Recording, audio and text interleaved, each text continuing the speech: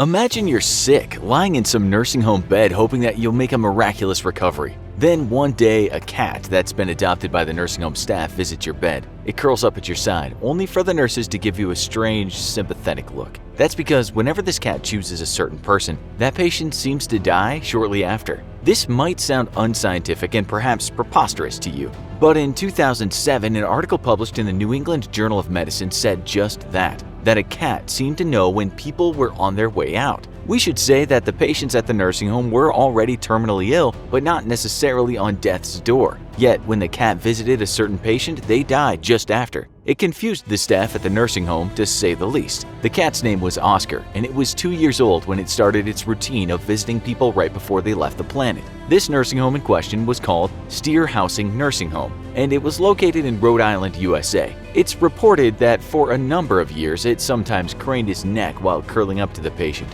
Whenever that happened, the staff called the family in, knowing that this person didn't have long left. Over the years, the cat did this to 50 patients. So what's going on? Did the cat have a super sense? Could it literally smell death? A doctor wrote about this strange phenomenon in 2018, and he said he talked to the physicians at the nursing home, and they indeed told him the story had been corroborated by a number of medical staff. This was no charlatan kind of doctor, and he had actually won a Pulitzer Prize for a book called The Emperor of All Maladies, a biography of cancer. The person who first wrote the article about Oscar and his skills said, "No one dies on the 3rd floor unless Oscar pays a visit and stays a while." The story of Oscar and his sixth sense has elicited a lot of curiosity from doctors and the public alike. What people wanted to know was just how did he do it, because it seemed certain that this cat really did get it right time after time. The BBC asked this question, and after interviewing feline experts, the conclusion was not that the cat was psychic, but perhaps that felines can smell death, something that humans cannot smell. Maybe when we're about to die, the body emits certain chemicals and Oscar could pick up on that. In another article on the now famous cat, an animal expert told the BBC, "I don't doubt that the cat in this case is sensing death approaching. There's little we really know about it, but as the body is shutting down, I would hypothesize that the cat is sensing and smelling the organs shutting down." That same article said that there is some research that might suggest that dogs can sense when we are really sick with certain cancers, but that research is not conclusive just yet. There is some anecdotal evidence for this, but we can't yet call it science. There was a case when a woman's chihuahua reportedly detected her breast cancer, not just once, but on 3 occasions. There's also some proof that dogs can detect when someone's about to have an epileptic seizure, and this has led to some dogs being given to people as alert dogs. One woman said her alert dog licks her about 40 minutes before a major seizure so she can prepare for it. Perhaps dogs just sense this. They know when something's wrong, and perhaps Oscar, the cat, knew when something was very wrong. Some experts say that with dogs, they learned to sense sickness when they were wolves in packs and had to know when one part of the pack was ill. But with cats, it's more confusing, as they're not pack animals. It's only dogs, though, that sense sickness. A story published in the Scientific American explained that laboratory studies showed how mice could also sense when other mice were sick. There is additional anecdotal evidence that tells us some animals might know when something is seriously wrong with a person. Psychology Today published one such story in which a person's dog howled like crazy. When the owner was asked why the dog was howling like that, he said it's likely because someone somewhere is dying. Then it was discovered that the neighbor just died. After the death, the dog stopped its howling. You can find a whole host of articles out there that tell us dogs and cats can intuit when there's something wrong with us, whether it be an emotional problem, sickness, or when we're on our way out. A professor at Texas A&M University's College of Veterinary Medicine told the Chicago Tribune that this is mainly down to changes in our behavior, but she also said that dogs or cats might smell sickness or impending death. Okay, so with all this anecdotal proof that animals are able to do this, what can we actually do with their ability?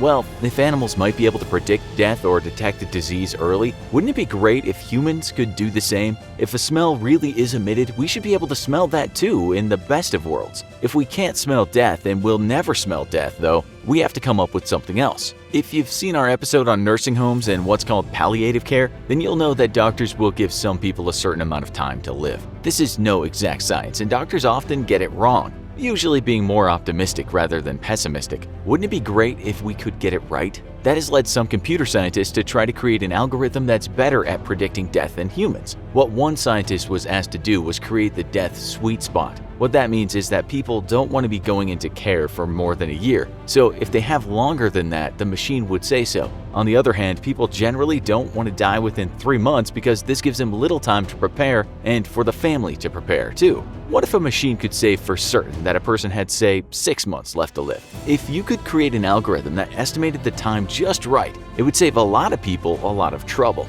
Unfortunately, cats cannot do this, so the computer scientists started testing an algorithm. They used over 200,000 patients with diseases ranging from cancer to heart and kidney failure. They fed the medical information of deceased patients into their algorithm. If you could get enough information of what happened when, perhaps the algorithm could begin guessing how long a person had left. Certain symptoms and behaviors might show up for people at the same time, and so the machine could state that someone likely has 6 months left. Doctors, of course, could also have access to such information, and they have a lot of experience, but a machine can access a huge amount of data very quickly, which is something doctors cannot do. Doctors work with scores of people, but a machine could work with unlimited people from all over the world if the information was fed into it. So that's what researchers did. They fed all that information into what's called a deep neural network. It's an algorithm that's supposed to mimic how the human brain works. The machine had one task. It was to go through all that information and then make a decision. It was fed data from 160,000 patients, and then with the 40,000 patients left, it was supposed to give an estimate as to how long they had to live. It was pretty successful, too. It predicted in 9 out of 10 patients that they would die anytime within 3 to 12 months, and they did die within that time frame. It was 95% correct when it predicted the patient had longer than 12 months to live. Predicting death using artificial intelligence is a big thing, according to an article in Wired in 2019. But that article said that the machine might be biased because the doctors have been biased in the past. Doctors might treat races differently, and so that information will be fed into the algorithm, and if so, it'll be biased too. Doctors might also treat people differently according to their level of wealth. So this could be problematic if we are to trust the algorithm. The article concluded, artificial intelligence is a promising tool that has shown its utility for diagnostic purposes, but predicting death and possibly even determining death is a unique and challenging area that could be fraught with the same biases that affect analog physician-patient interactions. In the UK, a massive study was done using the health data of 500,000 people. It looked at how they lived and what health issues they had in their life, and then predicted early death, meaning dying before the average age of death in the UK. There was a lot of input from the participants in this study, from their waist size to where they worked, what kinds of foods they ate, how much alcohol they drank, and what their skin tone was. An assistant professor of epidemiology and data science at the University of Nottingham said the algorithm was pretty accurate, and over 16,000 people from the 500,000 did actually die prematurely over the years the study was conducted. The scientists used 3 types of algorithms, a simple one, a not so simple one, and an also very advanced deep learning algorithm. The latter guessed premature death 76% in the patients that died during the study, and the former guessed it right 64% of the time. The really simple one only 44% of the time. The lead researcher said this about the results. We've taken a major step forward in this field by developing a unique and holistic approach to predicting a person's risk of premature death by machine learning. This uses computers to build new risk prediction models that take into account a wide range of demographic, biometric, clinical, and lifestyle factors for each individual assessed, even their dietary composition of fruit, vegetables, and meat per day. It's still early days and a lot more research needs to be done, but one day soon a computer might tell you how long you've got based on a lot of variables. If you're already very sick, perhaps an algorithm will tell you at least how long you've got left, and so you can prepare for that. Cats and dogs with very sensitive senses are still a bit of a mystery to us, and so we're relying more on data than pets to tell us what chances we have of surviving. This is a controversial topic, of course, because what if the machine gets it wrong? What if someone's told they're going to die and so just gives up? We guess it's only a matter of time until we put our trust into these machines. But even if we do, perhaps we should never give up on a miraculous recovery. As for predicting when we'll die in general, it's complicated. You can go online now and input a bunch of data about yourself into a website and it'll tell you how long you'll live. But these things can't possibly get it right. We suggest you don't look at these sites. We did, and it seems that we're going much earlier than we expected. The Harvard longevity specialist David Sinclair appeared on the Joe Rogan Show again recently, and he pointed out that you can certainly embrace healthy habits to live a longer and more fulfilling life. But sometimes you're just unlucky in the lottery of life. You might have heard of the French woman Jeanne Calment, who lived until a ripe old age of 122 and a bit. She didn't seem to do anything special, and she only gave up smoking at 117. There's some skepticism concerning the exact age she died, but she didn't go pretty young, and that's a fact. She was cycling at 100, and while she didn't have the best heart, coughed a lot, and had rheumatism, she was in good shape throughout her winter years. With that in mind, we might just wonder how we might predict how old we'll be when we die. We don't want you now to start embracing bad habits, but just know that some people just seem to have the right genes. Today we are broaching a topic that may not be the merriest of things to talk about. Nevertheless, it's something we all do think about. How will we be taken from this existence? If you've made it this far, you're doing okay. Infant mortality rates differ from region to region, but for the most part, many more babies get to the age of 5 than in the past. The WHO tells us that 41% of infants that don't make it to age 5 die at birth, which is 3.3 million deaths from a total of 8.2 million under 5 deaths around the world. Those first 4 weeks of your life are tense, but if you survive those, the odds are good for clocking in for many more years to come. Today we'll look at how you'll probably go in this episode of the Infographic Show, This is How You Will Die. Don't forget to subscribe and click the bell button so that you can be part of our notification squad. First of all, we should point out that region to region and country to country, the probability of you dying one way or another will change.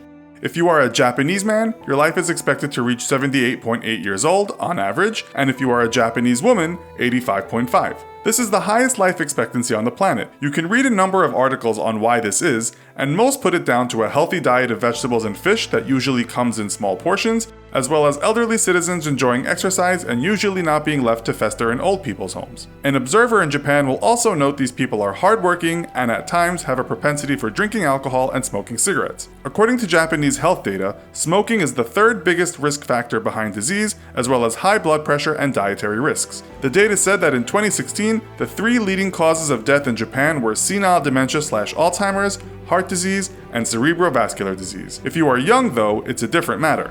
It has been reported that in Japan, suicide is the leading cause of death among men aged 20 to 44. Statistically, if you eat the average Japanese diet, don't smoke, and can find ways to circumvent or deal with life's woes, you will very likely get old in Japan. Vehicle deaths, drug overdoses, and crime-related deaths are very common in this large country, unlike many other prosperous nations. The continent of Africa has some of the lowest life expectancy rates per country. The lowest of them all is Sierra Leone, which has an average life expectancy of just 50.1. The other countries with life expectancy rates in the early 50s are Angola, Central African Republic, Chad, Ivory Coast, and Lesotho. Unfortunately, many of the leading causes of death in these regions are preventable. These are nutritional deficiencies, pneumonia, diarrheal diseases, anemia, malaria, tuberculosis, and HIV/AIDS, with malaria being the biggest killer of all. The fact that so many people do not receive adequate health care, do not have adequate sanitation or clean drinking water, or enough money for a substantial diet means disease can easily spread. Statistically, the stark truth is that being poor will most likely finish you off in some of the countries we mentioned here. This lies in juxtaposition to many countries in what we call first world nations. In Africa, the high death rate at a young age might be a consequence of not having enough, but in places such as the United States, the death rate can often be correlated to having too much. So, let's have a look at death in the USA. We will go into more detail here due to the fact that many of our viewers are from the US, but also because death rates there mirror some other developed nations. According to the Center for Disease Control, right now in the US, a country with an average life expectancy of 81.5 for women and 77 for men, the most likely way for you to go is by heart disease. 633,842 people died from heart disease according to a report published in 2016. That's about 1 in every 5 Americans meeting the reaper due to a faulty ticker. Next on the list is cancer at 595,930 deaths, followed by chronic lower respiratory disease at 155,041 deaths, accidents at 146,571 deaths, stroke or cerebrovascular disease at 140,323 deaths, Alzheimer's disease at 110,561 deaths, diabetes at 79,535 deaths, influenza and pneumonia at 57,062 deaths, kidney disease at 49,959 deaths, and suicide at 44,193 deaths.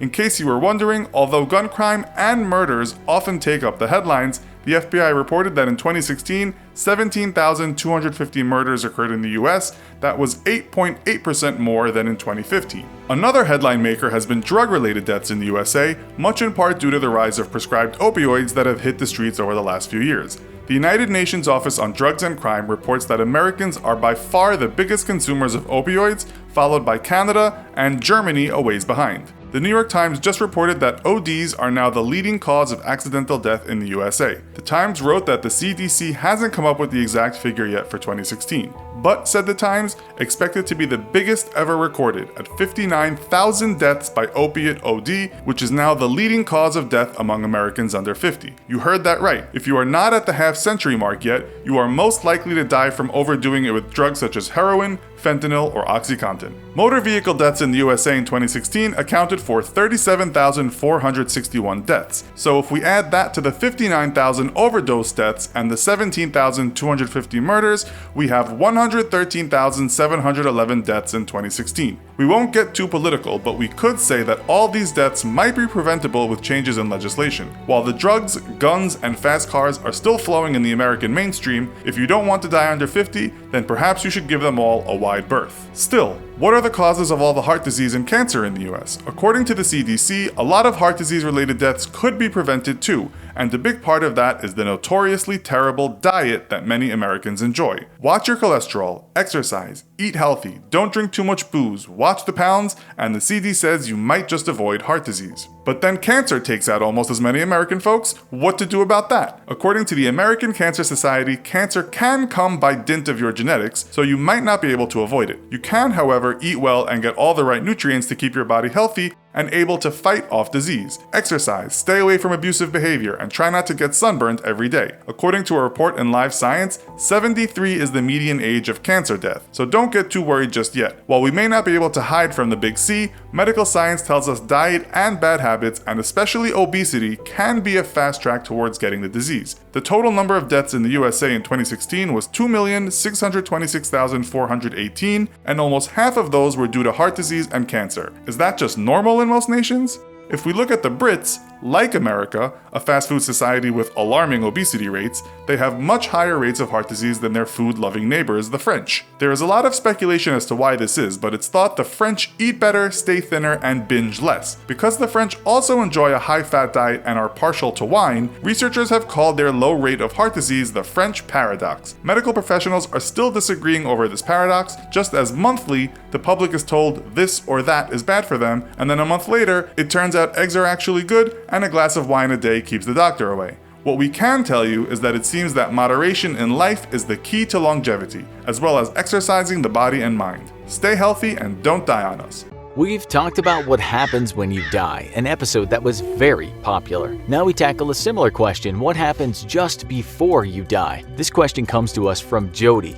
As you may already know, we love answering questions from you, our beloved viewers. So today, as per Jody's request, we dare to venture deep into the subject in our quest to find out if your life really does flash before your eyes in your final moment. To begin with, we'll start with what happens to you physically, depending on how you die. Let's first talk about drowning. This is a very uncomfortable death, characterized by an inability to breathe that leads to your demise underwater. What happens is that you struggle with your mouth below the surface, you panic and might begin to aspirate and inhale water. This leads you to having a laryngospasm, which happens when your vocal cords close and block airways in an attempt to protect your lungs. When this happens, you're unable to scream for help. Thus, drowning is mostly a silent death. When not enough oxygen reaches the body's tissues, you then go through something known as hypoxia. You become unconscious and your airway relaxes, which allows your lungs to fill up with water. Prolonged time without air can lead to cardiac arrest and brain damage before finally leading to death. This is not a good way to go, so it's highly recommended that you wear a life vest if you don't know how to swim. Either that or keep an inflatable pool toy under you.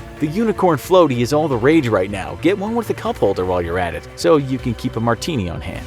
Death by hypothermia, where the core body temperature drops to a dangerous level, causes you to shiver intensely. After extended exposure to freezing temperatures, your body functions start to slow down, including your respiration, heart, and metabolic rates. You then lose consciousness before you die. An example of this type of death would include what happened to Jack in the movie Titanic. Spoiler alert, we saw him turn into a human popsicle before he sunk dramatically into the dark depths of the Atlantic. Rose let go of him in the moment after saying she wouldn't. What's up with that? We feel that we need to add that Jack could have easily fit onto the door that was used as a raft. He just didn't try hard enough. At any rate, you definitely wouldn't want to perish in icy cold waters this way. It's not a fun way to go, especially if you hate the cold. On the opposite end of the spectrum, death by burning has to be a very horrifying way to meet your demise. Sometimes when people were burned at the stake back in the Dark Ages, they would die from carbon monoxide poisoning before the flames completely consumed them. This happens when you breathe in too much carbon. It's definitely not a pleasant way to go. In fact, it's excruciatingly painful. Yet carbon monoxide poisoning would have been considered a merciful death in comparison to feeling a fire melt away your flesh. The human body can burn for several hours, but if you're lucky, you're already dead by the time the dermis cracks. The dermis, in case you didn't know, is the thick layer of skin under the epidermis, which is the thin layer of outer skin. Sometimes burns can cause so much damage to your nerves that you're no longer able to detect pain. More than likely, however, you've already died before you can recognize that you don't feel pain anymore. The initial agony of being burned alive can also be so intense that some people may die of primary shock, when blood pressure drops so low that vital organs can no longer function. Suffocation from the fumes and heat stroke can also result in death before the actual flames do the job. With heat stroke, your brain and other vital organs swell, which can be fatal if left untreated. Now that we've covered some of the extreme, horrific, morbid aspects of physical causes of death and what happens to the body before dying, let's explore what might happen mentally before you die. We mean aside from the obvious panic you might experience if you're aware of what's happening to you. This is a big topic because there are a lot of strange and abnormal things people claim to have happened in the moments just before death. Neurologist Dr. Cameron Shaw believes he knows exactly what happens to us 30 seconds before we meet the Grim Reaper. He's dissected a woman's brain in order to find out what was going on immediately before she died. What he found was chilling. First, he says, we lose our sense of self. This reportedly is because the brain tends to die from the top down, and blood supply is gathered from underneath. Thus, the prefrontal cortex, the part responsible for cognition, planning, personality, decision-making, and moderating social behavior, loses blood first as the brain drains. This implies that our sense of self, sense of humor, and our ability to think ahead all dissipates within the first 10 to 20 seconds out of the 30-second countdown to death. Then Dr. Shaw explains, as the wave of blood-starved brain cells spread out, our memories and language centers short out, and we're left with just a core. By this point, you have no awareness of what's happening. Not to be overly grim, but you basically shut down, go blank, fall into the dark pit of nothingness, whatever you prefer to call it. Dr. Shaw says that you do see a white light at the end of a tunnel before you die, but not necessarily because you're drifting into heaven. We hate to break it to you, but Dr. Shaw says this happens when the sudden loss of blood supply to the brain causes tunnel vision. The first thing that's noticed is a feeling of being faint, as well as the narrowing of your vision, which is followed by an ominous or peaceful darkness depending on how you perceive it. But it all has to do with the loss of blood to your head. Dr. Shaw also explains the concept of the out-of-body experience, which many people have claimed to have been through during life-threatening near-death experiences. This is said to happen when people perceive themselves to be floating through the air like a spirit, ghost, or apparition. They see objects in another room or the tops of people's heads from an aerial view. Dr. Shaw that this is just a trick of the mind and that it's not real. He claims that the out-of-body experience is little more than a myth. He says, quote, "The brain can create a visual world around you that resembles something close to reality that isn't reality because you're actually blind." What we think he means by this is that you're blind to your surroundings while in this state of mind because you're basically unconscious. Some people who have experienced the out-of-body sensation, however, will continue to assert that this was very real to them. Many will jump to its defense. Now, what about the question regarding whether your life flashes before your eyes? You may be interested to know that yes, indeed it does, but not in the way you think. What we mean to say is that you won't visualize yourself as a baby and watch yourself grow up. It doesn't happen chronologically like in the movies. You'll simply witness key memories randomly based on importance and which events sparked the greatest emotion for you. In the final moments, you'll think about the most notable or prominent moments of your life. The most memorable aspects of your existence pop into your thoughts: your first kiss, graduation, holidays with your family, the day you got married to your spouse,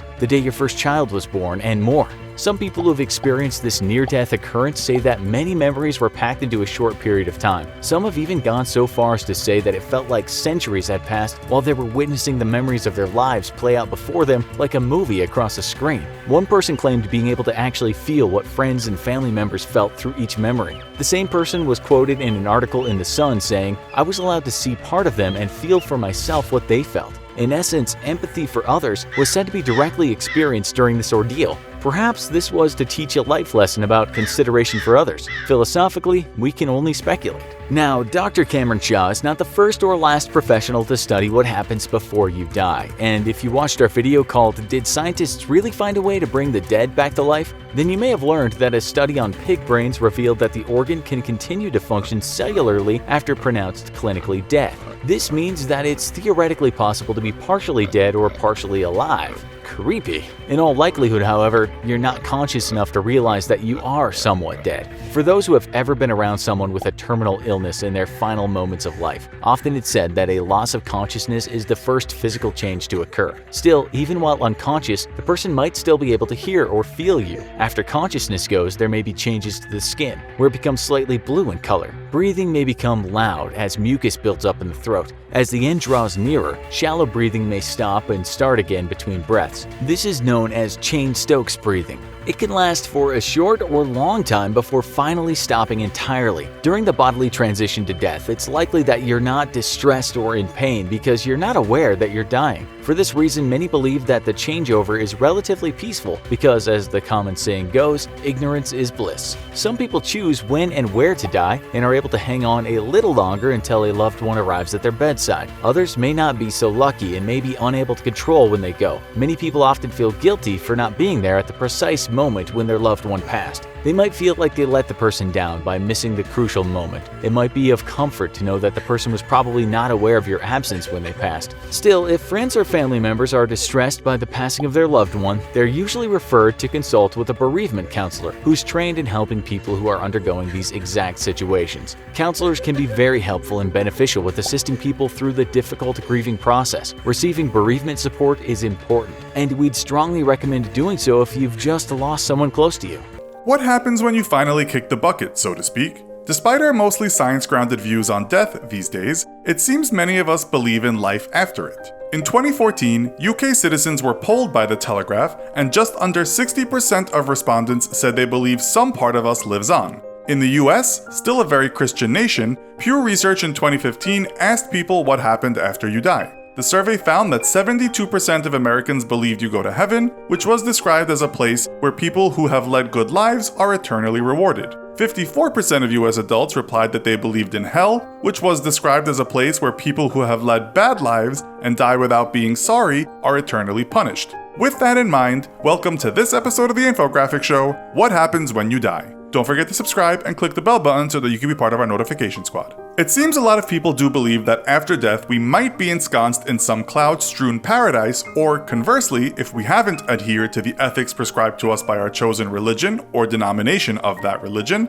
we might be faced with eternal hellfire and the prospect of groveling to a bearded red man who hardly ever puts down his pitchfork. But let's start with some empirical realism and what actually happens to the body when we die. Physicians know you're dead because the heart stops beating and there is no longer any electrical activity in your brain. Brain death equals dead, although machines can keep you going a little bit longer. You can also have what's called a cardiac death, which means the heart stops beating and blood no longer flows through your body. The strange, even wonderful thing is, people that have suffered cardiac death but have been brought back to life have said they were aware of what was going on around them. Others have talked about walking towards a light in such a near-death experience. You can be brought back from what we call clinical death, but you only have a grace period of about 4 to 6 minutes. But let's say you get to the light and pass through. This is what we call biological death. Game over, the final whistle, dead as a dodo. This is where it gets kind of undignified, but what do you care, you're dead. Once you're definitely no longer with us, your muscles relax, and this means your sphincter will too, meaning that triple whopper and large fries you had for lunch will spill out of you. The gas you have in you may also leak out and cause a stink.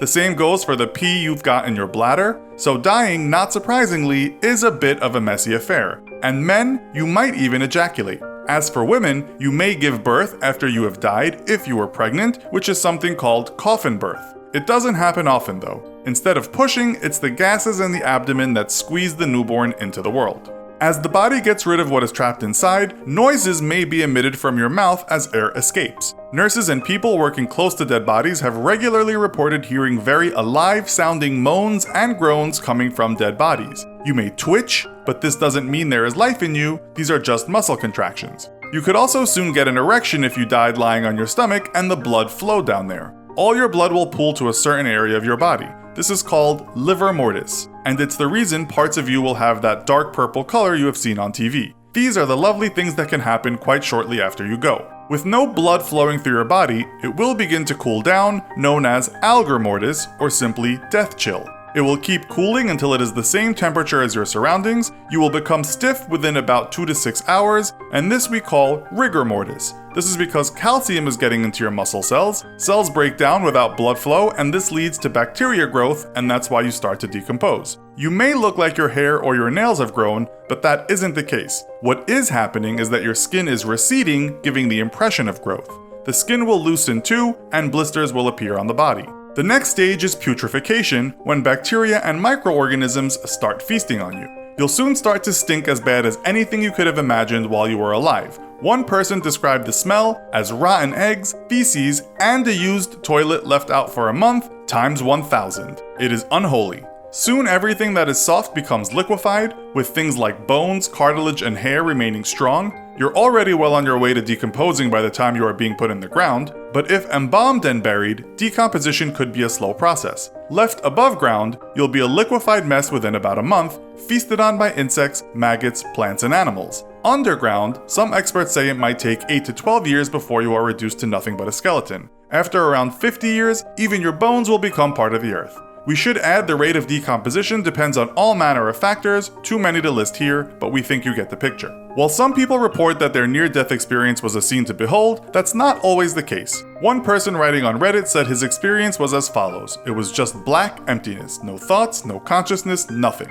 Is there really something else? Irish empiricist philosopher George Berkeley was so hell-bent on knowing what happens after death, or those moments during clinical death, that he actually hanged himself to the point of death with a friend nearby ready to cut him down before he died. He believed there was something between heaven and earth, perhaps what philosophers have called the ether. The story has become lore in philosophical circles, but it's thought all Berkeley really discovered was that hanging hurts your neck. French philosopher René Descartes believed the soul was separate from the body, as many religions will tell you, and perhaps when we die, something lingers on. Friedrich Nietzsche talked about the concept of eternal recurrence, or eternal return, meaning all existence or energy in the universe has forever and will forever keep repeating itself ad infinitum. You live the same life again and again forever. Now, doesn't that make you want to live well? Here we can make similarities to the Buddhist belief of the Wheel of Samsara, wherein all souls or lives will begin a cycle again after death, except not the same exact life. Something we call reincarnation, which some people say is connected to what we sometimes call déjà vu. Buddhists believe we can end this vicious cycle if we can become truly enlightened, therefore achieving nirvana. Or do we make our way to heaven after our bodies stop working, tipping our cap to St. Peter at the pearly gates, hoping he won't deny us entrance for stealing that candy bar when we went on a school trip to Niagara Falls? Will we be taken into paradise, a place replete with excellent foods and gorgeous maidens that make your dead knees go weak? Or will we simply seed the earth, our souls nothing more than a worldly fancy that took our minds off our cosmic insignificance and the feeling of futility that we sometimes experience here on terra firma?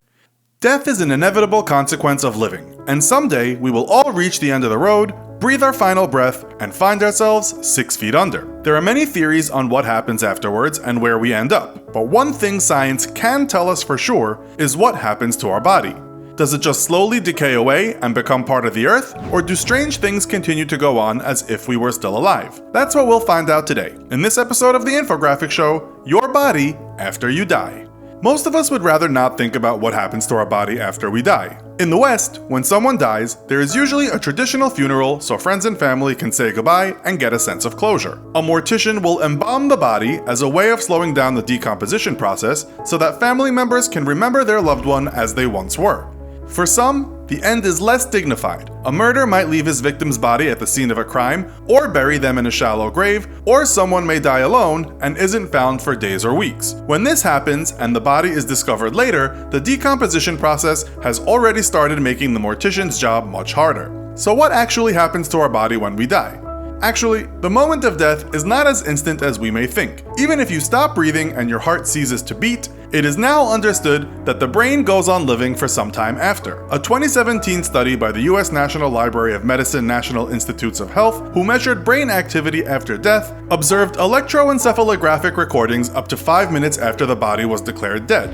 In the hospital setting, doctors define death under a number of circumstances. These include no pulse, which indicates the heart has stopped beating, stopping breathing, the absence of reflexes, and pupils not reacting in response to a bright light. Just like you see in a TV crime show, when a detective walks up and shines a torch in the eyes of a dead person, just like you see in a TV crime show, when a detective walks up and shines a torch in the eyes of a dead person to be sure they're gone. The definition of brain death includes the neurologic criteria of unresponsiveness, an absence of brainstem reflexes, and an inability to breathe without a ventilator. So when the lights are finally out and you are actually gone, what happens to the body? Let's first look at from death to 12 hours after death.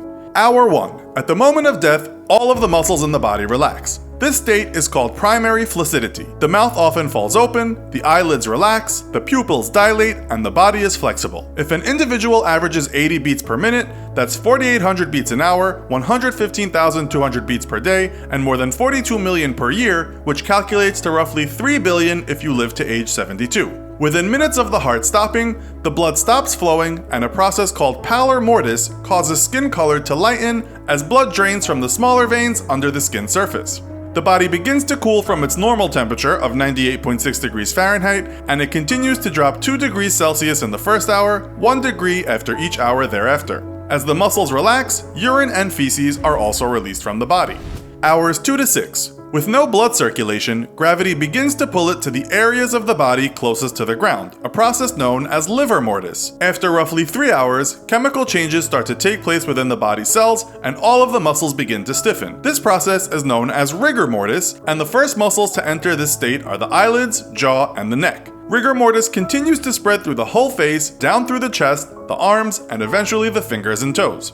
In the old days, people would place coins on the eyelids. This tradition might also have originated from the desire to keep the eyes shut, since rigor mortis affects the eyes soonest. However, there are other spiritually motivated theories, including one in Greek mythology, where a god of the underworld was responsible for carrying the souls of the deceased over the river that separated life and death, so a coin was placed on the eyes in order to pay him for transportation.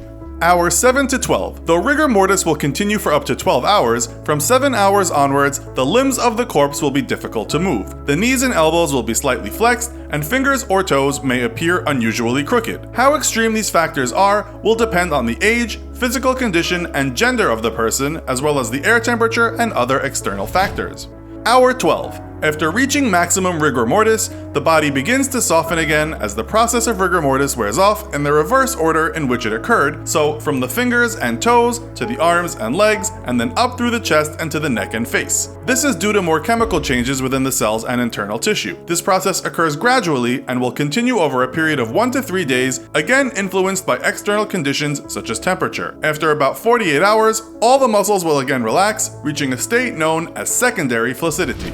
That's the first 12 hours, but what if a body is left to decompose naturally for the next few days, weeks, or even months? Whilst doing our research, we came across a company, Aftermath Services, who can be called upon to clean up a dead body at a crime scene. Let's see what these corpse cleaning experts have to say. After a few days, leaked enzymes begin producing many gases, which cause the body to expand, sometimes as large as twice the usual size. If the corpse is out in the open, insects will start to investigate, including flies that lay eggs, later to become maggots that eat the flesh. And microorganisms and bacteria also produce extremely unpleasant odors called putrefaction. Next, all the soft parts of the body, including organs, muscles, and skin, become liquefied, and when all of the soft tissue has decomposed, bone, hair, cartilage, and other hard areas of decay remain. All that will be left at the end is the skeleton, which will usually take 8 to 12 years to decompose, depending on the loss of organic and inorganic components.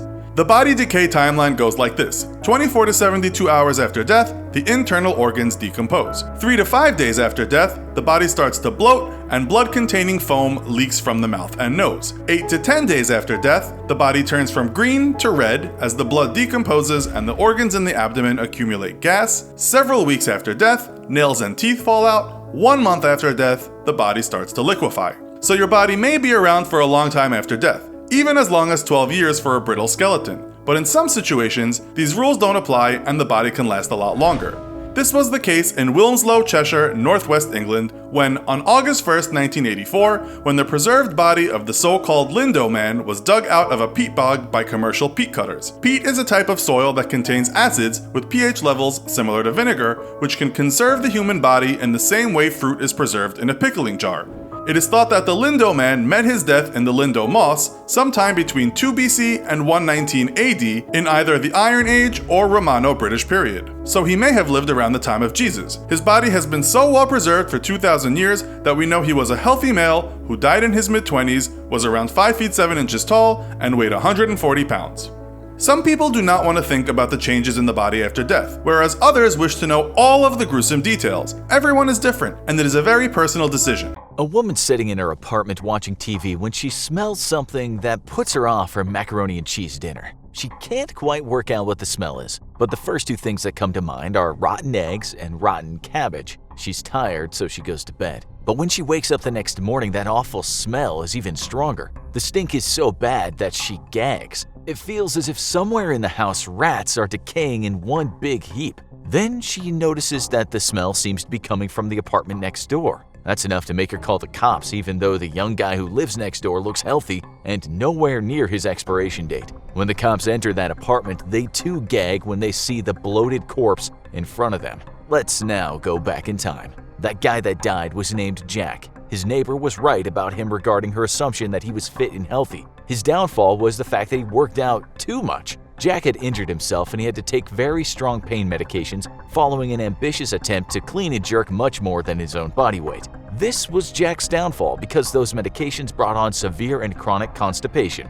Jack put up with it as best he could, but over time his large bowel extended because of such a large buildup of feces. This led to compression in his chest cavity, and that resulted in him dying from sudden cardiac arrest. We know this because a pathologist performed an autopsy on him. We'll soon get back to that autopsy, but first, let's have a look at Jack's last gasp of air in this world. When Jack's heart failed him, what happened next was his brain didn't receive the blood flow it needed to function. He passed out, and after a few minutes, something called global cerebral ischemia happened. That's the term used for when the entire brain isn't getting any blood flow. Then Jack experienced something called brain death. He checked out and there was no coming back. He jerked around a bit, but that was just the last bit of brain activity performing its last dance. Now it gets messy. What happened next is Jack's body began the first phase of its post-death performance. This is known as primary flaccidity, and it basically means that all his muscles relaxed. At this point, his jaw dropped open by itself. Around the same time, that coffee he drunk in the morning bloomed at the front of his pants in the form of urine.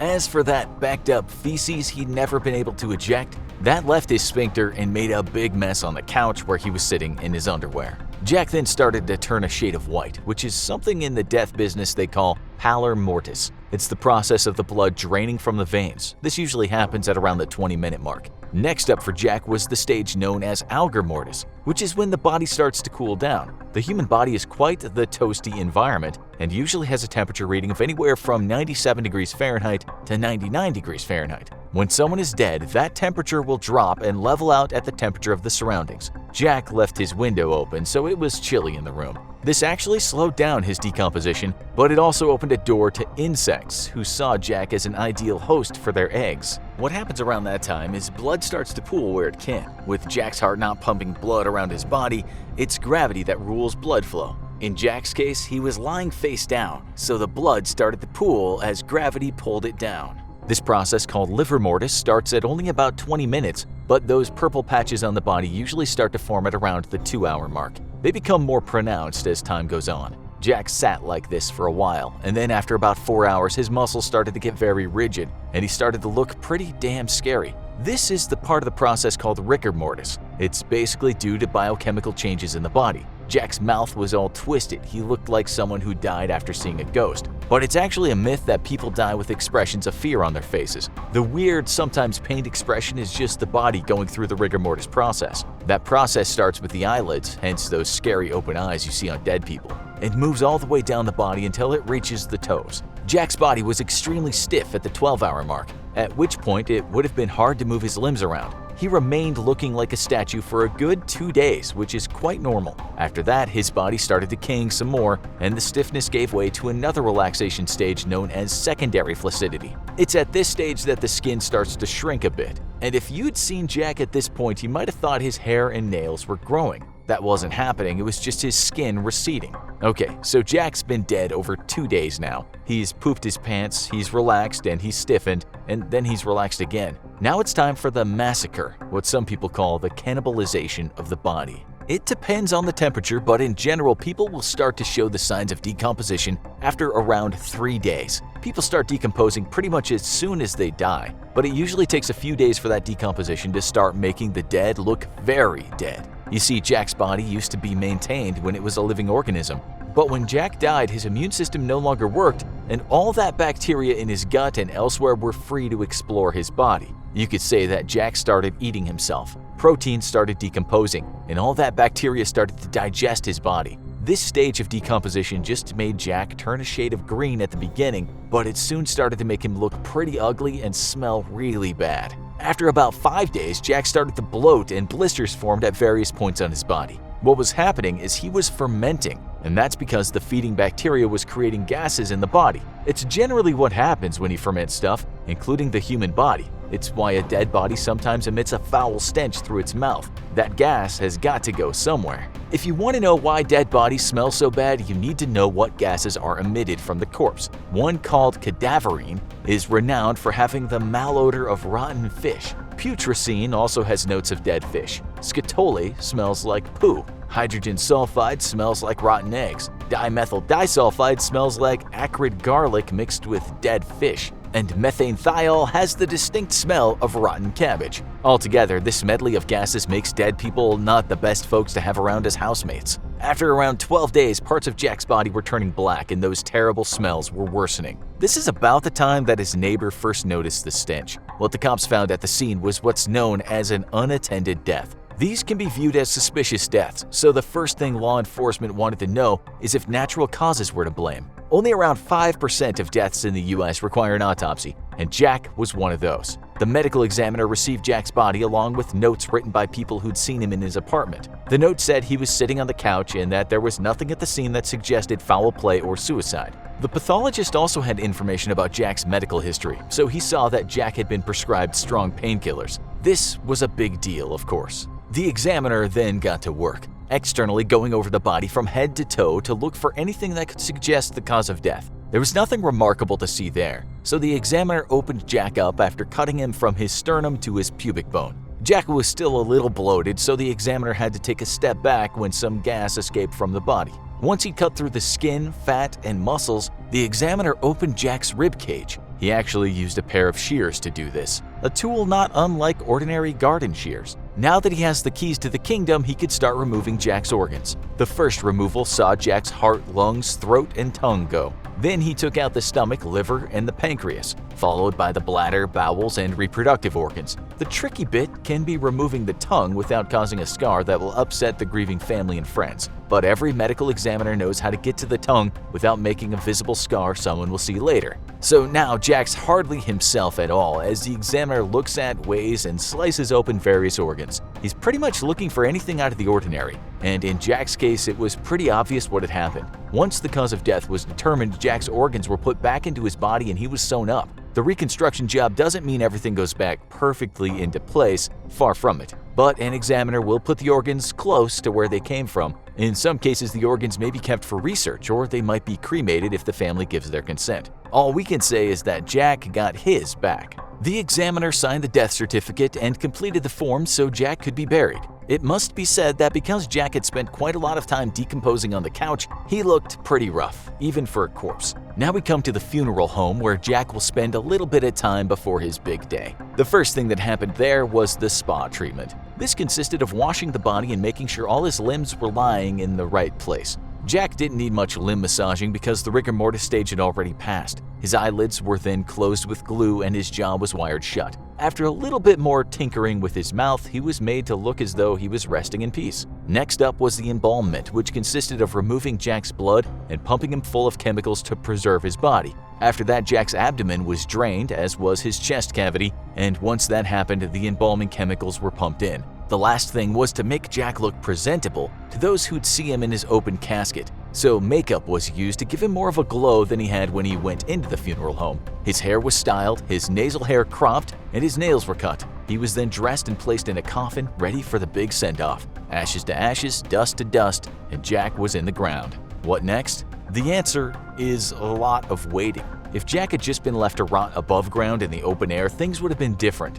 There, he would have been feasted on by insects, and within a matter of weeks, he would have very likely become a liquefied mess. It's a different story 6 feet under, embalmed and housed in a wooden box. How a person will decompose depends on a lot of factors. Those factors include what kind of coffin someone's sealed in, the environment in which the coffin is placed, and also the body of the person that has died. After just a few weeks underground, Jack no longer had any kind of greenish complexion, and instead, he had dark brown tint to his skin.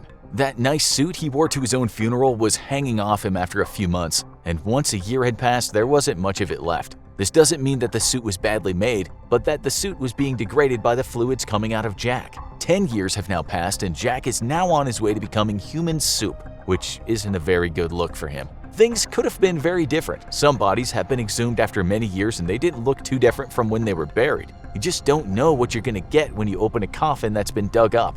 For instance, if the body is buried in very dry conditions, it could mummify, which is probably a nice outcome if you're an exhumer by trade. It might take years, but there's no getting away from the fact that one day we will all become a skeleton if we're not specially preserved. So that's the story of Unlucky Jack. But it's also partly the story of most people on this planet. We all have the same ticket for the same destination, although none of us know when our bus is due. It's time for round 2 of How Long Can You Survive? Where in the universe could you simultaneously die and live forever? How long would you last if infected with one of the most deadly diseases in the world? What would it be like surviving inside the stomach of a T-Rex? Let's find out. We're going to start by flying high. If you jumped out of an airplane without a parachute, how long would you survive? Most skydivers start their jump around 10,000 feet. That means if you free fell all the way to the ground, you'd last around 37 seconds before impact. At least for about 30 seconds, you would have a beautiful view. There are some skydivers who jump from higher altitudes. In those extreme circumstances, you'd survive slightly longer. If you jump from a plane at 14,000 feet, you would survive about 50 seconds of free falling before hitting the ground. And from 18,000 feet, you'd last 61 seconds. Depending on what altitude you left the plane at, you could calculate just how long you had before the Earth welcomed you back home. In the last video, we talked about how long you could last on the Sun, Mercury, and in the vastness of space. But what about the other planets? You may be surprised that there are places in the solar system that are even more hostile than the closest planet to the Sun. Let's start with the next planet, Venus. This world might have been Earth's twin a long time ago. If this were still the case, you could survive to the average old age of humans, which is around 70.6 years for men and 75 years for women. Unfortunately, Venus has a runaway greenhouse effect that literally makes it more hell-like than Earth. Venus is about the same size as our planet, so the gravity is pretty similar. However, its atmospheric pressure and temperature are vastly different. The second planet from the Sun has an average temperature of around 9,000 degrees Fahrenheit. In less than 1 second, you would be vaporized by those hostile conditions. Unlike Venus and Earth, Mars is cold and has a very thin atmosphere. On the red planet, you'd be able to survive a bit longer. In fact, if you had some extremely warm clothing or a spacesuit, you could survive on Mars indefinitely. That is, if you had enough food, water, and air to breathe. Although these seem like big obstacles to overcome, it's definitely better than being incinerated on Venus. If you're bundled up, you could survive around 2 minutes on Mars before you died from the lack of oxygen. Now things are going to get a little more intense because the next planet is the largest in the solar system. Jupiter has a lot of mass, and anything that has large amounts of mass has large amounts of gravity. There are a couple of problems with trying to survive on Jupiter, and any of the gas giants in our solar system for that matter, since they're made almost entirely of gas. If you try stepping on one of the planets, you'll fall right through toward its center. At some point you would hit solid ground, but you'd be dead long before that happened. You wouldn't descend very far before the pressure from all the gas around you would crush your body. On Jupiter, Saturn, Uranus, and Neptune, you would survive less than a second of falling through their gases before you were compressed into a marble-sized version of yourself. Technically, Pluto is not a planet, but it's still worth mentioning what would happen to you on this faraway hunk of space rock. The problem with a human surviving on Pluto is the lack of heat. The gravity on Pluto is around 1/5 that of Earth, so you'd most definitely not be crushed to death. If you could get a pickup game of basketball going, you'd be really good since you'd be able to jump about 25 feet off the ground. The problem with Pluto is that there is no air and no heat. The dwarf planet is so far away from the sun that the average temperature is around -375 degrees Fahrenheit, so within seconds it would freeze you to death. If you were really resilient, you could probably last around 10 seconds, but it would be an unpleasant experience. This brings us to the most terrifying monster in the universe, black holes. How long would you last if you were to be sucked into a black hole? Since these mysterious objects seem to bend the laws of physics to their will, the answer to this question is quite surprising. If you were to fall into a black hole, you could be both pulled apart by gravity and frozen in time. How is this possible? I'm glad you asked. Let's imagine you were floating toward a black hole. Everything would be fine until you started closing in on the event horizon. This is where gravity is so intense that nothing, not even light, can escape. As you get closer to the singularity at the center of a black hole, the gravity becomes more and more intense. The problem is that this happens extremely quickly. There are massive changes in gravity every centimeter. For a few seconds, your feet are being pulled toward the center of the black hole quicker than the top of your body. Your body would begin to stretch. This might feel good for a split second. It would straighten your spine and stretch your muscles. However, as you approach the event horizon, the gravity is so intense it would literally stretch your body out into a thin noodle shape. This is aptly named spaghettification. So, from your perspective, you would survive until part of your body approached the event horizon of the black hole, and a few seconds later you would be dead as your body stretched into spaghetti. However, this is where things get really strange. As you approach the event horizon and gravity increases, time seems to slow down for someone who is observing you from outside the black hole. To that person, you would seem to be moving so slowly that it'd be hard for them to tell if you were moving at all. This all has to do with perspective, and what one really smart man named Albert Einstein called relativity. Basically, the more gravity or faster you're moving, the slower time moves for you than someone who is observing you. Therefore, as you approach the intense gravity of the event horizon, you would seem to slow down, and once you hit the event horizon, you would seem to freeze completely. This means to an outside observer, you would be alive just before the event horizon practically forever, because it would take many of their lifetimes before your body would pass beyond that point and disappear into the singularity of the black hole. Eventually, you would just disappear from the observer's perspective, but it'd take a very, very long time. Let's head a little closer to home and see how you'd last in a shark attack. If we start with the best case scenario, you could survive for a while. A single shark could take quite a while to kill you, even if it was a great white. Shark experts recommend some key responses to help you survive the shark attack. Most are easier said than done, like don't panic and don't lose sight of the shark, and try to slowly back away. Sharks don't really enjoy the taste of humans, so if the shark lets go, you have a good chance of surviving. That being said, a shark bite can take a chunk of skin and muscle with it. The biggest threat after a shark attack is bleeding out. The good news is you'll have several minutes to seek help. However, if attacked by a large shark that takes a big bite, you have about 5 minutes until you bleed to death. This will vary based on the hole the shark created in your body, but you will have at least a few minutes to seek help. The worst case scenario is when there are multiple sharks and a feeding frenzy starts. In this scenario, hundreds of sharks could be biting you all at the same time, ripping your body apart. How long would you survive a shark feeding frenzy, you might ask? Your body would be torn apart in a matter of seconds, so you would barely have time to process what was happening before your vital organs were ripped from your body and swallowed by the sharks. Most of us never have to worry about one of the most deadly diseases in the world. However, this is not true for everyone. How long would you survive if infected by rabies? Keep in mind that this disease has a mortality rate of 99.9% in humans. First, let's put your mind at ease. Rabies is preventable if you are vaccinated against the virus. Even if you haven't been vaccinated, if you're attacked by an animal with rabies, you can get a shot which will allow your body to fight off the virus before it kills you. The problem is, if you don't get treated in time, you will die. The scariest thing about rabies is that once symptoms start to show, it's almost certainly fatal. The incubation period for the virus is between 2 to 3 months, so if you're infected with rabies, you will survive at least that long. However, once you start showing symptoms such as hyperactivity, cardiovascular complications, the development of phobias or paralysis, you have between 2 and 10 days before the disease kills you. After learning about how long you'd survive in all these situations, you might have decided it's a scary world out there. Perhaps you'd survive longer if you just stayed in bed, but you'd be surprised how not moving at all can take a significant toll on your body. How long could you survive if you never moved? Well, it'd be longer than if you were on another planet or went skydiving without a parachute, but not moving at all would eventually kill you. Let's imagine you have all the food, water, and other necessities you need to survive, but just never got out of bed. Eventually, you run into complications. After a couple weeks, your body would begin to become weaker due to lack of muscle and bone use. Within 6 months to a year, depending on the person, your body would begin to develop ulcers and bed sores. These would not kill you, but you'd be extremely uncomfortable.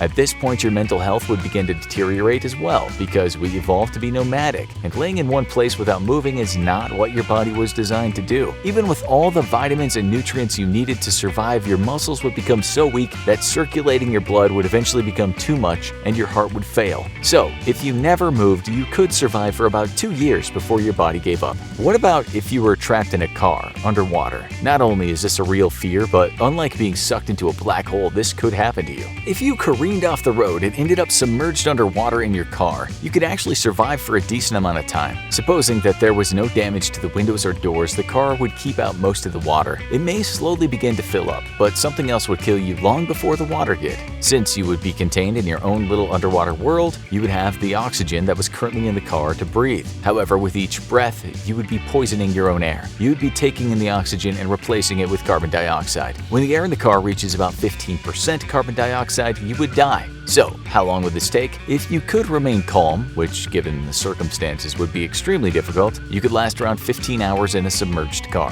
However, you would probably start to feel fatigued and ill before that due to the high amounts of carbon dioxide that is poisoning your body. A more realistic number for length of survival in a completely submerged car with no leaks would be about 5 hours. The last survival scenario is something straight out of the Cretaceous. How long would you survive if you were swallowed whole by a T-Rex? Obviously, this could never happen because T-Rexes are extinct, unless some mad scientist decided to make Jurassic Park a real thing. Also, this would never happen because the T-Rex would tear you apart and eat you piece by piece rather than swallowing you whole. But just for fun, let's imagine you found yourself inside the pit of a T-Rex stomach. How long would you survive? We don't know exactly what the digestive system of a T-Rex was like, but we can make educated guesses based on animals alive today that share DNA with the king of the dinosaurs. Surprisingly, one such animal is the chicken. If you were swallowed whole by a T-Rex, you would have to avoid acid burns within their stomach. This might be done by pushing against the mucus-covered walls of the dino's stomach lining, but eventually you would get tired and end up in the dinosaur's digestive acid. It's likely your body would be digested and then pooped out a day or two later. So if swallowed whole by a T-Rex, you'd probably survive a few minutes before being digested alive by stomach acid. If you could make it all the way through the digestive tract in one piece, you'd come out the other end a couple of days after being swallowed.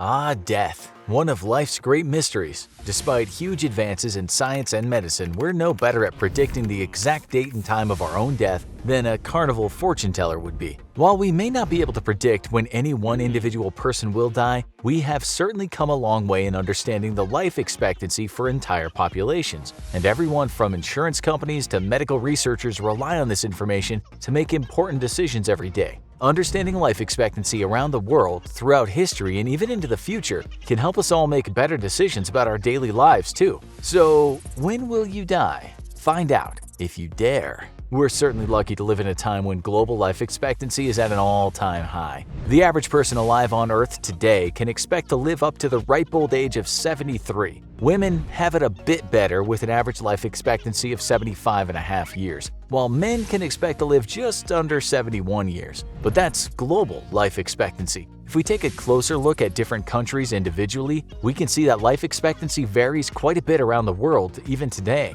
The region with the best life expectancy today is Hong Kong, where the average woman can expect to live for a whopping 88 years, and men have a life expectancy of 82 years for an average of 85 years for both sexes. Most developed countries have an average life expectancy of over 75 years. Australians live an average of nearly 84 years, Canadians can expect to stick around for almost 83 years on average, and Americans have a life expectancy of about 79 years. Less developed countries unfortunately have a much lower life expectancy. In the Central African Republic, the region with the lowest life expectancy in the world, the average life expectancy is just 54 years. Somalians can expect to live 58 years on average, and people living in Haiti have an expectancy of 65 years. When we're talking about how long someone will live, it's important that we understand the difference between life expectancy and lifespan. The figures we just went over are averages for life expectancy. Life expectancy is the average number of years of life for an entire population, taking into account how long each individual person actually lived. Lifespan, on the other hand, is the actual length of any given individual's life. For example, while the average life expectancy in the year 1200 AD might have only been 35 years, Does that mean that most people back then only lived to be 35? Of course not. Life expectancy is calculated from birth, and that figure includes rates of infant mortality and childhood deaths. In ancient times, before the advent of modern medicine, the likelihood of dying during birth or in early childhood was much higher, and these early deaths dragged down the average life expectancy for the whole population. For every child who's died as a baby, another person could have lived to see their 70th birthday. But when all these individual lifespans are taken together, the average life expectancy lands somewhere in the middle, around 30 to 40 years. Hong Kong, which currently boasts the highest life expectancy in the world, also has some of the lowest infant and child mortality rates, with just 1.2 infant deaths per 1,000 live births, and only 1.9 deaths per 1,000 children under 5. In the US, these numbers are a bit higher at 5.5 infant deaths per 1,000 and 5.7 deaths per 1,000 in children under 5. But even these numbers are nothing compared to the Central African Republic, which has 71 infant deaths per 1,000 live births and 106 deaths out of every 1,000 children under 5. When we factor in infant and child mortality, it's easy to see why the Central African Republic has the world's lowest life expectancy. Factors like access to medical care, disease, war, famine, and natural disasters all contribute to lower infant, child, and adult life expectancies. We may be currently living in an age of all-time highs for life expectancy, but it definitely wasn't always this way. In 1950, just 70 years ago, the global life expectancy was just 47 years, and in the US it was only slightly better at 68 years. If we go back a little further, the average life expectancy in Europe in 1800 was between 30 and 40 years. The same factors that account for the vast differences in life expectancy between countries today is to blame for the low life expectancy in the past. Access to medical care, war, famine, disease, and high infant and child mortality.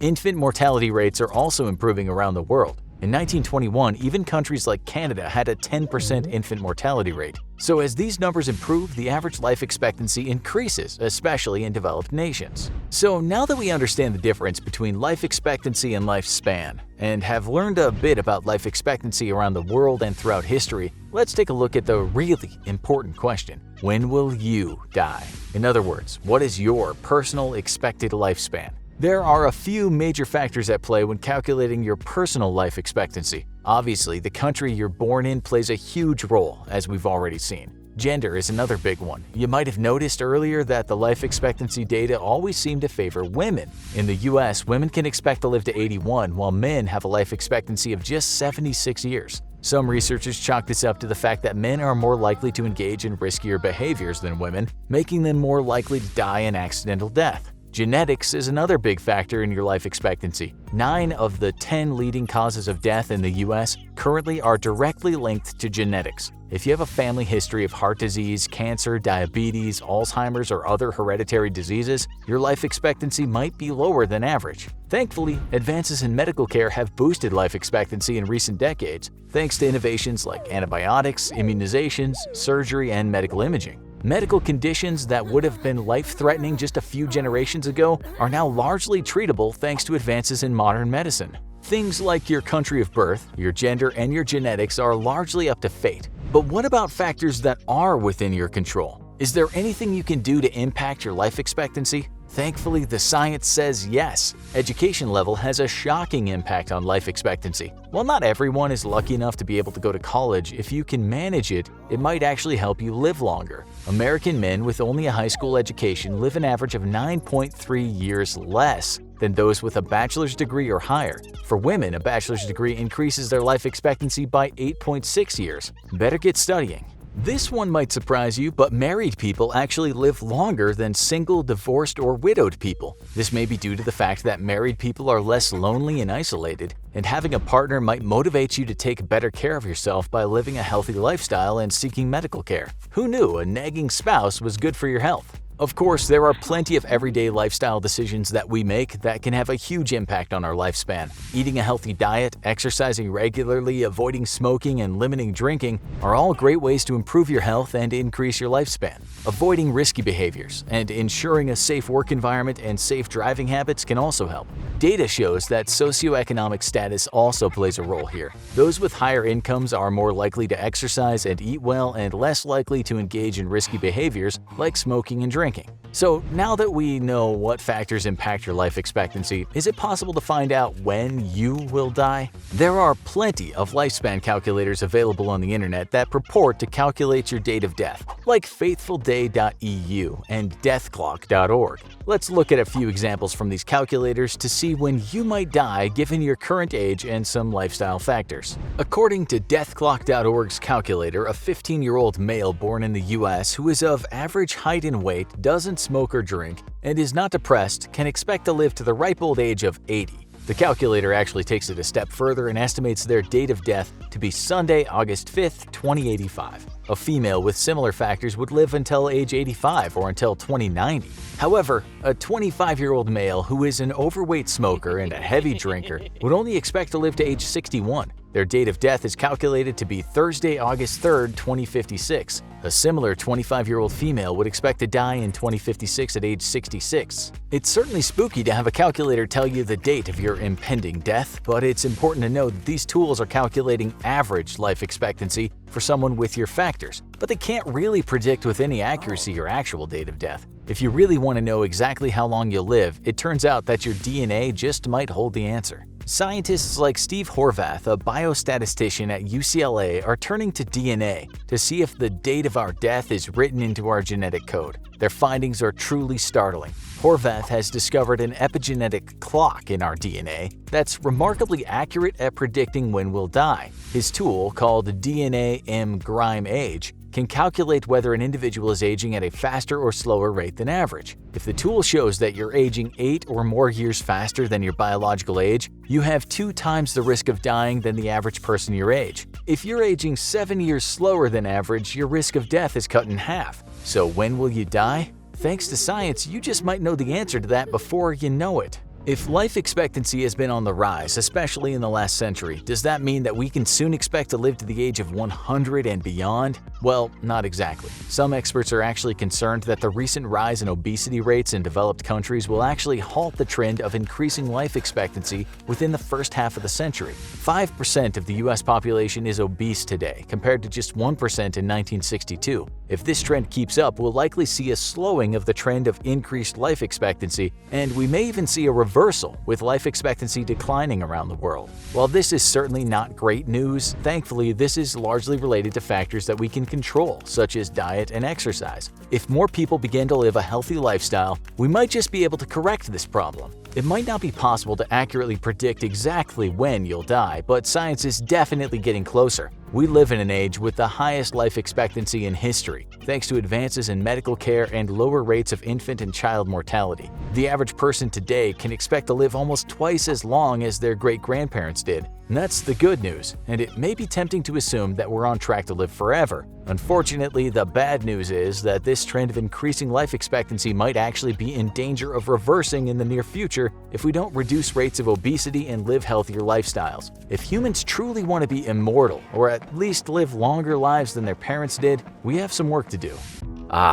Death, one of life's greatest mysteries. While we tend to think of death as a single moment of finality, the reality is much more complicated than that. Death is a process, and even when death happens suddenly, it can take anywhere from several days up to 2 full weeks for all parts of your body to completely shut down. You won't believe some of the crazy things your body does after you die. You may be dead and gone, but parts of your body go on living after you die. Your internal organs will remain alive and viable for hours after your death, which means that they can be transplanted into someone else who desperately needs them if they're removed within 30 minutes and transplanted within about 6 hours. Your skin can live on for even longer. Skin grafts can be done up to half a day after you die. Organ donation is certainly one way to ensure that part of you lives on even after you're gone. Your skin can do some other wild things too. It can change color as your blood pools in certain areas of your body while it lies there waiting to be discovered. If you died of carbon monoxide poisoning, your blood and even your internal organs would turn a bright shade of cherry red, and so would your skin wherever the blood pools. If, on the other hand, hydrogen sulfide was the culprit in your untimely death, your skin would turn a lovely shade of green. It's not all bad news. After death, as your muscles lose tension, your skin will smooth out and your wrinkles will disappear, so that's something, we guess. If your organs and your skin can live on after death, what about your brain? History is full of hideous stories of the severed heads and beheaded prisoners living on, staring around at the assembled crowd of onlookers and even making gruesome faces. Can your head really live on after it's been separated from your body? Actually, yes, for a few seconds at least. Just as a severed limb can continue to twitch due to muscle reflexes after it's separated from your body, subconscious reflexes can carry on in the brain's extrapyramidal system. This is the area of the brain that's responsible for infants unconsciously showing facial expressions of fear or disgust, and it can live on after your head is separated from your body, causing your severed head to make some rather gruesome faces and make it appear like your head is still alive, for a few seconds anyway. A sudden severing of the brainstem would lead to a massive drop in blood pressure, blood loss, and lack of oxygen, and your brain would quickly follow your body into death. Is it just your reflexes that survive after death, or can your consciousness persist too? People whose hearts have stopped and who have seen the light, so to speak, can later describe exactly what happened to them after they've been resuscitated, and recent studies on animals have shown a surge of brain activity immediately after death, leading scientists to conclude that some form of consciousness remains intact after you die, at least during the first stage of death. That means your brain can actually know that you're dead for a few moments before it dies too. This doesn't last long though. Once your heart stops beating and your brain is no longer getting any oxygen, your brain cells will start to die, and your brain will be dead within 3 to 7 minutes. If your organs, skin, and brain can live on after you've kicked the bucket, then does that mean that there's truth to the myth that your hair and nails keep growing after death? The truth is, your hair and nails do get longer after you die, but not for the reasons you might think. Your nails and hair don't actually keep growing after you die, but as moisture leaves your skin and it dries out and recedes, it can make your hair and nails appear longer. The skin on your face and chin will recede and dry out, pulling back tightly toward your skull and making any stubble on your cheeks appear more prominent, which is why many men appear to grow a beard after death. What happens to your eyes after you die? If you die with your eyes wide open, then the whites of them will dry out and turn gray or blue. This is a process called tache noire, which is French for black line, because that's exactly what it looks like, a dark line of discoloration across the middle of your eyeball. Here's a fun fact. Tache noire is often used as a trick question on the final tests for medical examiner certification, since it's common for inexperienced examiners to mistake the discoloration for a hemorrhage or a sign of disease. Even after you're dead and gone, it might take some time for your body to get the message. After your brain shuts down, it can take a few minutes for the nervous system to catch up, and it's not uncommon for a dead body to appear to move shortly after death. This is thanks to the residual reflexes and nerve spasms, which can cause your muscles to twitch and jerk until rigor mortis sets in. In rigor mortis, your muscles become shorter and tighter, and your body stiffens and becomes rigid thanks to a buildup of lactic acid and calcium. Rigor mortis can start to set in within 3 to 4 hours of death, and by 12 hours after death, even your largest muscles will have become stiff and rigid. Rigor mortis can last 3 days before your body starts to relax once again, and it can last even longer if your remains are kept refrigerated. If our organs can continue to live on, our nervous system can keep firing, and even our consciousness can remain intact after death, then we can't help but wonder, do our bodily functions carry on after death? As it turns out, they do. Many dead people will appear to have wet themselves. Is this because they were so terrified at the moment of their death that they peed themselves? No. It's actually a completely normal bodily reaction to death. As your muscles relax, your body can let go of the things it's been holding in. All of the things. Shortly after death, your bladder will relax and empty. Your colon will relax and empty itself too, but this can take up to a few hours after death. Lovely. It's also extremely common for a dead body to pass gas. A buildup of excess bacteria after death creates a lot of gas inside your body, and as your muscles relax into death, your body will release those gases as burps and farts. How rude. It's also not unusual for a dead body to moan, groan, and squeak after death as the air trapped inside of the body escapes, especially as the body is being moved or manipulated. Speaking of bacteria, although you might be dead, the trillions of bacteria that make their home in your gut are alive and well. Thanks to those bacteria, the digestion process can carry on long after you die. And once those hungry bacteria are done feeding on any leftover food in your digestive system at the time of your death, they will eventually turn to a new source of food. You. Your own gut bacteria will turn on you and will start to digest your body from the inside out. And as they do, the amino acids in your body will break down and begin to emit some very foul-smelling compounds, called, appropriately, putrescine and cadaverine. You can thank this process for that unmistakable putrid smell of death. Believe it or not, your digestive system isn't the only system that can remain online after death. It's not unheard of for a dead body to show certain signs of life, if you know what we mean. As the flow of your blood slows down, blood begins to pool in certain areas throughout your body. Depending on the position of your body, it can pool in some rather unusual places. If, for example, you died in a face-down position, blood could pool in your genital region and make it appear as though you have an erection in death. Rigor mortis can also make things a little stiffer down there. If that's not weird enough, it's also common to find fluids near the erect member, although this is actually seepage from your prostate, not true ejaculate. For some strange reason, researchers have investigated whether dead people can have orgasms, and their findings might surprise you.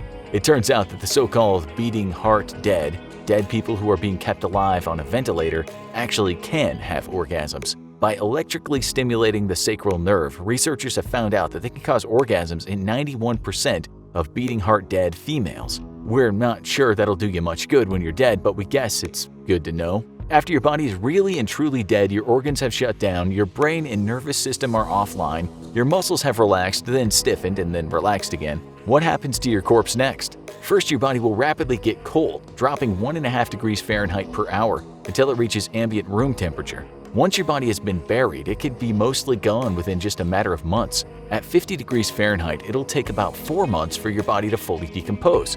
All that'll be left of you is your skeleton, some cartilage, and some bits of dried skin inside the tattered remains of your best funeral suit. What if you aren't lucky enough to be properly preserved and buried? If your dead body were left in a cool, damp environment, you could actually turn into a blob of human soap.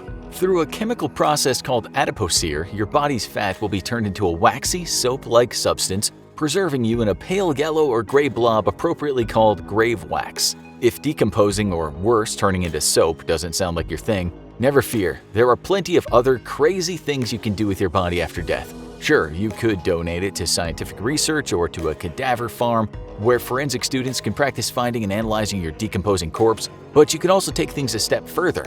If you're the more environmentally conscious type, your remains could be scattered among a tropical reef to sustain marine life in death. Or you could choose to be buried in a special pod that will grow into a tree. There's also cremation, which opens the door to all kinds of other crazy options. Your ashes could be made into a memento like a piece of jewelry, a glass sculpture, or a granite-like statue. If that seems too ordinary for you, you can now have your remains turned into a record containing your favorite songs, or even blended into paint or tattoo ink. If you want to go out with a bang, your ashes could be made into fireworks or shotgun shells. As it turns out, death is not quite as simple or as neat as we might like to think. From post-mortem erections to dead bodies passing gas, there are plenty of wild and crazy things that your body does after you die.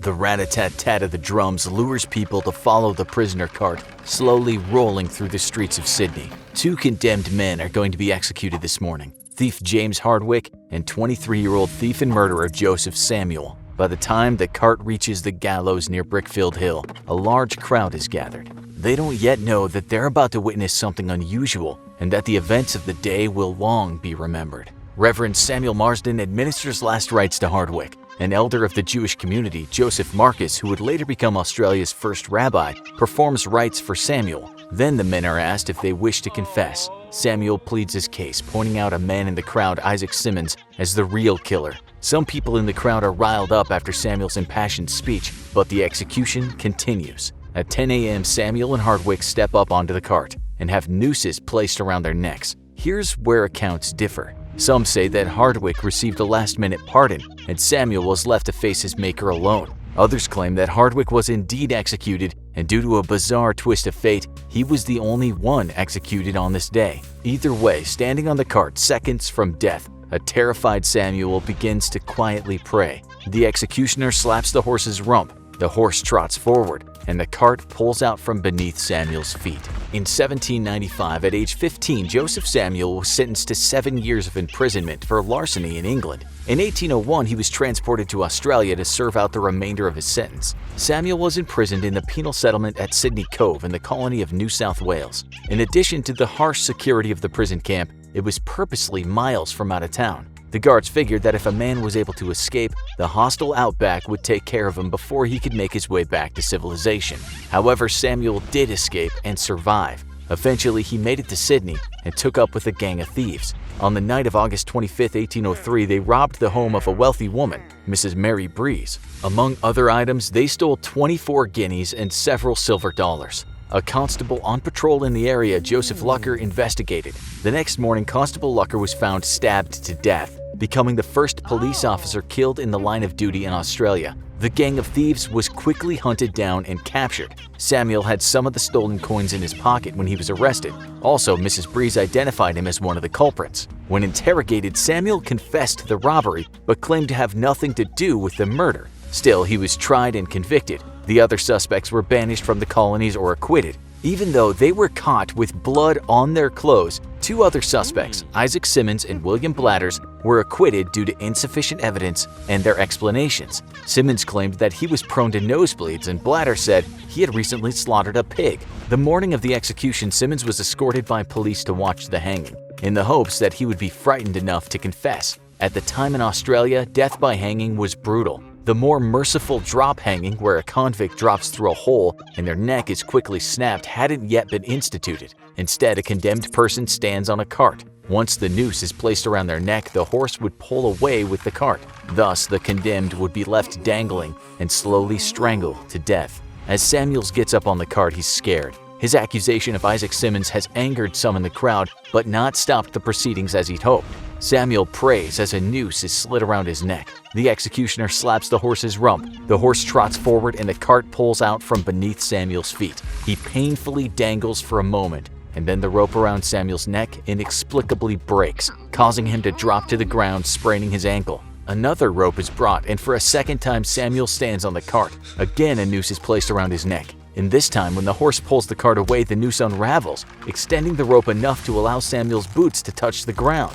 By now, the crowd is uneasy. Not only has this man passionately proclaimed his innocence, but mysteriously, twice now, the executioner has failed to kill him. Some people shout for Samuels to be released, claiming that divine intervention is saving him. Nevertheless, a third rope is fetched. This time, the authorities quickly inspect the rope before making a noose. It's a standard rope made of 5 thick cords of hemp. It should be able to hold around 1,000 pounds without breaking. For the third time, Samuel is placed on the cart, a noose around his neck. The horse is slapped and pulls the cart away.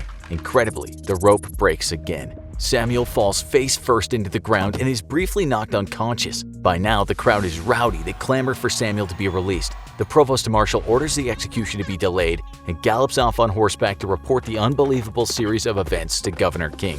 He comes back with the stay of execution. The governor has granted Samuel a reprieve. You would think that after his crazy brush with death, Samuel might straighten up and become a model citizen. But no, he didn't. Samuel was taken to the doctor for injuries received during the botched execution. He fully recovered. His sentence was converted to life in prison, and he was sent to Kingstown, which later became Newcastle, to work in the coal mines. In 1806, Samuel and 7 other men escaped the settlement, sailing off in a boat during a storm. They were never heard from again. All were presumed lost at sea. Isaac Simmons was convicted and hung for the murder of Constable Lucker. However, today, Constable Lucker's murder is considered to be Australia's oldest cold case with no definitive proof as to the murderer. The date is July 22, 1969, and for the last 21 hours and 36 minutes, America, and the world at large, has been glued to its television sets, watching the incredible exploits of humanity's first steps on another world. The culmination of thousands of years of mankind's dreams and fantasies to reach past the bounds of Earth and touch the heavens. The American moon landing has ushered a new age of humanity and signaled the first brave steps of our civilization into the universe. Live updates on the mission have poured over televisions and radios around the world, and from time to time, glimpses of this historic mission have made their way back home to Earth. Now, the world awaits the return of these bravest of men, ready to be welcomed back home, not just as American heroes, but heroes for all the world. Suddenly, though, television screens all over the globe cut from the non-stop news coverage of the historic moon landing to the White House, where a somber-looking President Nixon stares directly into the camera. With a faltering start, he clears his throat and begins to speak. Fate has ordained that men who went to the moon to explore in peace will stay on the moon to rest in peace. These brave men, Neil Armstrong and Edwin Aldrin, know that there is no hope for their recovery, but they also know that there is hope for mankind in their sacrifice. The president continues, finally nearing the end of his speech. In ancient days, men looked at the stars and saw their heroes in the constellations. In modern times, we do much the same, but our heroes are epic men of flesh and blood. Others will follow and surely find their way home. Man's search will not be denied, but these men were first, and they will remain the foremost in our hearts. For every human being who looks up at the moon in the nights to come will know that there is some corner of another world that is forever mankind. The screen cuts to the massive mission control room in NASA, the place where the hopes and dreams of every nation on Earth has rested for the last 6 days. With battery power failing on the lunar lander, communications with the men trapped on the moon are near an end. Finally, the two brave astronauts make their final goodbye to their loved ones and the world at large, imploring that the world should not mourn for them, but be inspired for their many accomplishments. The radio cuts out.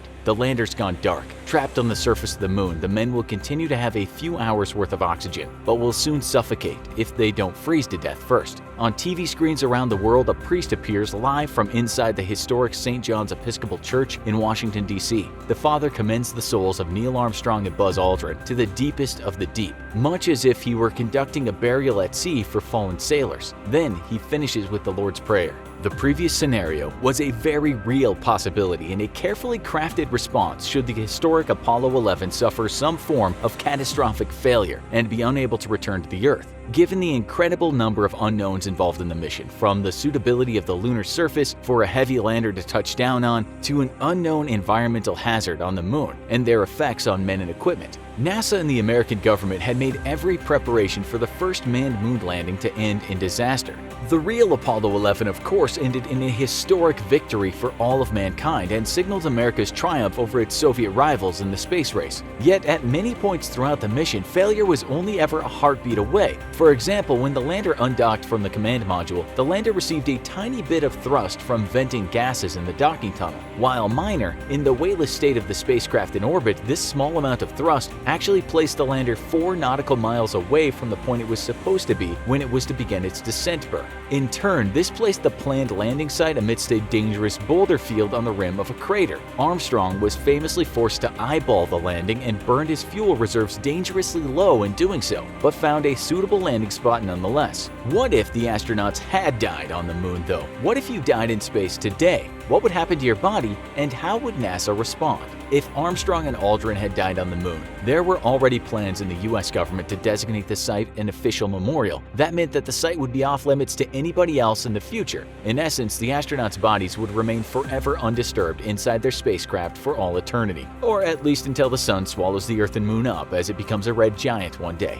Even in some far-off future where the US or other nations had significant lunar presence, recovery of the bodies would be off limits. How much would be left of the bodies is debatable, though. If the lunar module had not suffered any penetration of its hull, and the astronauts died, say, because of a power failure or a failure to ignite their ascent engine and return to the command module, then there would remain an atmosphere within the lunar module. This would also be true if the astronauts had simply stayed inside their spacesuits. In that case, bacteria would have begun to decompose the body much the same as they do here on Earth, using up the remaining oxygen in the atmosphere. There may not have been enough oxygen to keep humans alive, but there would have been enough for bacteria to thrive for a short while. When the oxygen ran out, however, bacterial respiration would switch to fermentation, and the process of decomposing would continue much as here on Earth, at least for a short while. The lunar lander was equipped with multiple layers of mylar insulation to help keep the heat of the sun from cooking the astronauts to death and destroying sensitive equipment, while other parts that wanted to receive warmth from the sun were coated in darker, more heat-absorbent materials.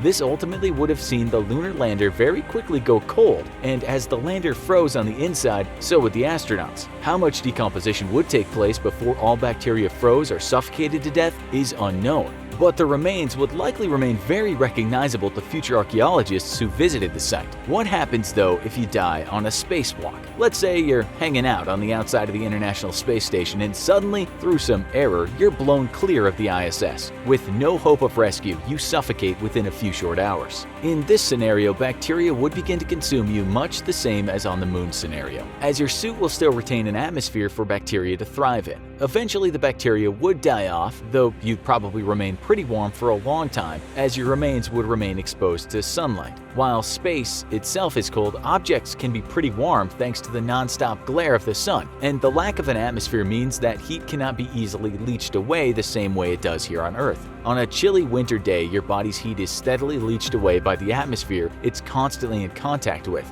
But in a vacuum, there's no medium to wick heat away from the body. This is why heat management is vitally important for all spacecraft and satellites. Eventually, though, the blast of never-ending radiation from the sun and passing cosmic rays would begin to destroy the integrity of your spacesuit. Over the course of a few months to a few years, the spacesuit will eventually suffer a structural failure, and with your suit being full of your decomposing gases, it'll promptly simply explode as air rapidly expands due to the leak. You'll then litter your personal orbit with chunky bits of your leftover flesh and spacesuit both, like a gross overripe meat balloon that burst open. Space is risky business, and NASA has already planned on what to do about fatalities during one of its missions. During the age of the space shuttle, a crew fatality would be dealt with much in the same way that a current fatality would be handed aboard the International Space Station. The dead crew member would be very quickly placed inside a pressurized spacesuit and sealed inside, and then moved to the coldest part of the spacecraft for storage. This would be done to protect the rest of the crew and ship from contamination. And because dead bodies are, well, if you've ever been around anyone who's died, then you know it can be a messy affair, even if they die peacefully. In a zero-G environment, you really don't want to be dealing with the waste, stomach contents, and gases that will be voiding from the corpse. Aboard the space shuttle, the body would then simply be returned to Earth for a proper burial. Aboard the ISS, though, things would be a little trickier, as obviously the crew can't return whenever they feel like it. There, the body would likely be moved to an airlock so it could remain as cold as possible and preserved for a proper burial back home, and then could be placed inside one of the unmanned resupply craft that routinely visits the ISS. On a longer voyage though, say like a trip to Mars, NASA has to be prepared to handle crew fatalities as well, while astronauts are carefully selected to avoid any potential health issues that could cause a space fatality. Sometimes tragedy is simply unpredictable, and there are plenty of hazards out there in space waiting to claim lives. An extremely long-duration mission, such as a trip to Mars, is rife with possibilities for disaster, and fatalities must be planned for. In this situation, how to deal with a fatality would likely fall on the mission commander. Much like in the ISS, a fatality could simply be stored in a suit and then kept in an airlock, but mission constraints may not make that a feasible option.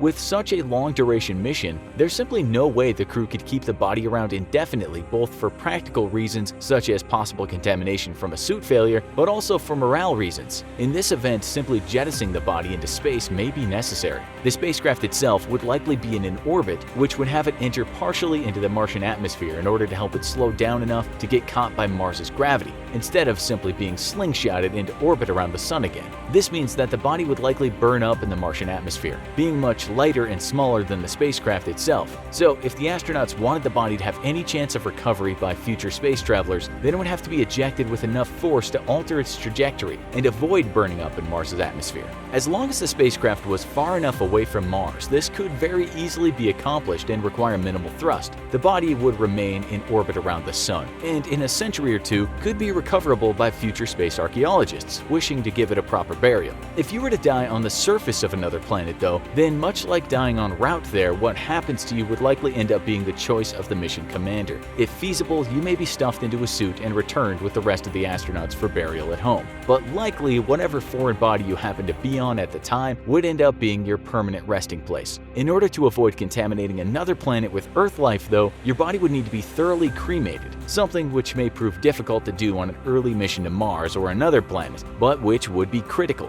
Someone, someday, is bound to die during a space mission, and what to do with their remains when they do is of vital importance, not just for the safety and comfort of the crew, but for the bereaved family members back home, and the world whose hopes and dreams rested in them. Hopefully we don't have to find out what NASA actually does with a dead crew member in space for a long time, but it's good to know that they're at least prepared to handle this eventuality.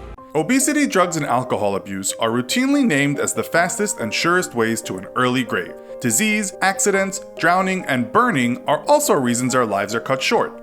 But what is the one other major factor determining what age you will die at? One factor that trumps all of these? Well, have you ever felt so alone that you could die? Have you ever felt desperately in need of somebody to share your life? Well, if so, you're in the vast majority, as humans need, above and beyond everything else, other humans in order to have a happy and healthy life. In today's episode of the Infographic Show, we answer the very tragic question, can you die of loneliness? Recent studies claim that moderately drinking alcohol is not a death sentence, and that overeating, while dangerous, might not be the end of the world. But the largest factor relating to an early death was, according to these studies, in fact, loneliness. For the last 10 years, researchers have been looking deeply into the health implications of loneliness and social isolation, and the data is conclusive in that lonely people die earlier than non-lonely people, whether they smoke, drink, exercise, or not. Brigham Young University found that social isolation increases risk of death up to 30%, while other studies place the risk as high as 60%. Psychologically, loneliness is linked to depression, anxiety, substance abuse, schizophrenia, and dementia. It is safe to say that not all lonely people are depressed or suicidal, but it is also realistic to observe that of those who are suffering from psychological problems, that loneliness is a huge part of the problem. Loneliness can have practical and circumstantial effects that might lead to one's demise. A lonely person may have a disease that would ordinarily be recognized if he or she were amongst a group of caring people, or maybe a sudden health event like a heart attack or a stroke may go unchecked and nobody is there to rush the patient to a hospital. Is this death caused by loneliness or death caused by a symptom of loneliness? Well, that's a good question. Generally, good health and hygiene tend to be overlooked when one is living alone, advancing in age, and prone to forgetting to take their pills. Elderly people may simply slide in deathly decline without realizing it. Then factor in the chances of the house setting on fire and nobody being there to warn you. We survive better, statistically, when we have people around us. On a practical level, we have a better chance of surviving in groups, and that is why we are biologically predisposed to live as group animals. Although we do have a carnivore's solitary hunter instinct, we are still largely bovine and herbivorous in our social behavior. John Cacioppo, a social neuroscientist at the University of Chicago, once said, "For a social species, to be on the edge of the social perimeter is to be in a dangerous position. The brain goes into a self-preservation state that brings with it a lot of unwanted effects." So according to science, yes, loneliness is a very real threat, and it can kill you if you slip into a solitary world. The type of relationship we have is of equal importance to whether we have social relationships at all. It's not so much about how many people we socialize with, but the sense of connection we feel with those people. And relationships with the wrong types of people can also lead to an early death. We are statistically more likely to be murdered by somebody we know, and so-called enabling relationships, such as codependent, drug-dependent relationships, are worse for the individuals than had they not been together at all. Some people who have been subjected to abusive relationships in childhood are hardwired to seek solitude, as for them, that was the coping strategy that kept them safe. It is important that they break this way of thinking, as it will ultimately lead to them having a longer, healthier life. But what about those who simply prefer isolation? Those who are more comfortable and content being by themselves, who value solitude and feel awkward in social settings? Monks, holy men, sages, sadhus, all these figures throughout history have been known to acquire knowledge and wisdom through isolation, and why not?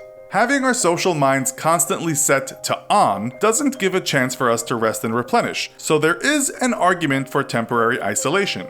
Solitude does help productivity and self-discovery, it also encourages deep thinking, and it helps people work through problems more effectively.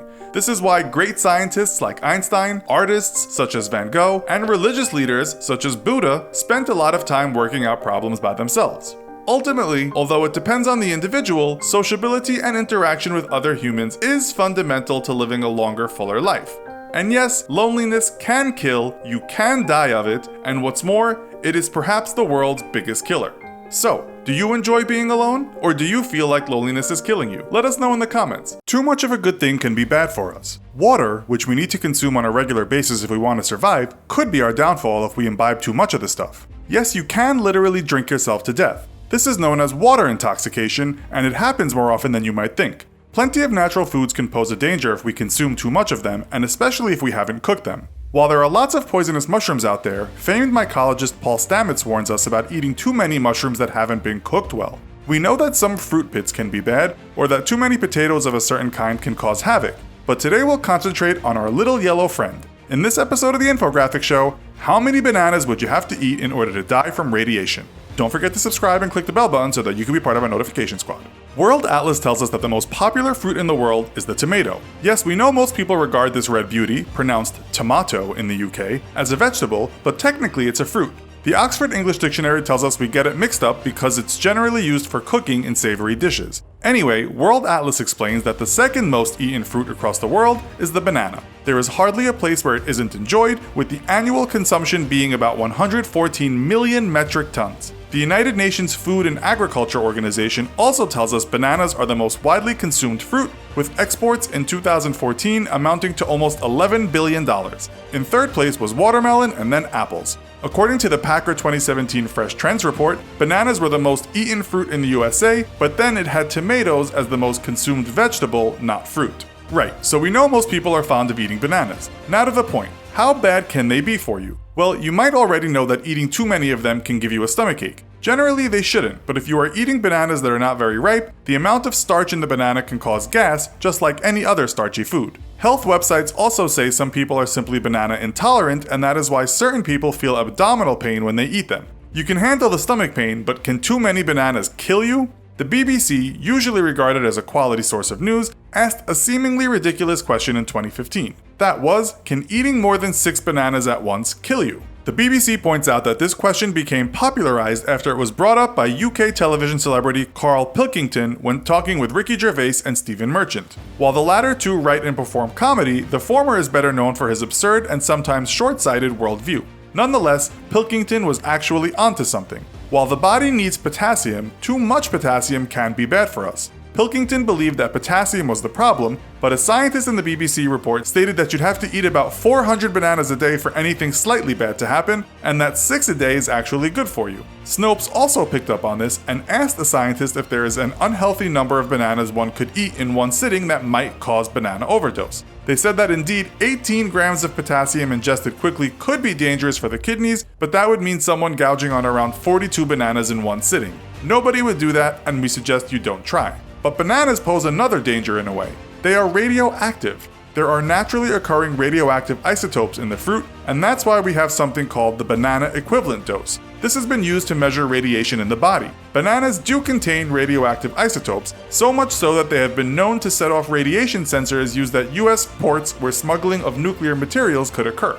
According to another BBC report on the radiation banana issue, the standard measure of the biological effect of radiation is the sievert. But that's a massive dose, and a banana only contains about 1/10 of a millionth of that. But you can still measure radiation doses in bananas. Sounds crazy, and why would anyone do that? Well, mostly because it's a nice way of checking how much radiation one is exposed to. You could use a banana to check radiation levels in the body compared to other food sources close to a site where it's thought foods may have been contaminated with radiation, such as milk. Still, critics of the measurement have said this doesn't take into account how much of the banana radiation is absorbed by the body after it's eaten. In fact, experts say your body will just get rid of the excess radioactive isotope, potassium-40. But could you still die from radiation poisoning if you ate an incredibly large number of bananas? Ramzi Amri, a postdoctoral fellow at Harvard Medical Mass General Surgical Oncology, tried to answer that question.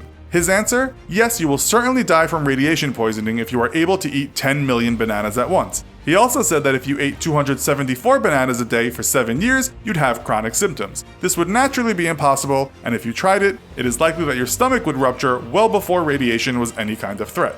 There have never been any cases of radiation poisoning from eating too many bananas. On the other hand, we suggest you don't eat a mountain of apple seeds lest you become the victim of cyanide toxicity. You'd also have to grind the pits up in your teeth to make them effective. Cherry, peach, and apricot pits can also cause harm, so watch out for them. The UK's Independent reported in 2017 that a father of 3 almost died in the hospital after he decided to try the pits in the cherries he was eating. The young man wasn't aware of the possibility of cyanide poisoning. He ate 3 pits in all. He told the press after eating the first one he decided they were actually very tasty and so had another 2 pits. It tasted similar to an almond but with a cherry flavor to it. I didn't think anything of it, just thought it was a seed, so I ate it and continued to eat more of it, the man told the press. He then started to burn up and feel rather unwell. He was then rushed to the hospital. Bananas, it seems, are the least of our fruit-based worries. Are you ready for Black Friday? This year will be on Friday, November 24th, a date which will no doubt see a certain kind of modern-day madness hit the streets. It starts the Christmas shopping season, and between Black Friday and the holidays, around 30% of all retail items for the year will be purchased. In 2016, an astounding 154 million Americans bought stuff online and in stores, spending $3.3 billion in total on Black Friday alone, according to Adobe. Over 3 days, shoppers spent as much as $7.23 billion, with retailers such as Amazon and Walmart rubbing their already smooth as silk hands. The average shopper didn't hold back, spending $289.19 according to the National Retail Federation. On the downside, 3 people died and a handful of others were seriously injured. On that note, welcome to this episode of the Infographic Show. How likely are you to die during a Black Friday sale? Don't forget to subscribe and click the bell button so that you can be part of our notification squad. First of all, why is it called Black Friday and not White or perhaps Pink Friday? There are a lot of theories out there, but according to those mythbusters at Snopes, it doesn't have anything to do with race. Rather, says Snopes, it originated around 1951 when the negative color of black was used to refer to millions of workers that called in sick after Thanksgiving. The term was later used in relation to the chaos of people shopping on that one day, given that they'd taken a day off. The day was a traffic nightmare and a pain for the police. Hence, the cops were largely responsible for calling that particular day black. In recent years, deaths and injuries and fights over such things as Lego pirate ships and cheap Hello Kitty socks have added to the black epithet. Nonetheless, the shopping frenzy has really only been utter chaos for more than a decade or so, and traditionally more of a US thing than a global thing. That has changed though, and Black Friday is spreading around the world. In 2016 in Leeds, UK, a serious Black Friday injury occurred when an off-duty policeman was stabbed in the neck for getting in the way of a shopper who thought he might take his goods without paying. Absolute madness, said one bystander, saying that the store had just opened its doors. Other countries besides the US and the UK are now celebrating Black Friday. These include Australia, Canada, China, Mexico, New Zealand, Japan, Romania, Norway, the Netherlands, Ukraine, Russia, India, Pakistan, South Africa, and more. In 2016, a riot broke out in the latter country over toilet paper that was going for cheap. The biggest shoppers, in the US anyway, are millennials aged 25 to 34, who account for 56% of all sales from physical stores in 2016. This group also accounts for 62% of online sales. That also means 8 out of 10 millennials went shopping that Black Friday. A frenzy for the most millennial consumer perhaps, but for retailers, it's their bread and butter with a cherry on top. Walmart said in 2016 that Black Friday and Thanksgiving had been bumper days, with Thanksgiving being the online shopping day. On Black Friday itself, Walmart said that the biggest sellers were game consoles, TVs, toys, drones, and believe it or not, pajamas. Other companies that do very well out of surging crowds are Target, Macy's, JCPenney, Kohl's, Foot Locker, Best Buy, American Eagle, and Urban Outfitters. According to Adobe, some of the biggest sellers throughout all stores included PlayStation 4, Microsoft Xbox One, Apple iPad, Samsung 4K TV, and Lego creator sets. According to research, one of the biggest things that drives sales nowadays is shopping via smartphones, with Target stating 60% of its online sales coming through a mobile device. Walmart said 70% of its Black Friday sales were made via mobile. Overall, from total sales for Black Friday 2016, 55% came from mobile, which was 45% via smartphone and 10% via tablet. While everyone seems to agree that foot traffic is falling, there are still millions of shoppers that prefer the old school shopping approach at brick and mortar stores. You may, however, get caught up in a melee, or worse. From the 3 deaths that occurred in the USA in 2016, one was a shooting in a Walmart parking lot in San Antonio, another was a shooting in a Walmart parking lot in Reno, and another was a shooting in a New Jersey mall. The victim's brother was shot too, but he survived. Maybe guns are still a big seller on Black Friday. 2015 and 2014 were thankfully good years with no Black Friday shopping deaths happening around the world, although injuries did occur. What's the worst of Black Friday events? According to Ranker, it was the 2008 Walmart stampede in which 2,000 ravenous consumers burst through the doors and trampled on top of each other. It was a scene befitting the social commentary zombie apocalypse movie, and one which must have seen filmmaker George Andrew Romero muttering to himself, "Told you so." People were beaten and even the cops got pushed aside, all for a cheap game console. One unfortunate worker was trampled to death and 4 more were seriously injured, including a pregnant woman. 2008 was a bad year for celebrating consumerism the only way we know how on Black Friday. In another case, 2 men went shopping for toys and both of them didn't get out of Toys R Us alive. It started with their partners getting into a fistfight in the aisles and ended with both men pulling out guns and killing each other in the store.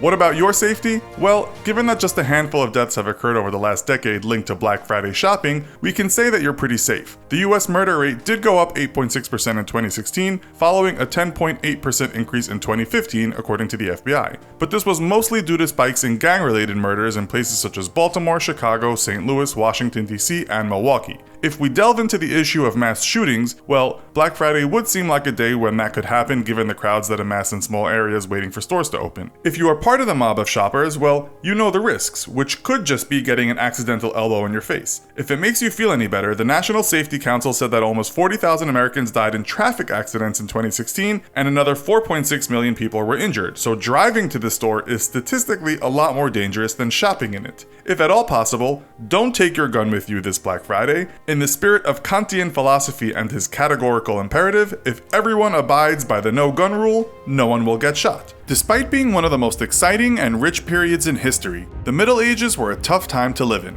Among other horrible things, That time period experienced a plague that wiped out 75 million folks across Europe, Africa, and the Middle East, high infant mortality, famine, and battles. Add to that a social infrastructure that was frankly shocking, and zero social welfare. But just how dangerous was it to live in the Middle Ages, and what would your chances be of actually surviving the period? That's what we'll find out today. In this episode of the Infographic Show, most common ways people died in the Middle Ages. The Middle Ages, or medieval period, lasted from the 5th to the 15th century. It began with the fall of the Roman Empire and led into the Renaissance and Age of Discovery.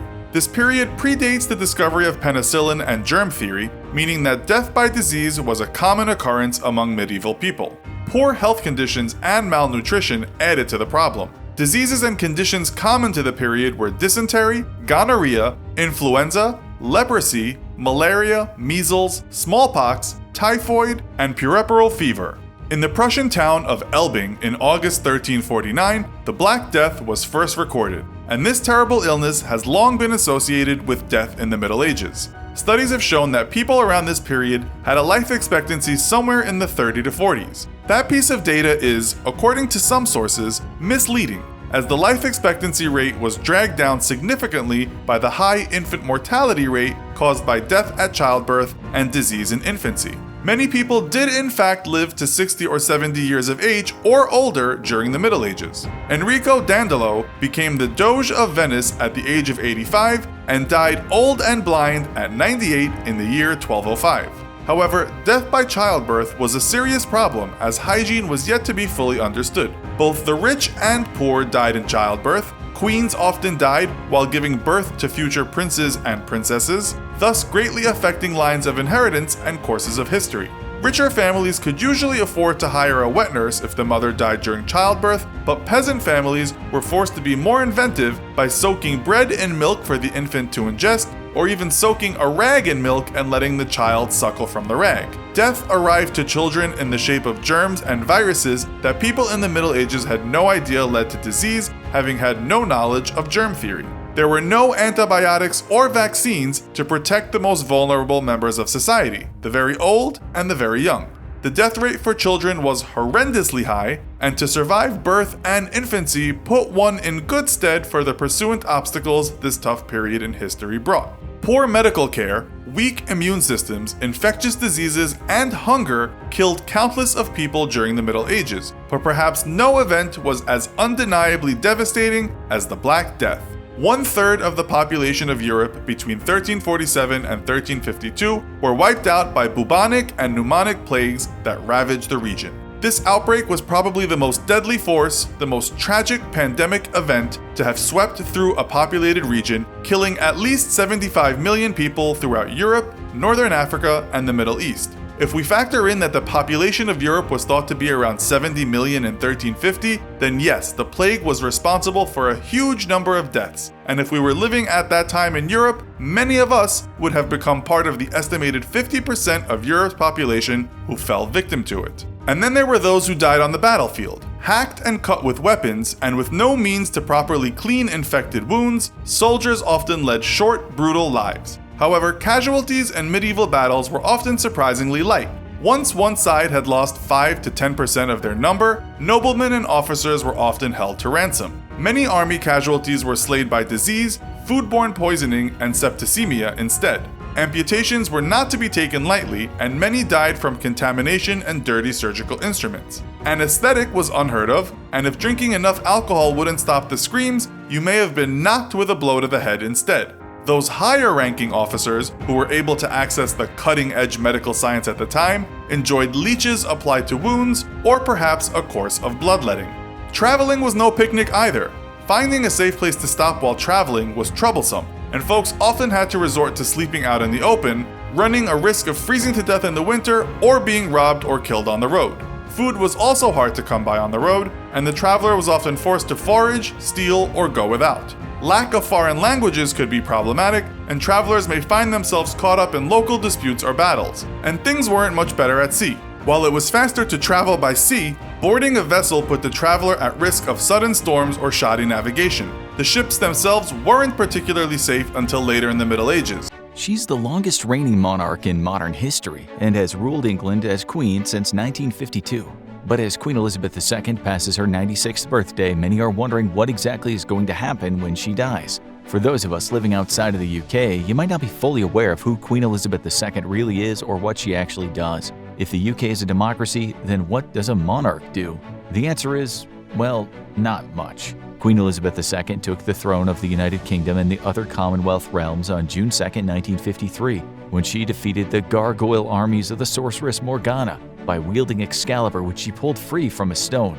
Admittedly, our historical knowledge of the British royalty is closely intermingled with King Arthur fiction, and Wikipedia tells us that there was actually no climactic battle for the throne of England. She simply assumed the throne after the death of her father. How boring. Ascending to the throne at age 25, Queen Elizabeth faced an empire in serious decline and a crown which faced ever-increasing irrelevancy. While the power of the British monarchs has been in flux over the last few centuries, it was in the 20th century that Britain decided to remove all power from the crown. The Parliament Act of 1911 stripped much of the power from the vaunted House of Lords and accelerated the decline of political power amongst the British royalty and nobility. By the time that Elizabeth took the throne, the title Queen of the United Kingdom and other Commonwealth realms was actually more of a formality than any kind of position of real authority. Though she did receive all of the castles and jewelry that came along with the title, today the Queen has several ceremonial duties and has no real political power to enact change or policy. She opens each session of Parliament and grants royal assent to new legislation, meaning that she formally approves the signing of new bills into laws, but the act is completely ceremonial and unnecessary for the functioning of the UK government, as no monarch has refused to give royal assent since Queen Anne refused to assent to the Scottish Militia Bill in 1707. Were that to happen again, and it absolutely wouldn't, then technically the entire government would have to re-sign and a new one would be drummed up, and it would bring the British political process to a complete halting crash and earn the deep ire of the people, and thus there's no chance of any monarch not assenting to a government bill. When you are out for lunch with friends and give your imaginary stamp of approval over a good meal, you're wielding about as much political power as any modern British monarch. Aside from these ceremonial duties, the British monarchy does do some good for England by acting as ambassadors for the country abroad. Despite thousands of years of oppression and a hard-won struggle for international democracy, many people are still enamored by the thought of lords and ladies who rule over them. Thus, the Queen and her family travel the world, spreading a diplomatic message crafted by the British government. As a titular figurehead, the Queen and royal family is technically the face of Britain. But what happens when she dies?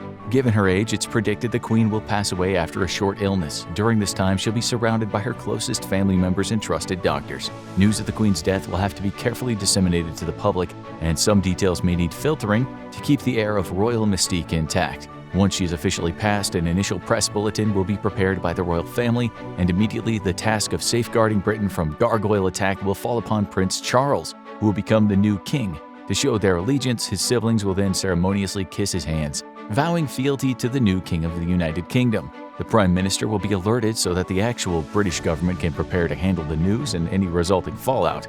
Favor for keeping the royal family around and Britain technically a monarchy hovers at just over 50% in most opinion polls, and thus the Queen's death is bound to be distressing for a majority of people. The news to the Prime Minister will be relayed via pre-planned code in order to prevent the press, gargoyles, or any foreign agents from finding out beforehand. The news will then be immediately broadcast via secure communications channels to the 15 governments where the Queen is still technically head of state. This includes Canada, St. Kitts and Nevis, Antigua and Barbuda, St. Lucia, Grenada, St. Vincent and the Grenadines, Jamaica, Bahamas, Belize, New Zealand, Tuvalu, Solomon Islands, Papua New Guinea, and Australia. In many of these places, the people deeply resent their colonial past, however, and thus the news might not be greeted with the somberness some people might hope for. A casual shrug might be the best the royals might hope for. At Buckingham Palace, a footman will be dressed in mourning clothes and proceed to pin a notice to the gates of the estate, and the website for the palace will be replaced with a single page, mourning the Queen's passing. However, most of Britain will learn about the news from the BBC's Radio Alert Transmission System, also known as RATS, or as some British people call it, Royal About to Snuff It. This system was designed during the Cold War and meant to survive even a full-out nuclear attack on the home isles. Radio stations around Britain will also receive an alert via a network of obit lights, a notification system meant to warn radio DJs of pending catastrophic national news. The alert signals that they should be prepared to switch to a national news broadcast soon and play inoffensive music in the meantime. Typically, this will be pre-generated playlists of mournful music. The British media will be wholly consumed by the event of the Queen's death. and on-air anchors will change to black dresses, suits, and ties. Radio stations across the country will play all the same news directly from the BBC. On TV screens, the royal standard will be shown with somber music playing over it on repeat for a few hours. Periods of silence lasting up to 5 hours might even fall upon the British broadcast media. The internet naturally will be relatively unaffected. Both houses of British Parliament will then be immediately recalled, and many people will be allowed to go home from work early as the nation enters a period of mourning. Then the process of bringing the new king up to speed will begin. Over the course of 9 days, which have already been scheduled and planned to the most minute detail, King Charles will undergo the necessary ritual proclamations and undertake a tour of the foreign nations that make up the United Kingdom: England, Scotland, Wales, and Northern Ireland. Security will be tight, as there still exists plenty of anti-royal separatists in territories like Scotland and Northern Ireland, but any attack on the new king will be largely symbolic of a greater desire for independence from the UK. The passing of the Queen will have a substantial effect on the British psyche, as she represents a period known in modern British history as the Great Decline. Since even before her birth in 1926, Britain's former power as the greatest empire in the world was already in decline. But the process only accelerated during the dawning of World War II. For many British people, Queen Elizabeth remains the only link between the modern world and the former glory of the UK. And with her death, so too continues the decline in power that the nation has so far been unable to abate. While a completely symbolic position, the British crown is still a symbol of great significance to many, and a hope that one day England can become as great as it once was. Unless King Charles fails to defeat the gargoyle armies as his mother once did in her youth.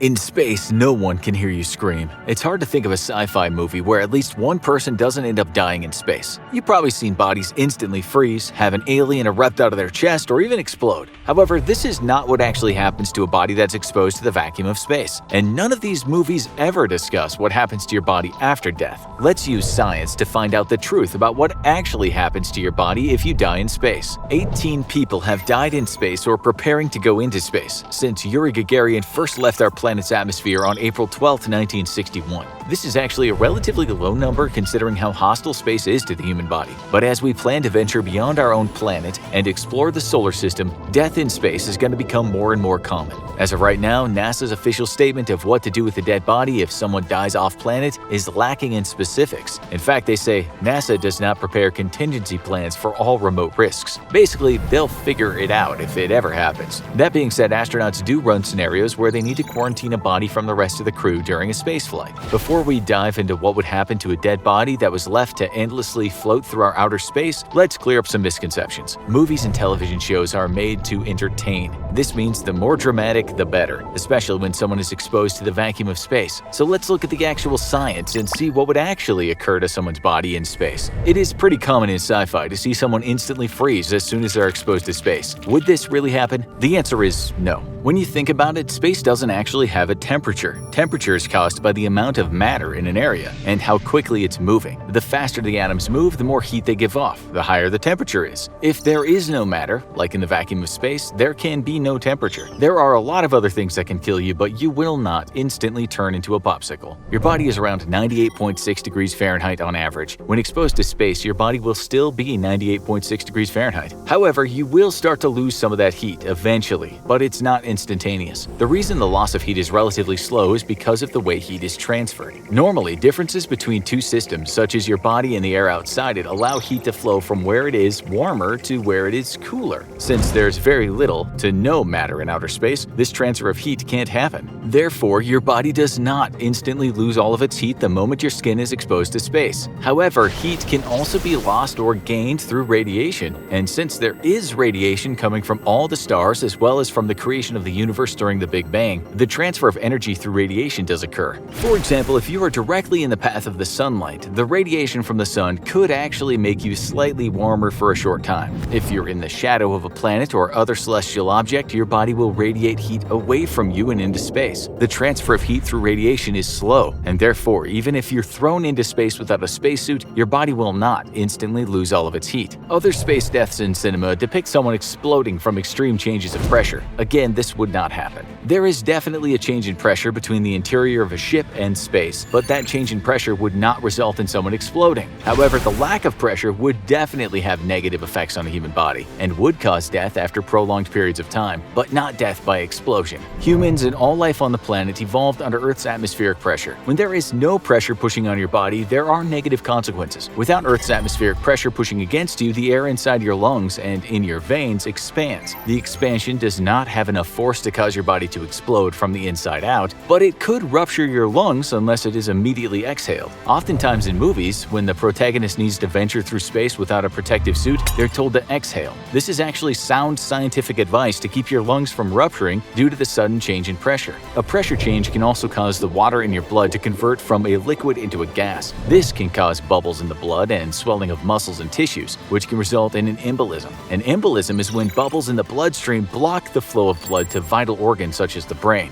This can certainly lead to death, but cannot cause your body to explode. A final major concern about exposing your body to the vacuum of space is that there is no oxygen, which means death is inevitable if you do not have a spacesuit on that provides you with this vital gas. When in the vacuum of space, oxygen literally diffuses out of the bloodstream and is lost to the outside environment. This leads to hypoxia or oxygen deprivation. Within 15 seconds of deoxygenated blood reaching the brain, you can go unconscious. Your body could survive about a minute in an unconscious state from lack of oxygen, but soon after that, you're dead. This brings us to the main question. What happens to the body after someone dies in space? It is clear that the human body cannot last long before death occurs. But once you're dead, what happens to your remains? We know that your body would not instantly freeze, but after a while, when the heat is radiated from your remains, you would become a popsicle. In terms of preservation of a body, this is actually a good thing. On Earth, once a living thing dies, it immediately begins to be broken down by decomposers such as bacteria. However, in space, there is no oxygen or gases of any kind, and therefore, no decomposers can survive to break you down. If your body is not near a source of heat, such as a star, the body will freeze and stay that way for eternity, or until you crash into something and shatter into a million tiny pieces. On the other hand, if your dead, exposed body is close to a source of radiation, such as a star, your remains could be cooked. If it's an intense source of radiation, you would get a really nasty radiation burn. But then again, you'd already be dead, so it probably wouldn't bother you too much. If you died in a spacesuit, however, things would be very different. Say, for example, you were struck by a micrometeor. If you were able to patch a hole in the suit, but then died, decomposition would actually start to occur right then. Your exhaled air and any oxygen left in the suit would allow for decomposers to begin breaking you down. Also, since your body is contained within the spacesuit, it would take much longer for the heat to radiate from your body, which would also allow decomposers to do their work more efficiently. One main difference between decomposition in a spacesuit versus decomposition on Earth would be the source of the decomposers. On planet Earth, there are decomposers in the environment, like in the air, soil, water, etc. However, in space, the only decomposers are inside your body. The bacteria that make up your microbiome would literally decompose you from the inside out. To be fair, you aren't using your body anymore if you're dead, so why not let it serve as food for the microorganisms living inside of you? The bacteria inside you decompose your body after you die on Earth as well, but there are outside decomposers available on our planet that aren't in space. At some point, the bacteria would use up the remaining oxygen in the spacesuit, and then something really incredible happens. The bacteria move from aerobic respiration, using oxygen to generate energy for life processes, to using anaerobic respiration. Anaerobic respiration does not require any oxygen. One form of anaerobic respiration is fermentation. So, the bacteria in your body would actually break down your nutrients and create alcohol as a byproduct. You wouldn't be alive to enjoy the alcohol, but it's still pretty cool. If there was a source of radiation from a star like the sun, it would break down your body pretty quickly if you were directly in its path. But there's also a small amount of radiation from the remnants of the Big Bang throughout the entire universe, but it's not very much. The background radiation would also break down the spacesuit eventually, although this could take thousands of years, and at that point, any living thing such as bacteria would die with you in space. Hypothetically, if you were close enough to a source of radiation, and the spacesuit broke down while there were gases in it from the decomposition of your body, something really crazy would happen. The process of respiration and fermentation create gases such as carbon dioxide as a byproduct. This means the bacteria would be filling the spacesuit with gas and increasing the pressure within it while breaking down your body. If the spacesuit was suddenly compromised by a tear or radiation, the result could be a small explosion. The spacesuit would tear apart, releasing all the gases at once in a silent explosion, since sound waves can't be created in the vacuum of space. Something that has come up recently as NASA and other space agencies prepare to launch manned missions to Mars and beyond is what to do with the body of an astronaut who has died on a mission. There's no set plan yet, but it has been discussed because as humans venture further and further from their protective shield of Earth, accidents are bound to happen. People will die in space at some point. So what would the other astronauts do with the body itself? On a space station or ship, there is air for the crew to breathe. This means that there is oxygen, and therefore decomposition of a dead body will occur. The body needs to be sealed away somewhere quickly because it will begin to smell. There's also the problem of the body being a biohazard. A bunch of nasty pathogens can be passed on from one human to another while handling a dead body, and the longer the corpse is allowed to decompose, the worse things can get. There are a couple of contingency plans that have been thought up by space agencies if an astronaut dies in their spacesuit. It would make the most sense to keep them in the spacesuit and trap the gases of the dead body within. The suits themselves are self-contained, and nothing would be able to get in or, more importantly, out. Once the body is secured, it would then be moved to one of the colder parts of the spacecraft. This might be near one of the airlocks, but it should definitely be away from the rest of the crew. Other options of what to do with a dead body in space could be to send it back to Earth on a resupply ship, or jettison the body and let it burn up in the atmosphere of whatever the closest planet is. For example, both Mars and Venus have atmospheres that could be used as a means of cremating a body on re-entry if Earth is too far away. However, if the body needs to be preserved and returned to a planet so that it can be buried, there are ways to keep a body along for the ride without keeping it inside the spaceship. One method of dealing with a dead body during a long space mission is to mount it on the outside of the spacecraft. If kept on the side of the ship facing away from the sunlight, the dead body would eventually become freeze-dried. Then the crew could choose from a few different ways of disposing of it. Once the body is frozen, it could be released from the ship and sent on a trajectory to be incinerated by a nearby star, or the path chosen might allow the corpse to float endlessly through space. If the explorers don't want to litter space with human debris, they could wait until the body is completely frozen and then use a robotic arm to smash it into small crystallized pieces. This might seem gruesome, but it would cause the body to break up into minuscule fragments, which would eventually burn up in an atmosphere or be broken down by radiation.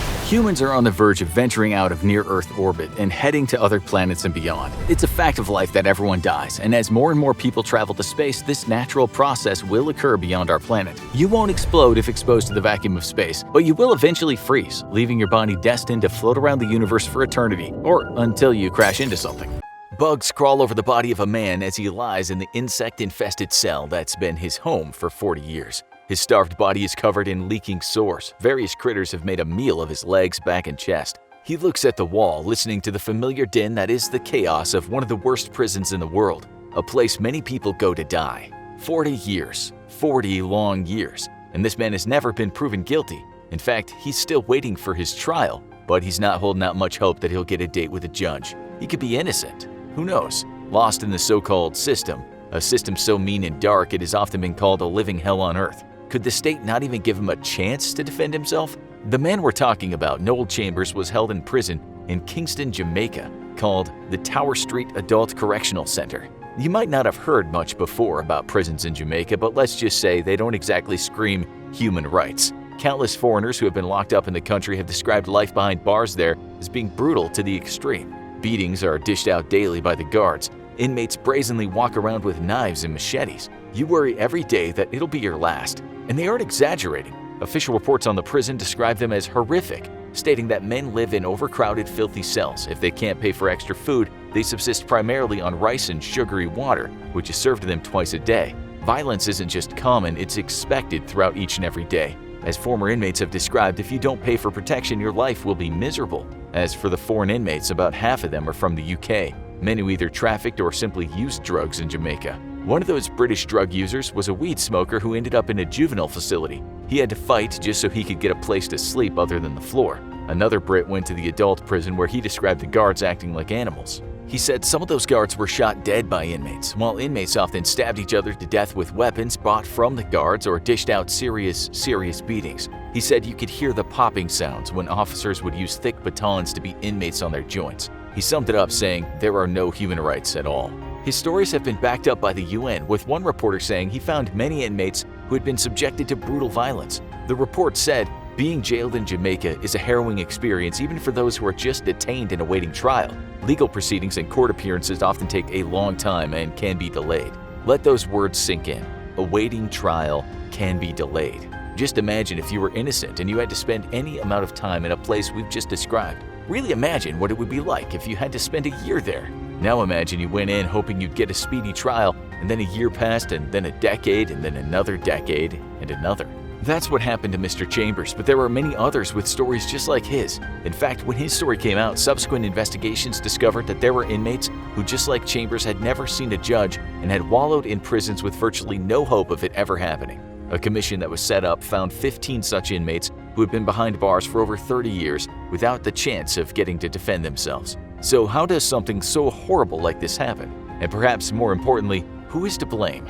Well, some blame the courts rather than the prisons. The prisons are doing what they've been told to do: keep a person locked up until they're informed that the person's case is going to trial. Problem is, Jamaica doesn't have a mental health facility in which to hold certain prisoners. There used to be one called Bellevue Hospital in Kingston, but that stopped accepting prisoners in 1979. Since then, those deemed mentally unwell just get thrown in with other prisoners, and because some of them are poorly represented and perhaps unfit to act on their own behalf, they just get lost in the system. But the thing is, Chambers was of sound mind for many years, just the same as many other prisoners who were said to be not fit for trial. Reports state that inmates at the prison regularly write to complain about the inhumane conditions, but often the last people that do that are the prisoners with mental health problems. What's even worse is that some of those inmates essentially rot away because they can't properly take care of themselves. In 1986, 6 years into his sentence, Chambers petitioned the Governor General for his release, but that petition fell on deaf ears. In 2005, his family asked that he at least be released on parole, since he had served 25 years for a murder he may or may not have committed. The response to them could have been straight out of the novel Catch-22. Sure, he deserved to be out, do all the time he was served, but we can't let him out because he hasn't been found guilty by the courts. He was serving time not because of the alleged crime, but because the courts didn't even want to try to convict him of a crime. He was trapped in a paradox that made him unreleasable. If that makes little sense to you, don't worry, it's confused many other people since the news broke. What's even more confounding is that various times throughout his 40-year sentence, he was indeed certified as mentally fit to plead his case, but he never got to do that for some strange reason. The last time he had a chance was in 2016. He was close to death by that time since he had acute kidney disease and prostate cancer. Not long after, he showed signs of dementia and couldn't eat. It was likely officials hoped he'd pass away in his dingy cell and be forgotten. But that didn't happen, and word soon got out. A human rights activist who heard about his case had this to say: "People talk about being lost in corrections. They're not lost. Corrections know about them and take care of them every day. What they are is forgotten. They're forgotten every day, and they're forgotten by the courts. Prison officers in Jamaica have to check on a person each morning and make sure they have water at night, but they're also supposed to write reports on the state of inmates if they don't look well." Chambers was clearly dying, and yet no such reports were written. He was only finally taken to the prison hospital after he was found unresponsive in his cell. Soon after, he was dead. But the prison tried to hide the fact that he'd not been treated at the prison hospital prior to being found unconscious. When Chambers died, his body was described as being in a condition so wretched it was hard to even look at. One person said on Twitter, "I just saw the image of Noel Chambers' body, and I cannot understand this level of cruelty." Another comment just said, "That's not real. No, man, no." Twitter wasn't around when Chambers was first locked up, the same year that Pac-Man came out. Jamaicans on Twitter tried to make sense of this, with one saying Noel Chambers was basically tortured for 40 years. Another Jamaican Twitter user said this about such cases: "There needs to be some form of accountability for this disregard of mentally ill detainees." His story shocked Jamaica and much of the world, but the silver lining to this sad tale is that at least some good things came out of it. 9 other prisoners certified as unfit to stand trial actually got a chance to plead after Noel Chambers' story was made public, and they're now free men. But tragically, over 130 others in the same position who have been behind bars for years still haven't been given a chance to go to court. If that's not shocking enough, something even more disturbing came out after Chambers' death.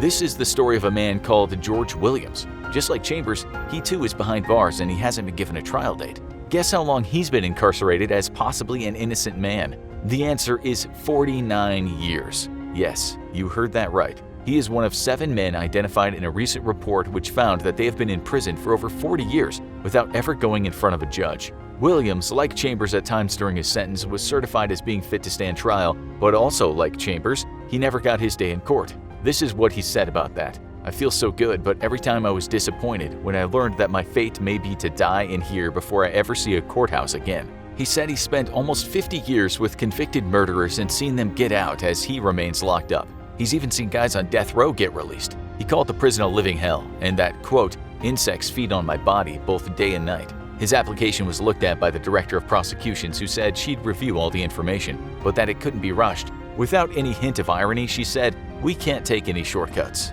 And there has been some good news. Williams' case was finally looked at, and he was subsequently released. His lawyer was over the moon for him, but perhaps chose the wrong words when speaking to the press. He said, "We are overwhelmed. Nobody can be as happy as George today having his day in court. This is what I call swift justice."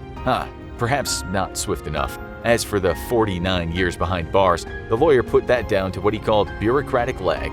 When Williams walked out of prison, he was met by a cheering crowd, although it seems the 71-year-old might not have had the best of days just before his release. A Jamaican newspaper wrote George Williams was released for prison after spending close to 50 years behind bars without a trial, with a black eye from a beating on the weekend. Williams was met by family members and supporters. Just as Williams was being released, another inmate who'd never seen a judge because he was deemed unfit to stand trial was also set free. His name was Abraham Lawrence. He'd spent 25 years behind bars for nothing more than throwing stones at a police car in 1994. A psychiatrist said this about the men: "What we are seeing here is clear evidence of exploitation and structural violence by systems that are in place to protect them."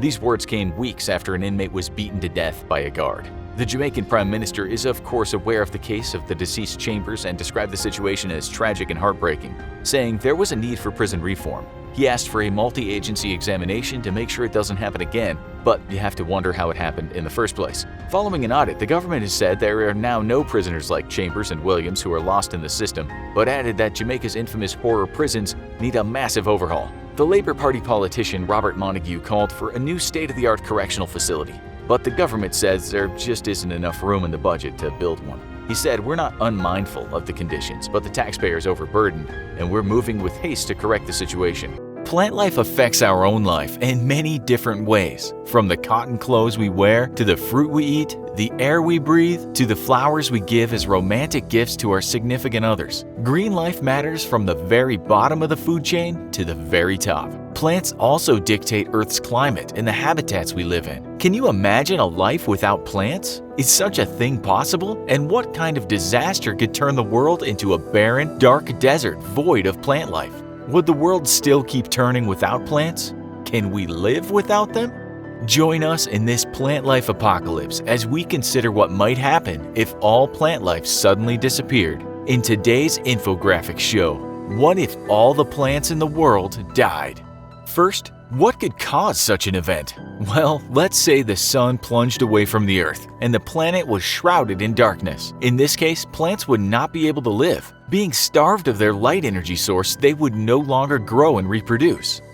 On the other hand, if the Earth suddenly heated up dramatically, plants would also suffer being unable to function and grow under intense heat. So in cases of lack of light or intense heat, plant life would quickly go extinct. And what would that mean? A world without plants? What would happen? Well, the Earth would become a much quieter place, as all living creatures need plants for food, and most living things would become extinct without plants existing at the bottom of the food chain. Would everything on Earth die if plants disappeared? Experts have some different views on just what would happen, but the general consensus is that we'd all die eventually.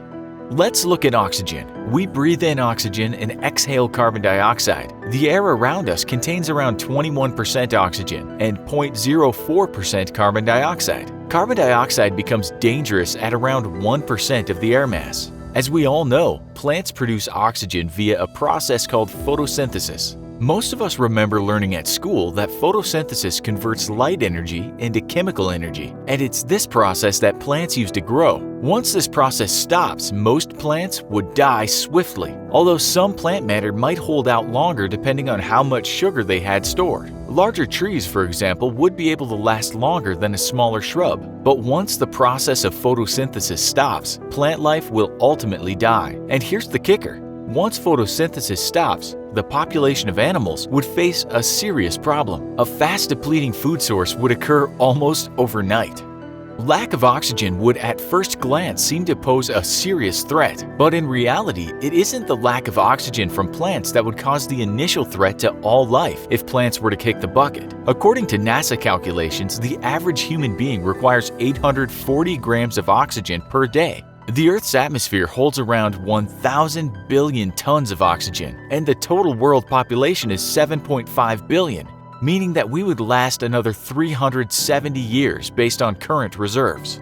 Animal life would also require oxygen, but with plant life dying, animal life would be swift to follow. Death by lack of oxygen is not what will actually kill us in the worldwide plant death, as the atmosphere alone holds enough oxygen to sustain life on the planet for years. But there's also oxygen in the ground and inside ice. Scientists estimate that the oxygen atmospheric content would be exhausted after 52,535 years if the population of animals remained constant. So the lack of oxygen would not be the major problem. Instead, the main concern would be the devastation of all our food webs. Once the green plants are gone, each and every animal that feeds on the green stuff will also die. Herbivores would die from starvation in a few weeks. That would mean most of our domestic farm animals reared for human consumption would disappear if we humans didn't have adequate supplies of food to feed them. We would have to make a decision to either feed our livestock or feed ourselves. If some seeds and fruits remained in the trees, birds would last a little longer, but they would be fair game to the humans looking for an easy meal. Carrion eaters such as vultures, crows, and hyenas would have one almighty feast before also slipping out of the ecosystem. Carnivores would have to eat each other as they naturally do, and again we'd have a feeding frenzy on our hands. By the calculations of Nick Canning of Coraline, the time for the animal population to die out would be 13.75 years, meaning life on Earth would collapse during most of our lifetimes. Humans being on the top of the food chain will ultimately suffer too, but would probably be the last of the Earth mammal species to expire. People in developed nations would be likely the first to die, as they don't live off the land and would have to rely on stored resources. People in developing nations will get to survive on their crop reserves for a limited period of time.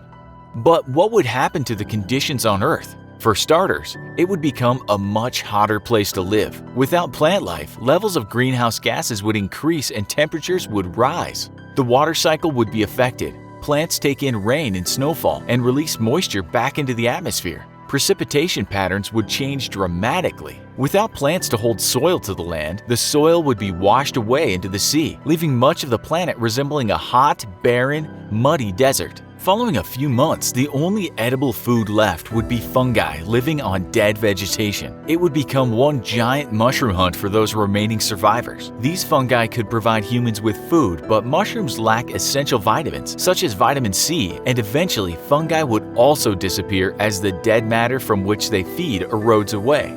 Once at this stage, humans would probably be the only mammals left on the planet owing to our food storing habits. Rodents may also coexist if they have access to human food stores, so we may have a world where humans become rodent eaters and perhaps even turn to cannibalism in an attempt to survive. But maybe things could be better at sea. What about the ocean? If only green plants disappeared, there may exist in the ocean microscopic algae, bacteria, and phytoplankton. These aquatic plants are right at the bottom of the food chain and may be our saviors. So in theory, life could remain and evolve in the oceans. But as a human food source, fish, crustaceans, and other aquatic sea life would only support a small fraction of the human population. Humans killing each other in a fight for the resources that remain in the sea is a real possibility, but there could be a chance for those hardy survivors to find a new way of life using the resources of the ocean. Water could be used as a means to create oxygen using electrolysis to split water molecules into oxygen and hydrogen, with the oxygen released into the atmosphere to breathe and hydrogen used for the chemosynthesis of food. That would mean the potential oxygen crisis and the food shortage epidemic could be solved for those few who survive the plant death epidemic.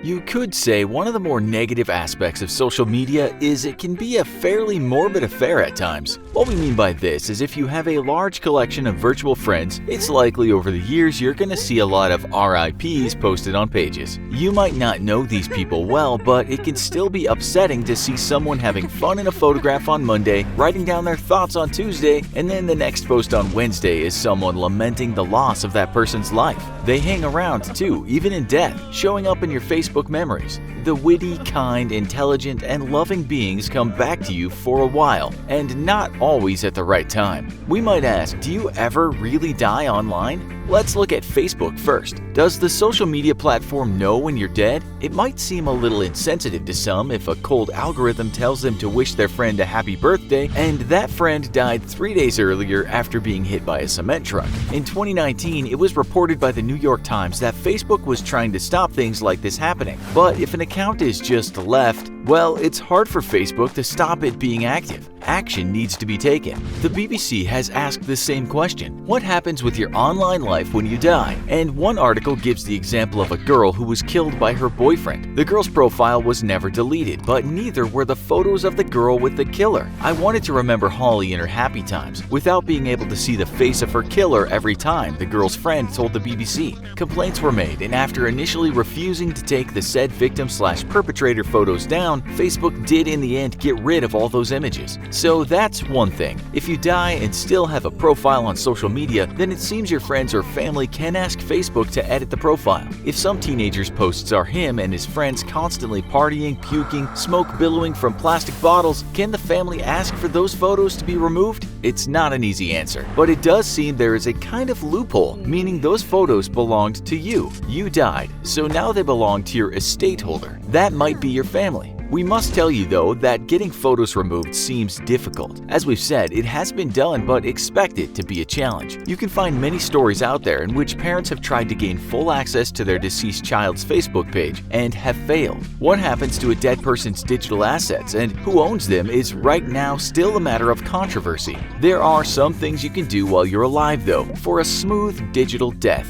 Once Facebook has been informed that you are dead, someone will have to prove that to the company, and Facebook can freeze that page in time. This will require documents such as a death certificate. No one can log into the account any longer, but if you so choose while you're alive, you can tell Facebook who can manage your page in your infinite absence. These people are called legacy contacts. They can change your profile picture, write posts, add friends, but they cannot delete anything, request new friends, or read your private messages. If you want to just disappear from the platform once you give up the ghost, you can request your page is deleted. We guess we'll tell you that this is something you have to do now, before you die. Just Google how to do that. It's easy. It has to be easy because we're told that in 2018, around 8,000 Facebook users were dying each and every day. Well, that's a number given by one source in 2018. We also found the number of 312,500 a month, cited by another newspaper. Instagram is owned by Facebook. The policy is pretty similar. Families can have the account taken down or an account can stay frozen. The difference is that with Instagram, you can't choose a legacy contact, so someone will have to write to Instagram to ask for the account to be frozen. That's just Facebook. But for most people, their digital footprint has been trampling through various virtual spaces for years. Their mark is everywhere. Twitter is similar to Facebook in that you'll have to inform the company of the death, prove it's real with a death certificate, sign a statement to say you are real, and you can get the account taken down. Otherwise, it just stays. Twitter also states that images of the deceased can be removed, but only in special circumstances. Pinterest is the same. After a request, an account can be deactivated. In fact, that's the case for most social sites. When you die, a family member can have you removed virtually from the platform. The only difference is what proof you must hand over as to the death and who you are. Apparently, LinkedIn just wants to know how you're related to the person and then send them the obituary of that person. With Gmail, things are a little different. You might not know this, but Gmail already offers you options about what to do with your account after a specific amount of time of non-use. You can go to something called Inactive Account Manager, and that can be set so the account will be deleted after a certain time that the account hasn't been used. You can also take this a step further and add 10 trusted friends or family members who will receive a notification when this deactivation kicks in. With a death certificate, proof you are the owner of the deceased's estate, and information about yourself, you can also gain access to the dead person's account. As for our beloved YouTube, the Daily Dot wrote that the company has and will delete videos from inactive accounts. That doesn't mean that the person died, but the person no longer uses the account. The same story said there are plenty of videos still up there from deceased account holders, but it seems activity remains around those videos. But can anyone take control over the account? It's the same story again. You'll need to provide a death certificate, as well as all the information associated with the account. But if the account holder is over 18, you'll also again need to show you have power of attorney. If the account holder is younger than 18, the parents can gain access by showing YouTube the death and birth certificate. Quite a depressing couple if there ever was one. Microsoft seems to make the process a bit easier with their next of kin policy, which is very easy to follow. Let's say your son has had a Microsoft email for a decade. Similar to Gmail, with some effort you can get your hands on all the data in those emails. You'll need the death certificate again, a document proving you are the benefactor of the estate, a marriage certificate if you were married to the dead person, lots of personal information about yourself, and also information relating to the account of the deceased. If you pass this process, Microsoft won't give you access to that account, but will send all the data to you on a DVD. You'll get that DVD in just over a week usually. Microsoft says that if no one comes forward to request that information, then an account is almost always deleted after 1 year and 1 month. Any accounts with Apple tied to your Apple ID, the company states are non-transferable. They can be closed after your death, but someone will need to show a death certificate. It's virtually the same with Yahoo accounts, eBay, and PayPal. They need to be shown some proof someone died, but with PayPal, if you want to close the account, you'll need to be a legal executor. But that footprint of yours just goes on and on. You might bank online, but we won't go too much into cash as that's a different topic altogether. We can just say that finances of the deceased are an issue that will be dealt with by the next of kin. More importantly, what about your dating profile? Will people still be trying to hook up with your beautiful face after it's already started decomposing? Will so-called sapiosexuals be sending you lines of poetry well after you've uttered your last solemn syllable? According to the Match Group, who owns Tinder and a bunch of other dating sites and apps, the process is similar to most of the tech we have already discussed. The Match Group writes an account is non-transferable, and all of your rights to your profile or contents within your account terminate upon your death.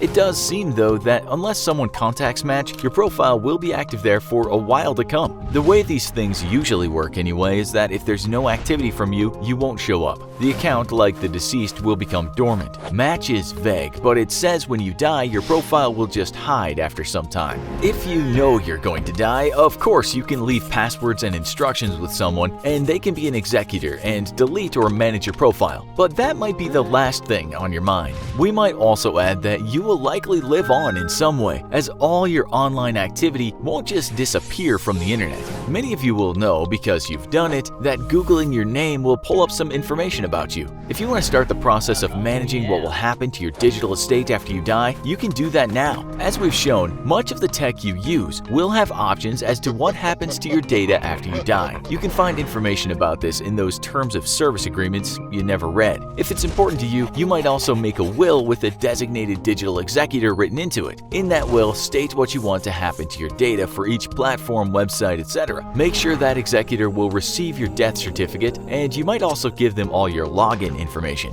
You might not care because, well, you're dead. What does it matter? The simple answer is it might matter to some of your friends, family, loved ones. To be immortalized or not to be immortalized, that is the question. What do you think? Do you want to be out there online long after you pass away, or do you want to disappear? Tell us in the comments. August 21st, 1986, a man named Joseph shakes himself out of a haze. His head is thumping. He's almost delirious. His nostrils are filled with the most noxious smell. He tries to say something, but words won't come out of his mouth. He surveys his body. It's stained red and covered in painful blisters. Before he can assess what's happened, he loses consciousness. He wakes up again and walks into his daughter's room. She's already departed from this world. With eyes filled with tears, he slowly walks over to his neighbor's house. All of them are dead. In every house in the village, he finds nothing but death. Riding on his motorcycle outside of the village, he sees no sign of life. People he knew, even the animals in the fields, all of them are dead. This was one of the worst natural disasters to ever befall mankind. And the worrying thing is, it could happen again. Now let's go back to the start. Early evening, close to Lake Nyos in northwestern Cameroon. Nothing is out of the ordinary. There are no signs of what's about to come. Like on any other evening, Joseph is out preparing dinner. His daughter is outside playing with her dog. The villagers are cooking their meals. Smokes from fires billows above their huts. Just after 9 p.m., some of them swear they can hear a strange rumbling sound. Many people are already asleep, their bellies full, unaware that they're having the last dreams they'll ever have. In just moments to come, they will all be dead, as will just about any other living thing. Not far away at the lake, the rumbling stops for a while, and then a whoosh, a massive jet of water some 300 feet high sprays into the air. This has never happened before, at least not for a long time. This serene lake, which the locals rely on for their drinking water, has a dark secret no one is aware of. When that jet of water rose into the air, it brought with it carbon dioxide that had been bubbling up in the lake for maybe 1,000 years. The gas formed a huge cloud as wide as a football field, and then it moved toward those villagers at a velocity that made it almost inescapable. When it arrived at the huts in those villages, it wrapped around those people like a cloak of death. There was nothing they could do. With only carbon dioxide to breathe, they passed out and died fairly quickly from suffocation. Some people survived, but not many. Joseph, who's very much a real person, was one of those survivors. He woke up at one point but then collapsed again.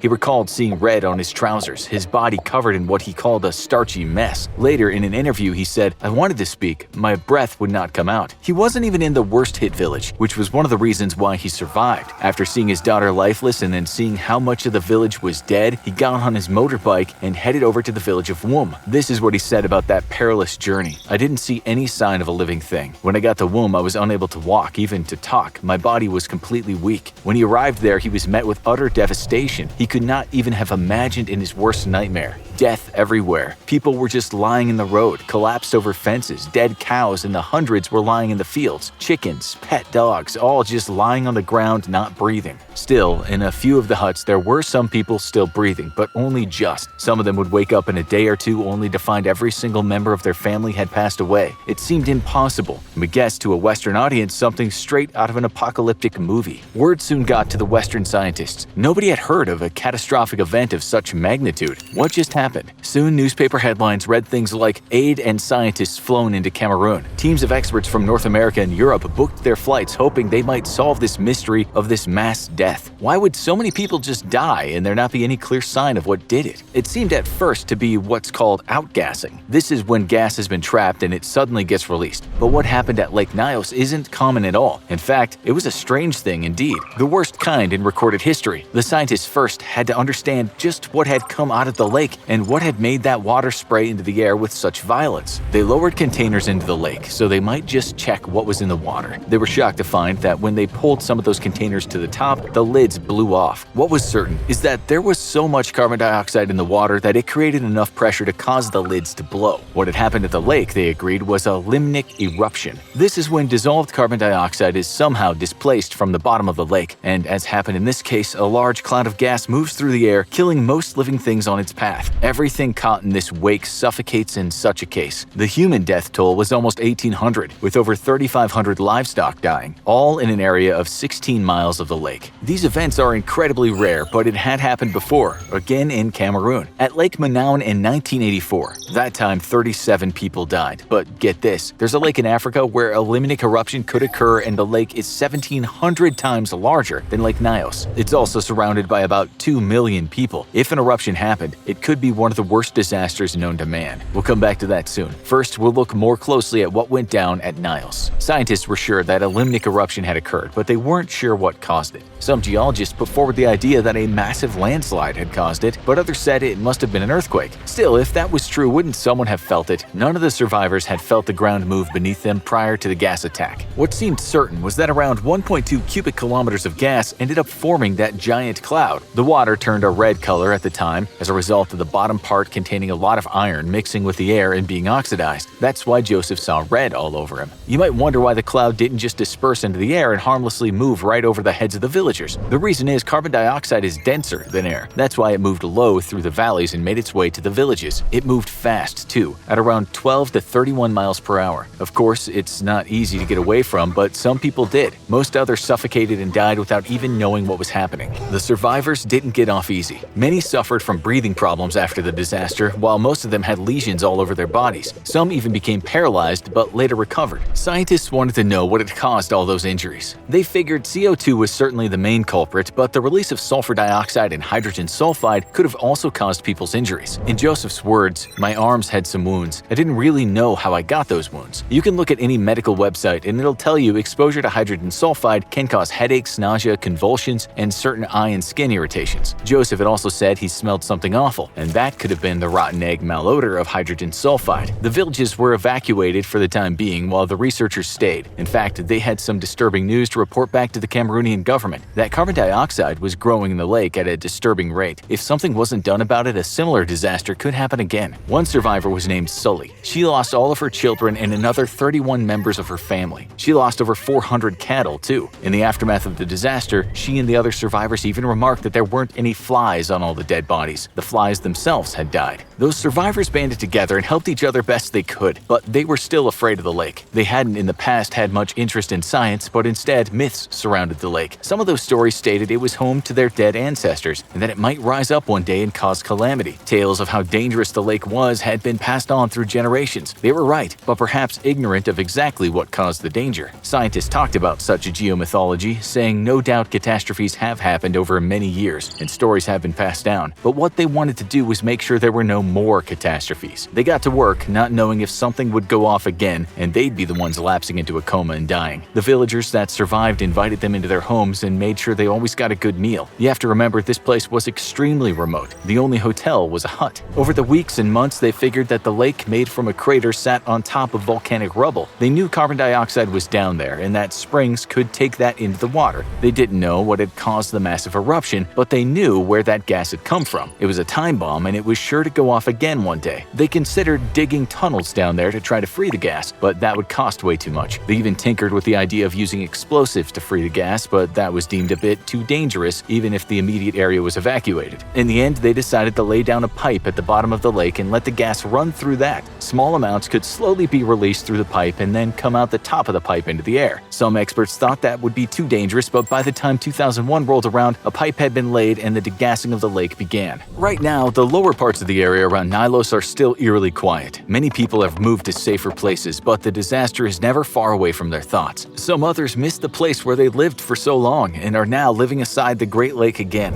The good news is that the experts say there are just 3 lakes in the entire world where so much carbon dioxide can cause such a disaster. Those are Lake Nyos, Lake Monaun, and, like we mentioned, Lake Kivu, which sits on the border of the Congo and Rwanda. The problem with Kivu is it's a giant, as we said, 1,700 times bigger than Nyos, and surrounded not just by small villages but millions of people. Just remember that scientists don't exactly know what caused the Nyos eruption, so it seems such a thing could happen without any warning signs. If Kivu erupts, it could be a disaster like no other the world has ever seen. Scientists went there after the Nyos disaster, and what they found was a supersaturation of gas, meaning it was a disaster waiting to happen. Sure, such events are supposed to take place maybe every 1,000 years, but no one knows when the last one happened. What they do know is very large extinction events have occurred around the lake. They say if it should happen again, and given a long enough time frame it should, then a lot of those 2 million people could die. Experts also warned that lake tsunamis could also occur due to those explosions of gas. Pipes could be built to allow the gas to release in a safe manner. There are around 510 million metric tons of carbon dioxide down there. That's about 2% of what's released into the atmosphere each year from humans burning fossil fuels. Right now, there are no pipes at Kivu. The locals might not have experienced such a catastrophic event in the area, but they've heard of the word mazuku. This is Swahili, and in English it means evil wind, a wind that blows over people and animals and even plants. And when it's passed, all in its wake are dead.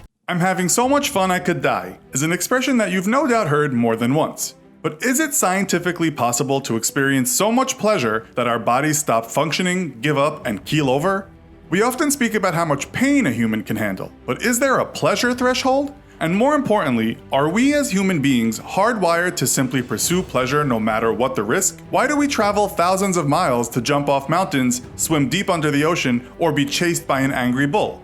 Historically, pleasure seekers have trodden unfamiliar paths, leading at times to enlightenment or education, and other times to electrocution or even extermination. Today we'll find out why. In this episode of the Infographic Show, can you die from too much pleasure?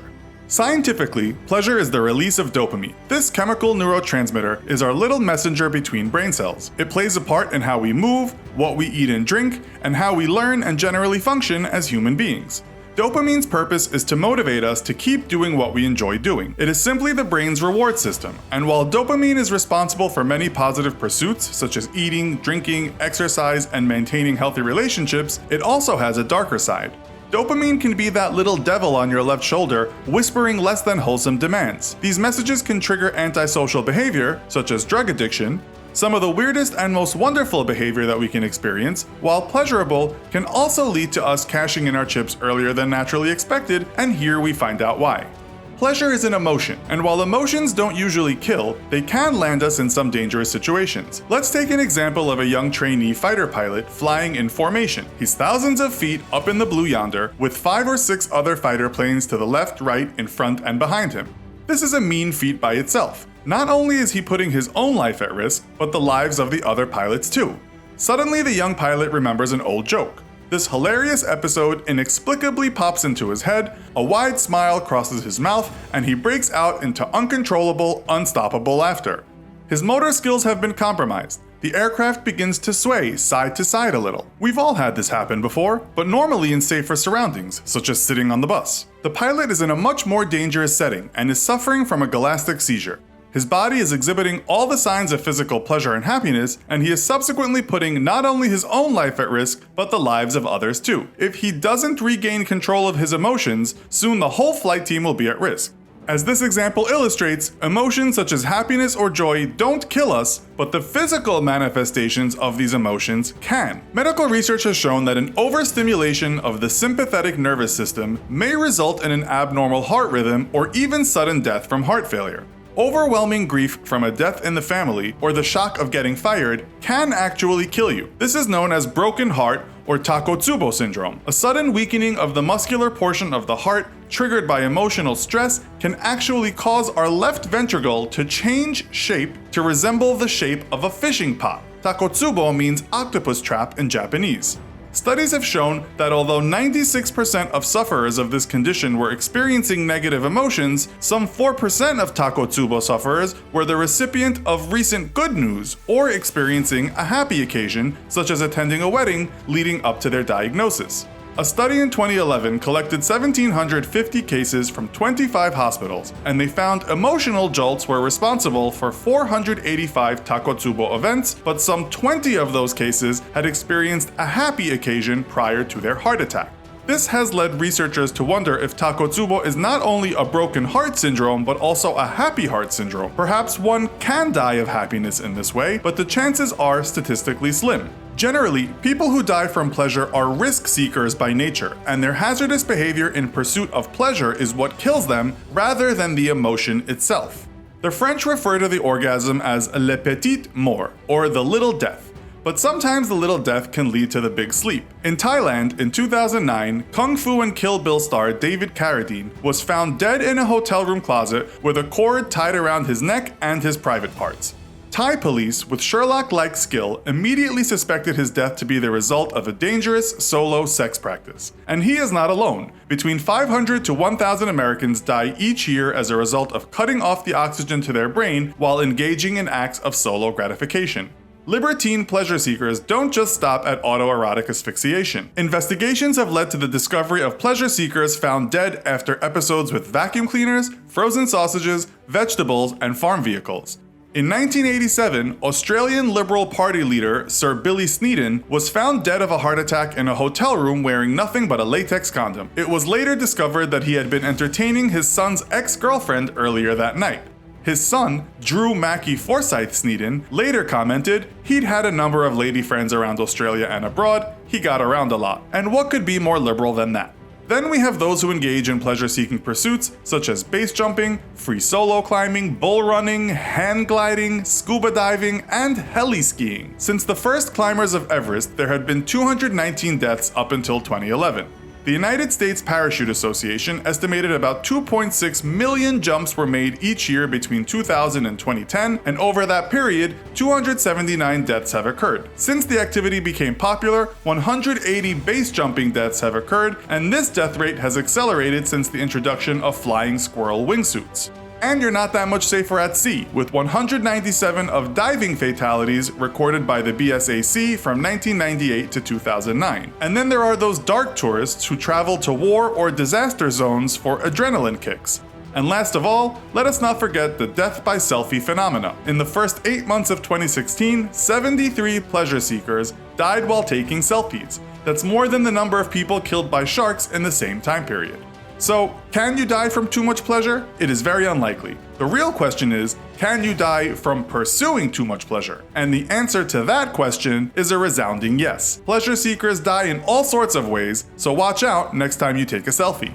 That milk in the back of your fridge? That check your bank is no longer willing to cash? And you? What do all these things have in common? They all have an expiration date. Ben Franklin said there are only two things certain in life, death and taxes. However, certain prominent citizens have proven it's a lot easier to get out of paying taxes than it is to live forever. From the moment we're born, we're all ticking down toward the finish line. It seems to be the one immutable rule of life. From that plant that never seemed to flower, no matter how much sun you gave it, to your beloved first goldfish floaty, to the most powerful king or president, every single living being on Earth will inevitably die. But why? Why were we all born to eventually expire? What purpose does this serve in evolution to give us all a limited time on the planet? It's far from exclusive to humans. We've had the opportunity to study life cycles of most plants and animals, and those that don't die of other causes will inevitably die of old age. Life cycles vary, but all follow a similar pattern of growth, peak years, and a natural decline as they get older.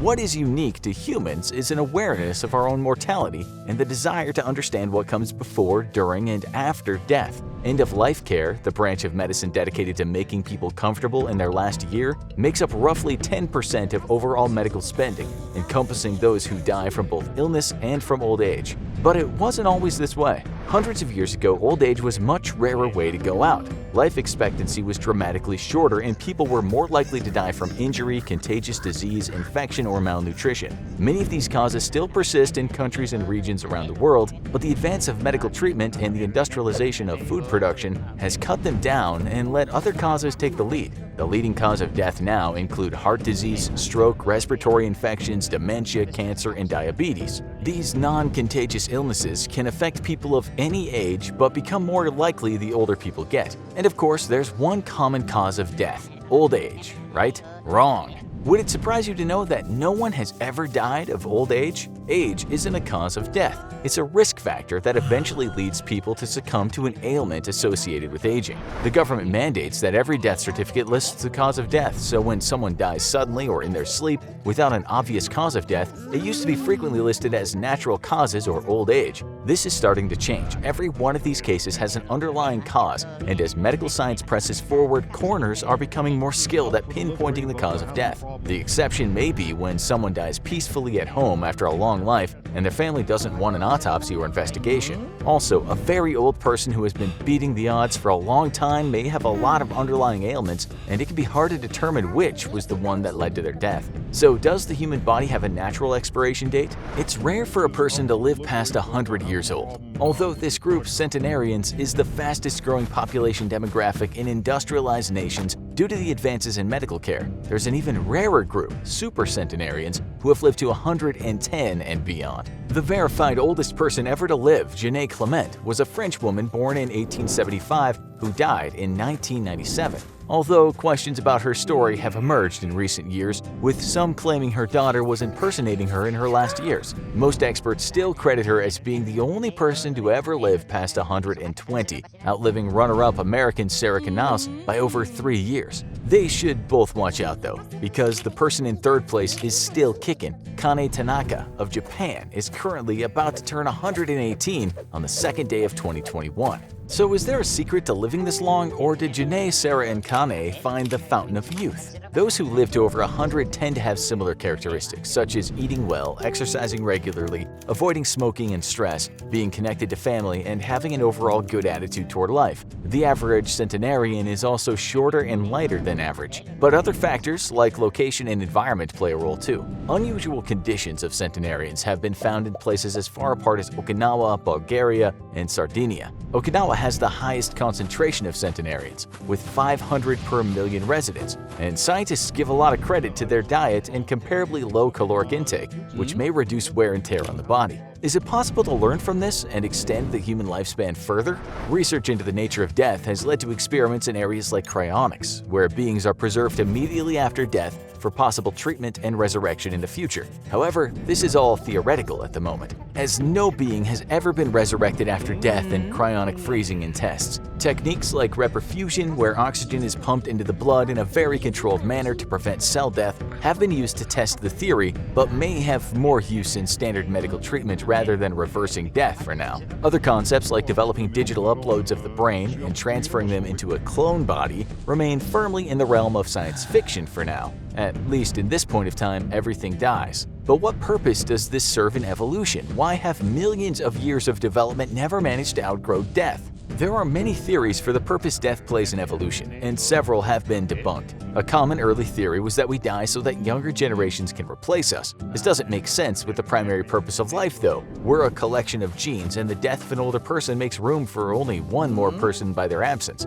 As genes only have a 50% chance of being passed on to the next generation through the parent, it doesn't make sense for evolution to develop death to favor the offspring over the parent. There's also the theory that we die because our cells or DNA naturally degrade with age. And that's true, but it's an effect, not a cause. Our cells mutate as they divide, and the more cells divide, the higher chance of mutation. This can cause medical problems, but our cells are constantly reproducing and can usually overwhelm any mutated cells. The exception, cancer cells, which reproduce and overwhelm the healthy cells. Cells only have a certain number of divisions before they reach the end of their natural lifespan. Observations of other species indicate that lifespan varies dramatically between species, and species with a higher risk of death from other means are likely to have a shorter life expectancy. We're toward the higher end of the spectrum. So why hasn't evolution taken care of this pesky death thing yet? Or at least kept stretching it out if it can affect life expectancy so dramatically? Well, the problem is evolution isn't here to be our friend. The priority is the long-term health and survival of the species, not any individual. And that means genes are more likely to evolve to focus on reproduction than preservation. Any individual can be cut down by anything at any time. A sudden heart attack, a fall down the stairs, or a piano falling on your head from the 10th floor. That randomness of life and the chance of a sudden death means that over a long process of evolution, the gene mutations that are likely to further the long-term survival of the species are the ones that will remain, and those that don't further this goal will naturally die out. At least every living being on the planet is in the same boat, right? Well, yes and no. If you want to live forever, your best bet is to be a tree. When undisturbed, these towering plants grow and grow only to be felled by human intervention or natural disaster. Several trees around the world are confirmed to be well over 1,000 years old, with the oldest known tree being a bristlecone pine from California's White Mountains, clocking in at a staggering 5,067 years old from a sample of its core. That means this specific tree was standing before the Great Pyramid of Egypt was built. But what about animals? Have any of them managed to beat the strictures of mortality?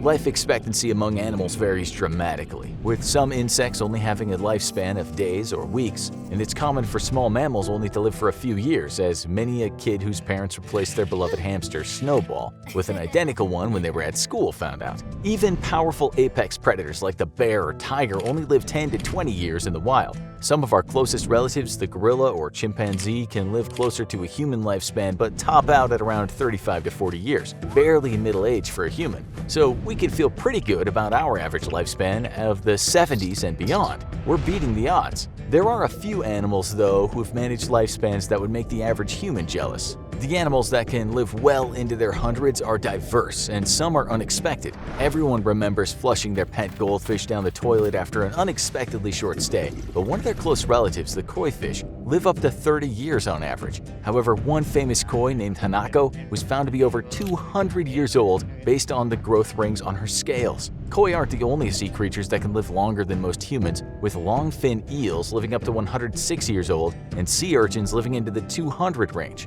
Bowhead whales have an average lifespan of 200 years, with one being found with a fragment of a harpoon in its skin dating back to the 1800s. The likely champ of long lives in the ocean, though, is the Greenland shark. Located in the Arctic Circle, this shark grows very slowly and doesn't even reach maturity until they're 100 years old. The oldest living specimen, 400 years old, putting it in a range only trees can reach. But what about land animals? Can they compete with the aging kings of the seas? There are a lot of land animals that can live close to human lifespans, including elephants that live up to 70 years. That's a lot of time to never forget anyone. And if you can't bear saying goodbye to another pet who will die after 2 to 15 years, consider getting a parrot. There's a good chance that colorful bird will outlive you, with a lifespan of 50 years or more. But the longest living land animal is one that proves the value of taking it slow. The Galapagos giant tortoise, native to the remote islands, can live well past 100. Their most famous specimen, Lonesome George, lived to 101, but specimens have been reported to make it past the 150-year mark. However, the tortoise couldn't outlast extinction, as sadly Lonesome George was the last of its kind. This just proves that no matter how long we or any species lives, there's a ticking clock. Death comes for every living thing, right? It turns out there are a few species that may have come closer to beating death than any other. These are the species that avoid the typical process of senescence, the gradual deterioration of cell function. Lobsters are able to constantly repair their own DNA, shedding their own shells through a difficult process, while the inner tissue stays healthy thanks to an endless supply of an enzyme that repairs their telomeres. The problem that keeps them from being truly immortal is that they get too big for their shells, and eventually they take too much effort to shed the old shell and the lobster succumbs to disease. Of course, for many lobsters, the end comes much quicker than that, courtesy of a fisherman's trap. Meanwhile, a jellyfish species named Turritopsis dohrnii stunned scientists when it seemingly unlocked a key to immortality. These tiny translucent animals are found in oceans around the world and have a unique method for preventing death. They literally turn back the clock by turning back into a tiny blob that starts the life cycle anew. Imagine if instead of dying, when we hit old age, we just turn back into a baby again. While these jellyfish can easily die for good when they're consumed by a predator, their natural life cycle doesn't seem to have a traditional end. This raises the question, though, of what death truly is. These jellyfish may continue their life cycle by restarting it, but this would likely be impossible for a more complex form of life that thinks and learns. Still, scientists are avidly studying these strange creatures to see if they can unlock more of the mystery surrounding our life cycle. Even as we study death across the living kingdom, it remains, for almost everything on Earth, inevitable. If you've been following our channel a while, you'll know that there are a lot of hidden dangers in the world, some of which you regularly drink. If you look at the British tabloid media, in 2013 you might find a story that tells you a man literally drank himself to death. And no, it wasn't alcohol. The poor guy just drank 3 liters of cola a day and topped it up with water. His lungs swelled after a binge, and it was game over for him. There was a similar story in the UK a year before about a woman who drank 18 pints of cola a day, which was blamed for her early demise. Even drinking too much water too fast can lead to a very painful death. But today we get stranger. In this episode of the Infographics Show, how drinking milk can kill you. Before we tell you how this happens, we'll tell you about the most famous victim of milk death. Her name was Nancy Hanks Lincoln, and she was the mother of the famous former American president Abraham Lincoln. She died of what was called milk sickness on October 5, 1818, at the age of 34. Little Abraham was just 9 years old when she passed. While these days you don't exactly hear about people dying from drinking milk, back then, thousands of people in the Midwest got milk sickness and died. We found one article on the News Watchman website that told us this. The history of milk sickness shows that it was first reported in Ohio about 1810 by Dr. Daniel Drake of Cincinnati. The Ohio Public Health Journal said in 1917, so prevalent was the disease at one time in Ohio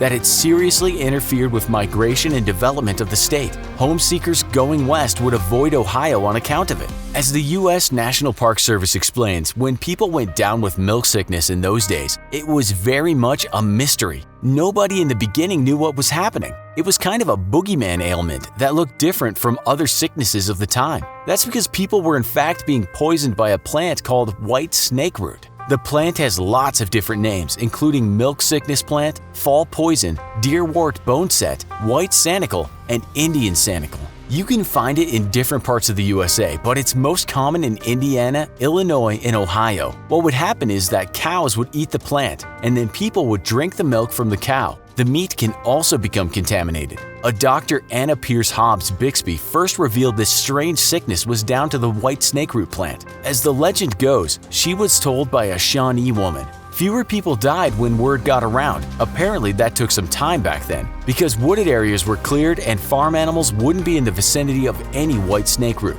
White snakeroot contains tramadol, which is toxic to animals and humans. Very toxic. We looked at a research paper we found on this toxin and how it would affect people when they'd ingested it by accident. Apparently, you don't just keel over. The symptoms are gradual. First, you feel a bit restless, and you might have sore muscles. Soon, you won't be able to eat, be able to poo, and then you will start throwing up. You may also start trembling a lot, have bad breath, and suffer from delirium. The sickness was sometimes called the trembles. Early settlers also called it the puking sickness and the slows. Tremenol disrupts glucose metabolism. Energy is disrupted, and so that's why muscles seize and people tremble. One scientific paper said, as the amount of tremenol accumulates, probably in the liver, the metabolic engine is gradually shut down, and the acidity of ketones results in ketoacidosis, which is life-threatening. If you show symptoms, coma and death will likely follow about 2 to 3 weeks later. Some people do survive, but they are lucky. If you happen to have a cow or goat in your keeping and suddenly it won't move, goes very stiff, has muscle spasms, or stands with an arched back, you may want to give its milk a pass until you've had it checked out. This killer plant might still be the end of an animal's life, but it is unlikely to kill a human these days. Why is that? First, the last case we could find was when 2 very young children were admitted to the St. Louis, Missouri hospital in 1963. They were both diagnosed with milk sickness. The articles don't say if the kids survived. They had drunk milk from a cow that had eaten white snake root. But could it still happen today? While pasteurization wouldn't get rid of the contamination, it's the way we produce milk on an industrial scale that's the reason we don't hear about milk sickness today. You see, you don't usually drink milk from a single cow. As one person pointed out on a forum, milk is often delivered in tanks of trucks carrying around 5,000 gallons of milk. So you need many cows to fill that tank. As the milk gets mixed, even if one cow had eaten white snake root, you wouldn't be dangerously contaminated when you had your cereal, as the milk would contain the tiniest amount of tremenol. On top of that, it's very unlikely that pasture lands where animals graze will have white snake root as an option on the menu. According to Science Direct, it's horses that are in the most danger these days, and eating white snake root is more severe for them. They eat it and usually die of heart failure. Nonetheless, if you had milk from one single cow that had munched on this deadly plant, then it is still possible you could get milk sickness. If you do get it, it's said there is no treatment. Death is likely, but you might just beat it. You're probably thinking after seeing the title of this episode that it's a joke, or at least a play on words. But no, we're not kidding. In some places, it's illegal to die. While it sounds like something from the novel Catch-22, all soldiers must be willing to die for their country, but the army forbids being killed, it's real in some places. Also known as a prohibition of death, it goes as far back as the 5th century BC, when it was forbidden to die on the Greek island of Delos. The reason? The island was sacred, and those ancient Greeks didn't want it contaminated with death. There are many reasons why it's illegal to die in some places today, and that's what we'll look into in this episode of the Infographic Show, Places on Earth Where You Aren't Allowed to Die. Biritiba Marine, Brazil. An NBC News headline in 2005 read, "Death Outlawed in Brazil Town." The town is called Biritiba Mirim, and it lies about 45 miles outside of São Paulo. What happened? Well, the mayor of the town, Roberto Pereira da Silva, was trying to get the bill passed that made it illegal to die. He knew it sounded ridiculous, but he felt he had to make a statement to the Brazilian government so some help would come to the town. You see, the cemeteries are full in the town. There's literally no room to be buried, and the city can't get planning permission to build another cemetery. The mayor also hopes it will make people take better care of themselves. The bill reads, "Take good care of your health in order not to die. Infractors will be held responsible for their acts." Celia and Falciano del Masico, Italy. Nope, you can't die in Celia, not without incurring a fine for those relatives you left behind. This tiny town only has a population of around 530 people, and it is quickly becoming depopulated. While the mayor realizes he can't fight death, he made the law so people would try to live longer. Those who don't take good care of themselves or who take on habits that are against their health will be punished with more taxes. He said the bill is no joke as the town is literally running out of people. Also in Italy is the small town of Falciano del Masico near Naples. People are not allowed to die here also because there is no room for bodies. It is forbidden with immediate effect to all citizens resident in the municipality of Falciano del Masico and to whoever passes by its territory to cross the border of earthly life and to enter the afterlife, reads the edict. Here, people cannot even die because there is no room in the cemetery, said one old resident of the town when interviewed by Reuters in 2012. The pensioner said you have to die and get buried in the nearby town of Mondragone. Perhaps amusing to some, though not the old man it seems, he added, and if you go to Mondragone, you have to pay more, because the Camorra Mafia wants money to get you a place in Mondragone. Apparently, the mayor there has been asking people to try their hardest to hold off death, at least until they can build a new cemetery.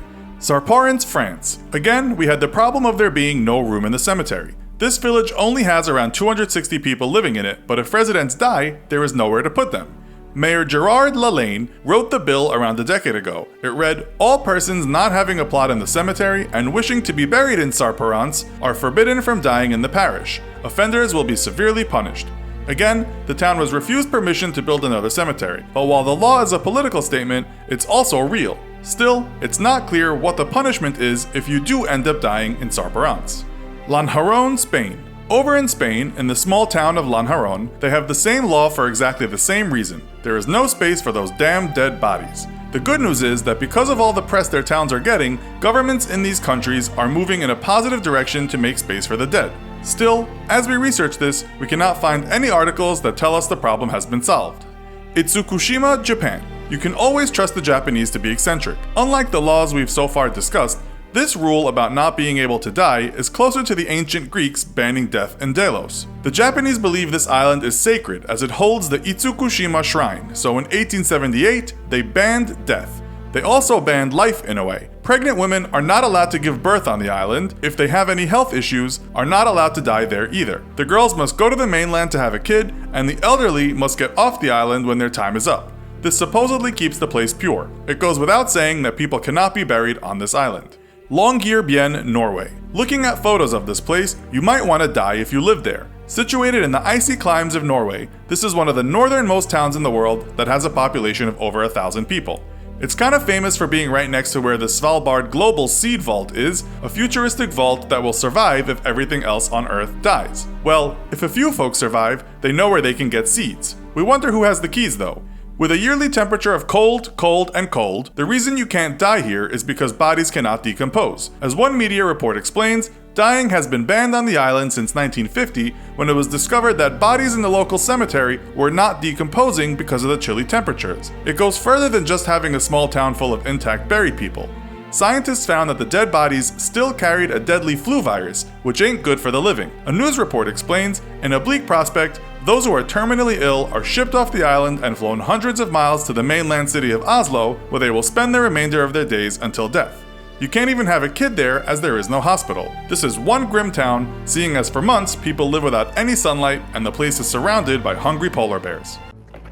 The doctors won't say it, but you can tell from their eyes. Your time is running out. As you lie in the hospital bed, the minutes slipping away, your mind is racing. Ready or not, you're about to go on the biggest mystery that humanity has never been able to solve, into the unknown of death. Time seems to slow down in your last moments as you become more aware of every sensation. You can feel your breath starting to slow down, and you wonder if you'll know when you're dying or if you'll just slip away quietly. Will it be painful? Will you discover what lies beyond this mortal coil? Or will it just be like going to sleep? While your body is dying, what's your brain doing? What happens to the brain while the body is breathing its last? The human brain, 3.3 pounds of tissue, a mix of gray matter and white matter that serves as the control center for the entire body, composed of countless nerve cells and divided into 4 lobes, the frontal, temporal, parietal, and occipital lobes. It handles the senses and all mental functions. It leads to the brainstem, which controls the basic functions of the organs like the circulatory and respiratory systems, the spinal cord, which controls motor function, and the millions of nerves that control every little function in the body. The brain is like the general commander in an army of countless soldiers in your body, so it's not a surprise that you can't survive without it in working order. What happens to the brain at the moment of death? That depends on how you're dying. The first situation is when the brain kills the body. This is when the brain sustains a massive injury that makes it impossible for it to sustain the body. This happens when the brain is pierced by a bullet, hit by a large blunt object like a falling rock, or is badly concussed in a car accident or a sports game. It can also happen non-violently when a blood vessel bursts in the brain, causing a stroke or brain aneurysm that floods the brain, drowning the vital nerves that keep things running. In a case like this, the brain shuts down quickly, often before the body realizes what happens. There's no time to process what's happening at the moment of death because the brain is the first to go, and the body soon follows. Sometimes the lower brain functions of the brainstem are preserved, and this is called brain death. The body is technically alive, but there's no consciousness left, and the person is usually taken off life support shortly. But what happens when the body is the first to go? The brain needs the body to be functioning so it can get the life-sustaining oxygen it needs to keep running. If the brain can't breathe and the circulatory system can't get blood to the brain will start starving and eventually die. This is common when other parts of the body are injured, such as a wound to a critical organ. It can also be caused by a heart attack, an illness like cancer, or old age as the body's organs start to slow down and wear out. There are more chances for medical intervention to save a life in this case, but there's only so much doctors can do and eventually time will run out. This is when the brain shuts down slowly and the people experience the sensation of dying while fully conscious. But how will we know what people experience? No one's been there and back. Or have they? Many people have claimed to have near-death experiences when they came close to death but were pulled back. This is common when someone has a traumatic and sudden physical ailment that brings them to the point of death and always involves the body but not the brain. Survivors of heart attacks, severe allergic reactions, surgical complications, or car accidents often recall making contact with something they believe is the afterlife. Doctors say this is the result of the lack of oxygen to the brain, causing hypoxia and hallucinations that feel especially intense given the trauma of the experience. But what do they see? And is it proof that death is not the end of the road? Most of the people who report this phenomenon are deeply religious and are intensely convinced that they made contact with heaven or somewhere else. When 3-year-old Colton Burpo underwent emergency surgery for a burst appendix, he nearly died on the operating table and came back with incredible stories of what heaven was like, including details of a long-dead relative he couldn't have known. He and his father wrote a book, Heaven is for Real, about his experience, but many critics say there are holes in the story and Colton was never clinically dead during the surgery. Another boy with a similar story, Alex Malarkey, later revised his own claims as a teenager. Paralyzed in a terrible car crash as a child, he woke up from a coma and claimed he'd been carried by an angel during his near-death experience. But in 2015, he claimed that he had made the whole incident up and had never even read the Bible at the time of his injury. But what about those who saw the other place? When Matthew Botsford walked out of a restaurant and into the middle of a gun battle in 1992, he was struck by a bullet and wound up in a coma. He claimed to wind up in a place of total blackness and horror until he was lifted out of there by a figure he believed was God and returned to his body. He woke up after 27 days and recovered over a 2-year period, and he and his wife wrote a book about his close encounter with hell. But doctors are even more skeptical about his story because of the added factor of his brain injury. The brain is a complex organ, and a bullet inside it during a near-death experience could easily conjure up some horrifying visuals for the victim. The survivors of near-death experiences have their beliefs about what happens at the point of death, but what do scientists say? Ever since the technology was available, scientists have been studying the moment of death for clues to what happens to people. While no one knows exactly what the dying is experiencing and whether it points to something bigger, they have observed some amazing patterns in brain activity. Using EEG or electroencephalogram technology to track the activity in the brain, they've discovered that brain activity actually flares at the moment of death. When researchers tested the brain activity of rats that were euthanized, they discovered that the animal's consciousness was even more alert and intense than the normal waking state. Within 30 seconds of an induced cardiac arrest, the brain goes into overdrive. It implies something shocking. The brain doesn't die when the body does. How long can the brain survive after the body stops functioning? Most scientists believe it was only seconds, but doctors at a Canadian intensive care unit discovered something disturbing while working with terminally ill patients in 2018.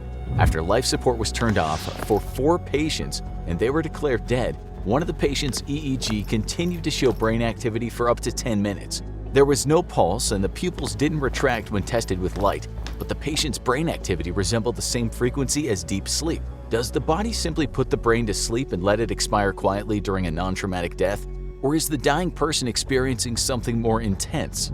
One theory about the brain at the moment of death is called the dark wave. First observed in 1940 in experiments on rabbits, it indicated that when the brain is injured, it starts to spread brain death out from the injured spot. Brain functions go down one by one, drowning the brain in a deep wave of depressions as brain activity slowly decreases. This would mean the final moments of the brain function are likely confusing, disorienting, and marked by an increased loss of awareness. This is most common with death caused by brain injury, but what happens when the brain is expiring due to the loss of body function?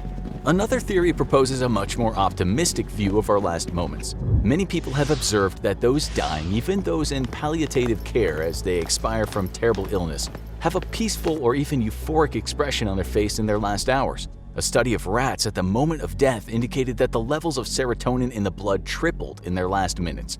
Serotonin is a chemical believed to contribute to feelings of happiness and is matched by the powerful endorphins which have the same effect. If one of the body's last functions as it shuts down is to release these chemicals, it's likely that they take away the pain and the fear of death and allow the person to pass peacefully, enjoying a natural high that takes the edge off those last moments. But what's going through the mind in those last moments? Are people too far gone, or do they still know what's going on around them? The question of awareness around or even after the moment of clinical death has been puzzling scientists for many years, and new studies indicate that a person's consciousness can persist even after the bodily functions stop. A study of cardiac arrest survivors indicates that they correctly remember things that were said around them after their heart stopped. Those who were clinically dead may even remember having their deaths announced by medics and may be fully aware as their body functions fail them. These people were only dead for a short period and were revived through life-saving medicine, but it's likely that those who didn't get revived from their heart attack have the same experience in their last moments. The brain is a complex and durable organ, and it may have the ability to outlive the body briefly. What does this tell us about the moment of death? And is it possible to use this to learn more about what lies beyond? People have long been fascinated with the idea of conquering death or getting answers about it, and many stories have been written about people exploring the great beyond or returning from it. A horror movie, Flatliners, depicted a group of students who performed an experiment to stop their body functions and then resurrect themselves under a controlled environment. They came back wrong and developed strange new powers that led to carnage because it was a horror movie. But that hasn't stopped scientists from trying to figure out what people who have near-death experiences and came back from being clinically dead experienced. To get closer to the truth, we've got to look at the person who had the longest journey. Velma Thomas was 59 when she was taken to a West Virginia hospital for signs of a heart attack. She went downhill quickly and was pronounced brain dead when it was determined that she had no brain activity. Doctors tried to save her life by inducing hypothermia to lower her body temperature, but it was for naught, and her family was left to make funeral plans. But Thomas was an organ donor, and she was kept on life support for more than half a day until it was time to harvest the organs for transplant. That delay saved her life. It was 17 hours later, and the signs of death were setting in. Her son observed her skin hardening and her hands and toes starting to curl. But shortly after the family made the decision to take Velma off life support and no heartbeat was detected, something amazing happened. She started moving, and at first people thought it was just reflexes, but then she coughed and moved her eyes. And by the time her son returned to the hospital, his mother was already asking for him. She went on to make a full recovery and appeared on TV talk shows. But as for what she remembered about her time under, the answer seems to be nothing. And if she does, she's keeping it close to her chest. The evidence is that the brain is highly active at the moment of death, especially as someone dies from reasons other than brain injury. Those who have recovered from near-death experiences often have amazing stories, but those could easily be the result of hallucinations caused by unusual brain activity or oxygen deprivation. It seems to find out the truth of what happens to the brain at the moment of death, there's only one way to find out, but those who know aren't telling tales. John F. Kennedy remains unique among American presidents. Not only was he the youngest man ever elected president at 43 years and 163 days on the day of his election, but he was also the only American president to ever win either the Navy and Marine Corps Medal or a Purple Heart, let alone both of those distinguished awards. Yet when questioned about how he'd become a war hero, Kennedy was famously tight-lipped and simply responded, "It was involuntary. They sunk my boat."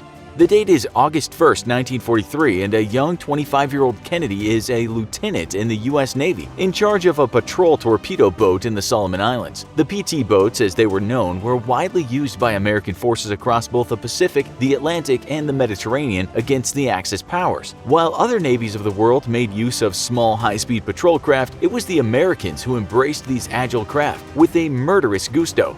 Known as speed demons or as the Devil Fleet by the Japanese it terrorized, PT boats operated in groups and relied on sheer speed to overwhelm much larger and more dangerous opponents. The boats were often made of nothing but light woods, with no armor plating and little, if any, protection. The lightweight gave the boats incredible speeds, reaching as high as 46 miles per hour, and allowed small groups of them to descend on much larger and slower vessels, launch their torpedoes, and tear away before the enemy could react. Often PT boats would operate at night with the help of radar, and they would slowly cruise near enemy ships before launching into a high-speed suicidal charge and then howling away into the night. The Americans made great use of PT boats in the Pacific, where they regularly went up against much larger ships, such as destroyers, cruisers, and even battleships. Many of the first PT boat crews had either been high-speed boat racers back home or race aficionados, and their expertise was quickly put to use in developing tactics and upgrades for the PT boat fleet. As the war raged, PT boat crews got particularly creative and often made very unofficial upgrades to their boats, like bolting on additional main battle tank guns and anti-aircraft cannons. A PT boat could never have too many guns and bristled with firepower, making them a small but terrifying threat. JFK's PT boat, PT-109, was famously decked out with the stolen U.S. Army 37mm anti-tank gun, which was bolted to the bow of the boat. If it was big and it could shoot, PT boat crews would inevitably find some way to lash it onto their ships and roar off into combat with their completely unsanctioned upgrades. On the night of August 1, 1943, JFK's PT boat was one of a 4-boat flotilla on a mission to intercept Japanese destroyers undertaking supply runs in the Solomon Islands. Intense island-island fighting had stretched out Japanese supply lines, and intercepting incoming supply drops was critical to the success of the men fighting on the beaches and jungles of the Pacific. Each destroyer that made it to its destination full of vital supplies meant that many more American lives lost, and the PT boat crews were determined to stop the vital flow of supplies no matter the cost. Yet, going up against a modern Japanese destroyer was no easy feat, especially when a single shell from its main armament would be enough to kill all on board the light and unarmored PT boats. Speed and mobility was their only protection, and the PT boat crews relied on surprise and sheer aggression to get home safely. That night, however, the situation was about as poor as could be for a flotilla of PT boats on the prowl for a victim. There was no moon out and cloud cover blotted out the stars. Visibility was limited to only a few hundred meters, and to make things worse, only one of the 4 boats had a radar unit installed. Suddenly, the boat with a radar roared off into the dark, chasing after a Japanese target. But the other 3 boats were left behind, completely blind. They silently chugged along at a low speed, because while the visibility was poor, any Japanese aircraft would be able to easily spot the wake of a PT boat due to the phosphorescent plankton that their propellers churned up. JFK was especially cautious as just days before, on his first patrol, a Japanese fighter had dropped 2 bombs near his boat and seriously injured 2 of his crew. Scanning the pitch-dark ocean, a gunner in the forward gun turret peers carefully into the dark. Alarmed at what he suddenly realizes is a Japanese ship coming straight for them, he yells out a warning, "Ship at 2 o'clock!" Scanning the ocean though, Kennedy can't see anything, until finally, at 200 yards and closing fast, he sees it, a wall of rapidly approaching water, the wake from a large Japanese ship. Kennedy attempts to move his boat into position to launch a torpedo at the oncoming ship. But while trying to avoid enemy air patrols, he had turned off one of the engines. Now he desperately tries to throttle the second engine up while the first struggles to move the boat out of the way. The Japanese, however, are equipped with radar and don't need to see their target. They've realized the small PT boat isn't running with both engines, and they accelerate and put themselves on a direct collision course. With a roaring of seawater and splintering wood, the huge Japanese destroyer strikes the PT boat directly in the middle. The steel bow of the Japanese ship shatters the much smaller boat and splits it in 2 across the midsection. 2 of the 13-man crew are instantly killed, and a third is thrown overboard and sucked into the destroyer's wake, where the force of the water displaced by the mighty propeller beats him mercilessly. JFK himself is hurtled against his boat's deck and severely injures his back, while an engineer below decks has his face and arms badly burned by the igniting gasoline before the ocean sucks him down into the depths and then spits him back up. The Japanese ship doesn't even bother to stop to pick up survivors and take them prisoner, and instead simply continues on into the inky darkness. The PT boat's light wooden hulls prove to be a lifesaver here, as incredibly both halves of the boat remain afloat. Kennedy, who had been a member of the Harvard swim team, then leaps into the water and spends the next half hour rescuing the 11 survivors and dragging them back to the remains of the boat. At dawn, though, there was no sign of rescue, and Kennedy knew that they couldn't remain on their stricken vessel as it would eventually sink. An experienced sailor and navigator, Kennedy had familiarized himself with the Solomon Islands and their currents, and spotting a small smudge in the distance he knew to be a small island called Plum Island, he told his men to prepare for a very long swim. The engineer, who had been below decks, however, still had fresh and agonizing burns across his body and was in no shape to make the 3-mile swim on his own. Despite his injured back, Kennedy incredibly leapt into the water and cut a strap loose from the engineer's life vest, gripping it in his teeth. For 5 hours, Kennedy slowly swam, pulling along the injured engineer, refusing to let the man drown. When he finally made it to shore, he had swallowed so much seawater that he had become violently ill and immediately vomited. Back at base, the crew of the PT-109 had already been given up for dead, leaving Kennedy and his men on a tiny island behind enemy lines and armed with only 2 pistols, no food, and no fresh water. Determined to get his men safely back home, Kennedy ignored the threat of prowling sharks and incredibly swam back out into the ocean that night, carrying a lantern and a pistol, which he hoped he could use to signal any passing PT boat. Unfortunately, none would materialize, and to make matters worse, as he tried to swim back, a rogue current dragged Kennedy far from the island. The president-to-be would spend the entire night treading water, convinced he'd never see his men again and that he'd eventually drown. Yet, as the morning sun climbed into the sky, Kennedy was amazed to find that another current had actually carried him back to the island.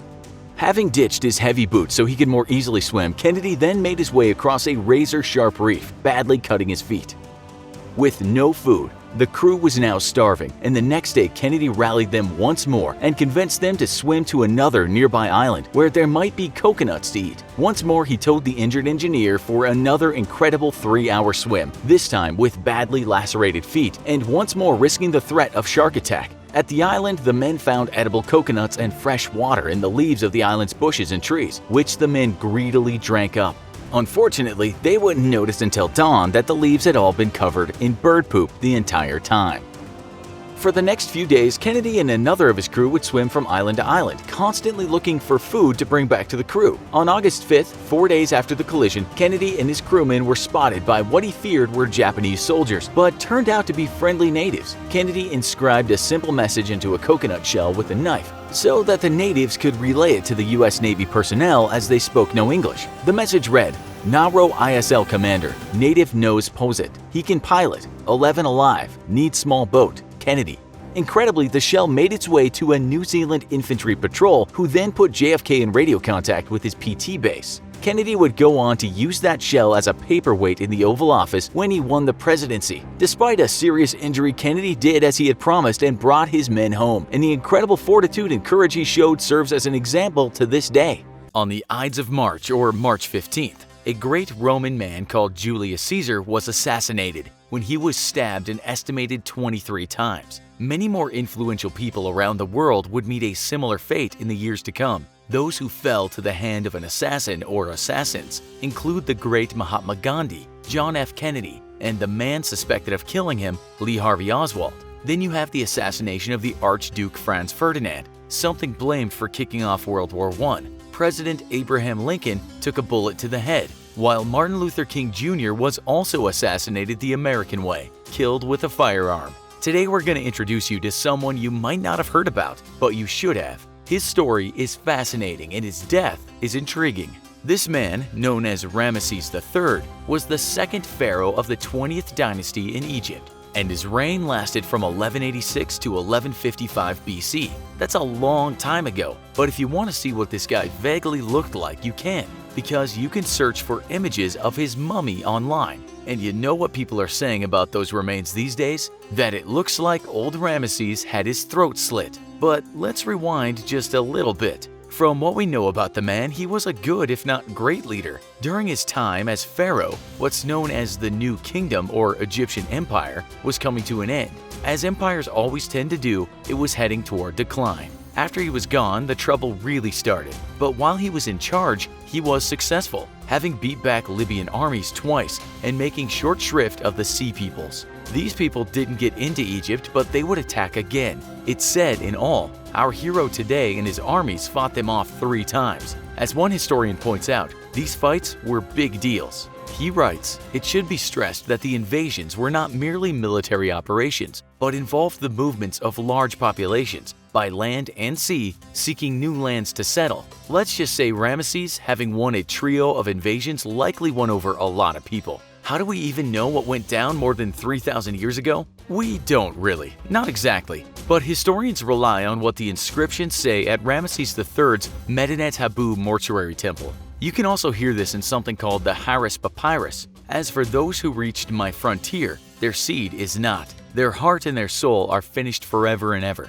As for those who came forward together on the seas, the full flame was in front of them at the Nile's mouths, while a stockade of lances surrounded them on the shore, prostrated them on the beach, slain and made into heaps from head to tail." Yeah, he messed them up. Okay, so he won battles. But when empires go into decline, it always starts with a lot of infighting, usually peppered with decadence and many bad decisions. We also have to take into account that some of the people he defeated were settled nearby, and this might have led to new states being formed that would lead to the empire's downfall. Egypt had been fighting on land and in the sea, and as you know, especially if you check out our cost of defense shows, constantly being a warlike nation or defending yourself means spending tons of cash. No empire in the past has ever survived overspending when fighting on too many fronts. This economic turmoil took its toll on the normal people, and they had to put up with the ancient form of austerity, which basically meant less grain. When the people suffer when it looks like there's no way out,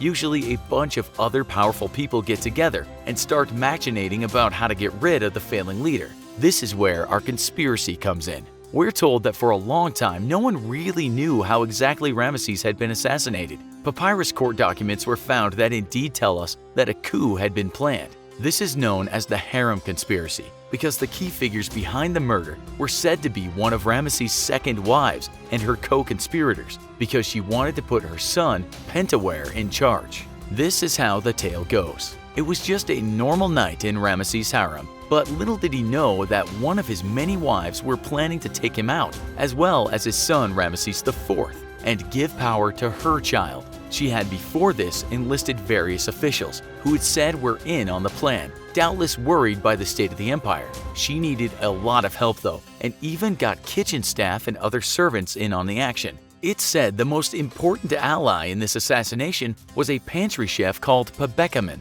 You see, not just anyone could walk right into the harem. To get in, Pabekamen had to enlist a few helpers himself, and it was all looking rather like an ancient Egyptian version of Ocean's 11. But given the time, the conspirators also employed those who were able to use black magic to weaken both the pharaoh and the guards around him. It's said that while the actual assassination was in play, someone was casting spells and performing incantations. We cannot verify if this part of the killing process worked, but with modern science, we're sure skeptical. It seems the attack was successful, but there's always been a shade of mystery as to how he actually died. We'll get around to that, but we can say the assassination did work. We might also add that Ramesses IV was not felled, and this spelled trouble for the gang of murderous usurpers. In a document called the Judicial Papyrus of Turin, it's written that people were put on trial and names were revealed. It's also said a number of officials in on the plot had been blackmailed, but that didn't save all of them. That document reads that in all, 27 men and 6 women were convicted of high treason and another 5 of corruption. It also reads that most of them should be killed, with the document saying that the court was not killing them, but their actions had killed them. It's not known exactly how they were put to death, but we're told that a number of them took their own lives. 3 of them got off lightly too, and they were merely disfigured. Another got an ancient slap on the wrist. The son who would be king, Pentawere, may have killed himself. No one knows for sure, but some documents seem to infer that he was forced to take his own life. The empire was a mess. The pharaoh had been slaughtered. The other main players had either been killed or were perhaps worried about the state things were in. This was the beginning of the Great Descent that led toward the end of the empire. But how did Ramesses die? Did he actually have his throat slit? Live science tells us that researchers had for a long time been mulling over the actual cause of death, with some people saying he was stabbed, slashed, and he died immediately, but other people saying he was hurt but lasted another 3 days. So scientists got a hold of the mummy, but this time they were armed with a computed tomography machine, and they performed what are known as CT scans. The large and deep cut wound in his neck must have been caused by a sharp knife or other blade, said the scientists. They added that it was quite the deep wound, and whoever got Ramesses' neck had severed his large blood vessels as well as his trachea and esophagus. Their conclusion was that there was no way in hell that the great pharaoh did much after this, as such a vicious cut would have killed him almost instantly. That also had another surprise. They found an amulet buried in his throat. This had been buried by bandages and no one had ever seen it before. Most probably, the ancient Egyptian embalmers tried to restore the wound during mummification by inserting the amulet and by covering the neck with a collar of thick linen layers, wrote the researchers. The amulet, no doubt, was to give him some good luck as he passed into the underworld. But they went even further and went to inspect a mummy they believed was Pantawar. This mummy was known as Unknown Man E. So did he really kill himself? They don't really know, but they did say genetic analysis made them feel pretty sure that they'd got their mummy. It was the son, and all they could say about his death is that his utterly horrific contorted expression likely means he died horribly.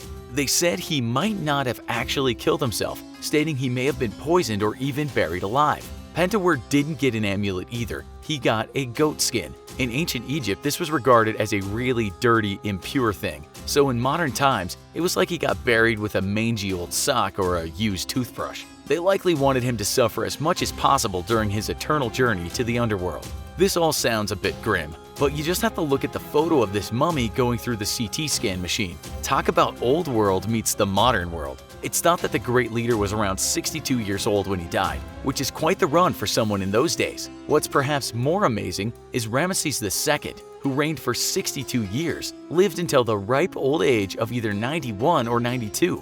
When someone dies, they don't have to worry about money anymore. But there is a surprising amount of money involved with dying. Why is it so expensive to die? The costs start racking up before death. Sure, there are those people who die suddenly and without any other associated costs. For instance, someone who drops dead of a heart attack, suddenly without any other health problems, or someone who's just out for a jog and has a piano drop on their head. Someone's going to be shelling out a lot of money for that, but it's probably going to be the piano company. For many people, death is a much more drawn-out affair. For those who die of serious illnesses or at an old age, the odds are going to be there's a lot of medical expenses associated with dying. Dying can involve long-term hospital stays, time in an assisted living facility or nursing home, or specialized in-home hospice care. There are expensive services and medical costs can be high in the United States and other countries without a universal healthcare system, as anyone who ever got a surprise bill after they got their finger stitched up can attest. While insurance will often pick up a large percentage of the medical bills, if not all of them, someone who is uninsured or underinsured when they die might leave behind a massive bill to be taken out of their estate. And that's before a whole lot of other costs. In 17 US states, the cost of dying averages over $20,000. In the UK, where high health bills are unlikely, it can still cost several £1,000s. While heirs of the deceased can't be held responsible for medical bills if the estate can't cover it, many other costs have to be paid for out of pocket by the family, which means that families dealing with the loss of a breadwinner may often have another challenge to deal with. So what are all these hidden costs? Well, the big one is something almost everyone who has said goodbye to a loved one will deal with: the funeral. The funeral industry has come a long way from when disposing of bodies was mostly a utilitarian industry, and today it's a $20 billion industry in the United States alone. Many funeral home providers offer full service from the moment of death to the conclusion of the burial ceremony, customizing services with mourners. And personalized services don't come cheap. Planning a funeral is a big feat, and often families are not up to managing it themselves, especially after a sudden and unexpected death. That means the funeral home and director will manage dozens of moving parts and help them select every part of what can be a very large event. For people with a lot of friends and family, a funeral can often resemble a wedding in what's needed. You'll need a large event facility, either indoors or outdoors, enough to hold everyone who wants to come. You'll want flowers and decorations, often personalized, and in many cases, families want catering for a memorial dinner. And that's before getting into one of the most important parts of the funeral. Gone are the days of a coffin essentially being a pine box. The coffin industry alone is worth over $500 million in the United States today, and shopping for one offers a lot of choice. Coffins are often made from fine wood and insulated with high-quality fabric. While this may seem like a waste given that it's going in the ground, many families want the coffin on display at the funeral and see a fine coffin as a testament to their love. An average coffin will cost at least $2,000, with high-end ones reaching 5 digits. And that's not the only preparation needed for a funeral. Funeral homes have someone on site trained in treating bodies and preserving them for funerals and burial. This is especially important for many people who want an open casket funeral. Have you ever been to a funeral where everyone is commenting that the deceased looks so natural and it looks just like they're sleeping? This isn't an accident. It's the work of a trained mortician who uses chemicals and makeup to keep the body from starting to decay too quickly and cover up any obvious injuries when possible. Not every funeral involves this. Some people choose a more natural burial, usually with a closed casket. But if you want the deceased to get the full makeover, it'll come with a cost. But that's not the biggest cost associated with funerals. 2 words: real estate. The most important choice people will make when planning a funeral is where they want the deceased to be buried. This isn't just a physical choice. The burial plot will likely also become a gathering spot for the family in years to come. But many cemeteries are facing a major challenge: lack of space. The population is growing and the cost of getting a burial plot is getting higher and higher. Smaller plots can be as little as $500 at a public cemetery, but can go for up to $5,000 for sought-after locations. For those who want a mausoleum burial, it can be as high as $10,000 at high-end places. And that's before you decide what to put on top of it. It's been a long tradition to have a marker memorializing a gravesite. Sure, no one's going to go as over the top as the ancient Egyptian pharaohs, although it might be tempting to build a pyramid for your beloved childhood dog Sparky, but gravestones can be pretty ornate. If you wander through a cemetery, odds are you'll see a few towering obelisks or carefully sculpted angel statues. If you want a highly decorative gravestone, the cost can vary wildly, but standard headstones with a personalized inscription will start at a cost of $1,000 or more. This can add up to a lot. Is there a cheaper way? For many families, if the deceased didn't leave behind a big estate, it's time to make some tough decisions. While holding a proper tribute for their loved one is ideal, there are ways to make it more affordable. Smaller funerals or graveside services are ideal to cut costs, and many families decide to have an online component where family and friends who can't attend in person can pay their respects virtually. Flat metal or marble markers in the ground can be a lower-cost alternative to headstones, while still paying proper tribute with an inscription. But there's one choice that many people make to cut costs. Sometimes, cremation. The burning of remains instead of burying them has become a massive industry in its own right, with many funeral homes also hosting a crematorium. We all know a friend or family member who has grandma's ashes sitting on the mantelpiece, and we probably give it a wide berth and stare warily every time the cat gets a little too close. And for those who want the simplest and lowest cost option, a basic cremation can be had for as little as $800. But that doesn't mean that many people don't find surprising costs. Cremation is a specialized service, with crematorium workers dealing with extremely hot and powerful ovens that can reduce a human body to bone ash in a short time. The cost of the equipment and training adds up, and so does the equipment it comes with. The standard urn that is at a constant risk of spilling ashes everywhere is mostly a thing of the past, with most urns sold by funeral homes coming in with specialized seals to prevent accidents. And there are many specialized and artisan urns available that can cost more than $500. But some families want a more permanent option. Some families choose the best of both worlds, cremation and a burial plot that gives them a place to visit and pay their respects. These plots are smaller and can be marked with a marker or headstone, but can still be expensive, at least $350 at a public cemetery and as much as $2,500 for a prime spot at a private cemetery. Because urns or cremation vessels can be held anywhere, it's also common to choose an above-ground spot in a mausoleum, which usually is more expensive. Well, at least the deceased doesn't have to worry about any of this, right? Not exactly. Because the funeral industry has become so big and expensive, many people are starting to think about these questions long before they're gone. It's like planning in advance for a vacation that no one wants to take. No one wants to put their loved ones into debt to pay for their funeral, so they're starting to take some common sense measures to make sure that expensive funeral costs don't throw the family for a loop. But those usually involve some costs of their own, paying for their own death in advance. The first step is to get life insurance. This will ensure your loved ones a payout if you die under most circumstances. This is especially important for breadwinners and single-income families, even if they don't expect to die anytime soon. Of course, the problem is that insurance companies don't want to pay out, so life insurance becomes more and more expensive as people get older. A 10-year policy on a 90-year-old probably isn't a good investment for the company.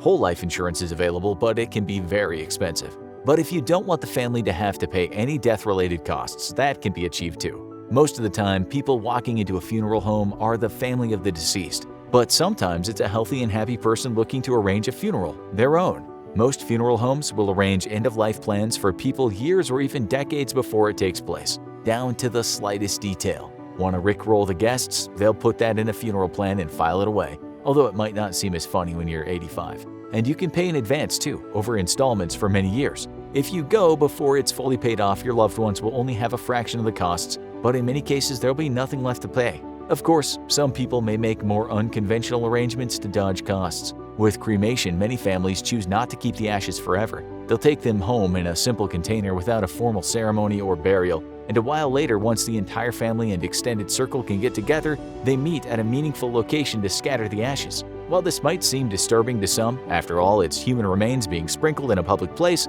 bone ash is biodegradable and considered harmless to the environment, so it's legal in all public places unless there are security issues. Private locations are dependent on permission of the owner, but that doesn't always stop people. A particularly popular spot is Disney's Haunted Mansion, as Disney-loving fans try to add a 1,000th to the famous assortment of 999 grim grinning ghosts. But that's not the only low-cost option for burial or cremation. Some enterprising companies have started offering unconventional ways to use cremation ashes, as they pose no health hazard and mix into things easily. Did Grandma always love to paint? Her ashes can be mixed in with paint and used to create a work of art.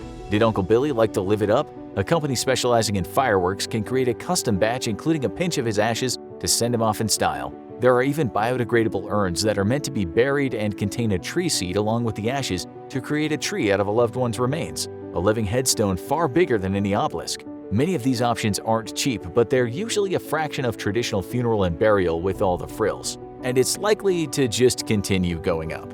People are living longer, and that means they're more likely to need healthcare before they die. Cemeteries aren't easy to maintain, and the demand for burial plots is growing as the population does. And with many funeral homes offering digital services like online memorial walls, it's becoming a more skilled and versatile position all the time. That adds up to one thing: a growing and complicated sector that will fetch a high cost for its services. There are only two things certain in life: death and taxes. But until scientists manage to cure the first, the high cost of death might be the third certainty. We all think about death on occasion. Sometimes this leads to us becoming hypochondriacs for a bit. Other times we think about what happens in the afterlife. If you lived in 17th century London, there were some truly frightening and bizarre ways you might have died. From records collected during the time period, we found some oddly named causes of death from the 1600s. Perhaps you would die of ague or jaw vein, or worst of all, the king's evil. We're going to look at some of the most unusual causes of death in the 17th century London and what they entail. The causes of death are going to be broken down into different categories, starting with basic pathogens and ending with the weirdest cause of death. By the time we get to the end, you'll be wondering how anyone survived the 17th century London at all. Epidemiology and other medical fields had a long way to go in the 1600s. This meant that curable diseases of today were much more likely to kill you at this time. Even still, the names given to some of the diseases are perplexing. If you were to die from ague, it means you would most likely have had a fever. Your muscles would ache and you would have some symptoms such as nausea, vomiting, and diarrhea. This was because ague was the name given to malaria. Now we have anti-malarial drugs that'll help someone recover from the pathogen. But in 1632 London, people were not so lucky.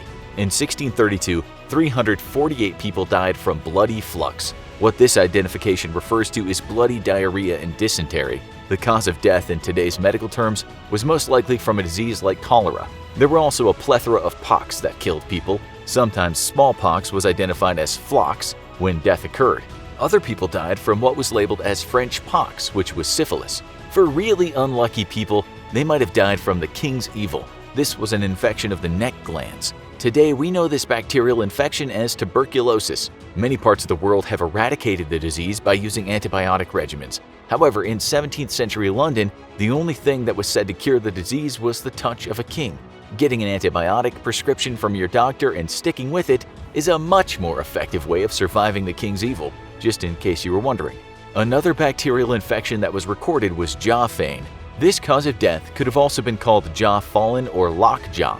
Regardless of what the name was recorded as, they all were the same disease: tetanus. It's a bacterial infection that causes massive muscle spasms. These contractions often happen in the jaw and neck, which causes interference with breathing and can lead to death, hence the name jaw vein. Although viruses and bacteria caused many people to die in London during the 1600s, sometimes the body destroyed itself. A lot of this had to do with lifestyles of the day and a lack of understanding around healthy diets and cleanliness. If you died of apoplex, it meant that you were most likely paralyzed at the time of death. However, this was not what killed you. Instead, a rupture or clogging of blood, leading to an aneurysm or internal bleeding, would have been the cause of your death. If dopsy was recorded as your cause of death, it meant that, like with apoplex, your circulatory system let you down and caused massive swelling of a body part. This is what we call edema today, but it was identified as dopsy in 17th century London. This next cause of death is a little gross, so if you have a weak stomach, prepare yourself. According to records, 13 people died of fistula in 1632 London. Fistula was an anal abscess that became infected.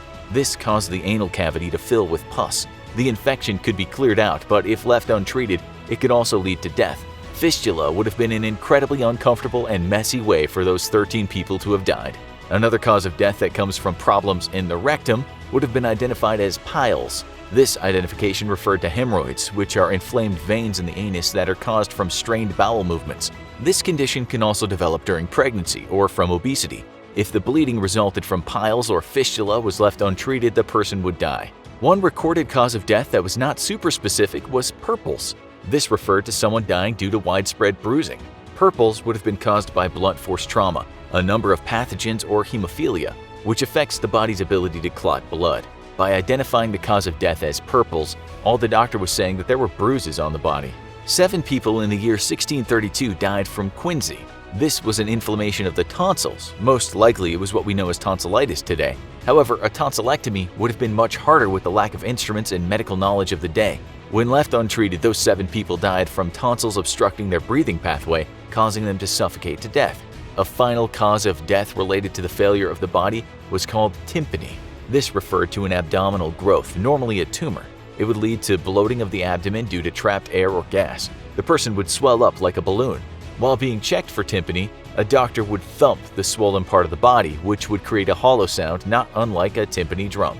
This brings us to the most bizarre identification and causes of death from 1632 London. Some of this stuff is almost too crazy to believe. It's hard growing up. All children take a nasty fall or hurt themselves at some point while growing up.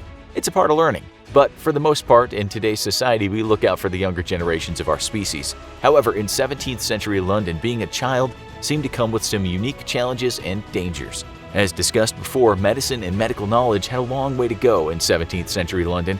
That meant that many infants' cause of death were identified as childbed or chrysomes. Childbed was a death that occurred shortly after birth from complications in the delivery process. Chrysomes was the death of an unbaptized infant, or one that was less than a month old.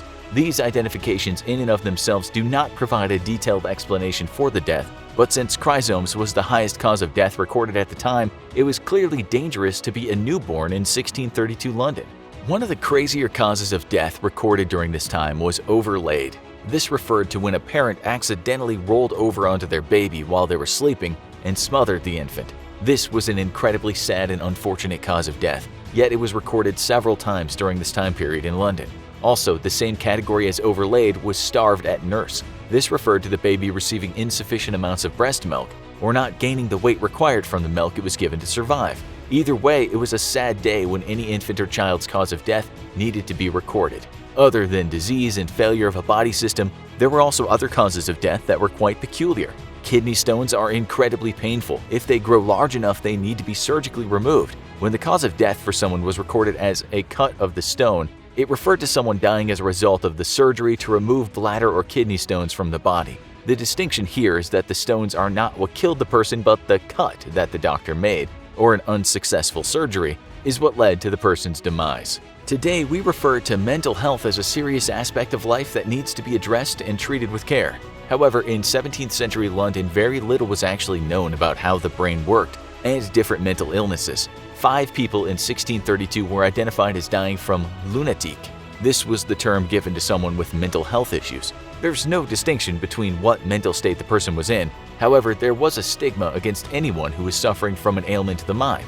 Not understanding what was happening in someone's mind led people to fear going insane. The main worries seemed to be that death as a lunatic would not allow for certain religions or deathbed rituals to occur before the person passed away. This brings us to the most peculiar causes of death in 17th century London. The names given to these causes of death and the causes themselves are baffling. In 1632, one person's cause of death was recorded as affrighted. This literally means that the person was scared to death. It's unclear what actually caused the person to become so frightened, but it must have been incredibly scary to literally have frightened them to death. Another really weird cause of death was listed as planet. This did not mean that they were somehow crushed by an entire planet. Instead, this cause of death referred to being planet-struck. It was believed at the time a severe illness or paralysis could have been caused by the influence of one of the celestial bodies in the sky. There is no scientific evidence that the motion of planets or stars has any effect on the aspects of someone's life, but in 17th century London, it would seem that some doctors believed that the cosmos could directly cause someone to become sick and die. We're not sure why the stars and planets would concern themselves with making someone sick on planet Earth, but apparently it happened in 1632 London 13 times. As a side note, this was not the first time a celestial body was associated with an ailment. It was believed that the moon and its cycles could cause people to literally go insane. This is where the word lunatic comes from. The prefix luna means moon, and lunatic refers to insanity created by the different phases of the moon. One cause of death that is still shrouded in mystery is rising of the lights. It most likely refers to an illness in the lungs. Perhaps the lights referred to the lightweight organs that were lungs, and the rising up referred to the movement of the chest during severe coughing. It's unclear what would distinguish rising of the lights from other respiratory illnesses other than it sounds nicer than death by lung infection. 86 people died from surfeit in 1632 London. This is a surprisingly high number for what surfeit actually is. Surfeit is death by overeating or gluttony. By eating too much, the person could have died due to dehydration from vomiting excessively. This cause of death may have referred to people who died from being overweight or diseases connected from obesity such as diabetes or heart failure. It's also been suggested that the surfeit could refer to someone who consumed too much alcohol, passed out, and then died by choking on their own vomit. Either way, surfeit would not have been a pleasant way to go. Many of the causes of death in 17th century London are still around today, but are not as prevalent as back then. The names of certain diseases and complications, however, have been changed over time with our understanding of how pathogens and the human body works. However, it's still puzzling that some of the causes of death even occurred. Just be thankful that you didn't live in 1632, where you could have died by planet, piles, or rising of the lights. Now, check out worst jobs that will literally kill you, or go and watch diseases that will kill you the quickest.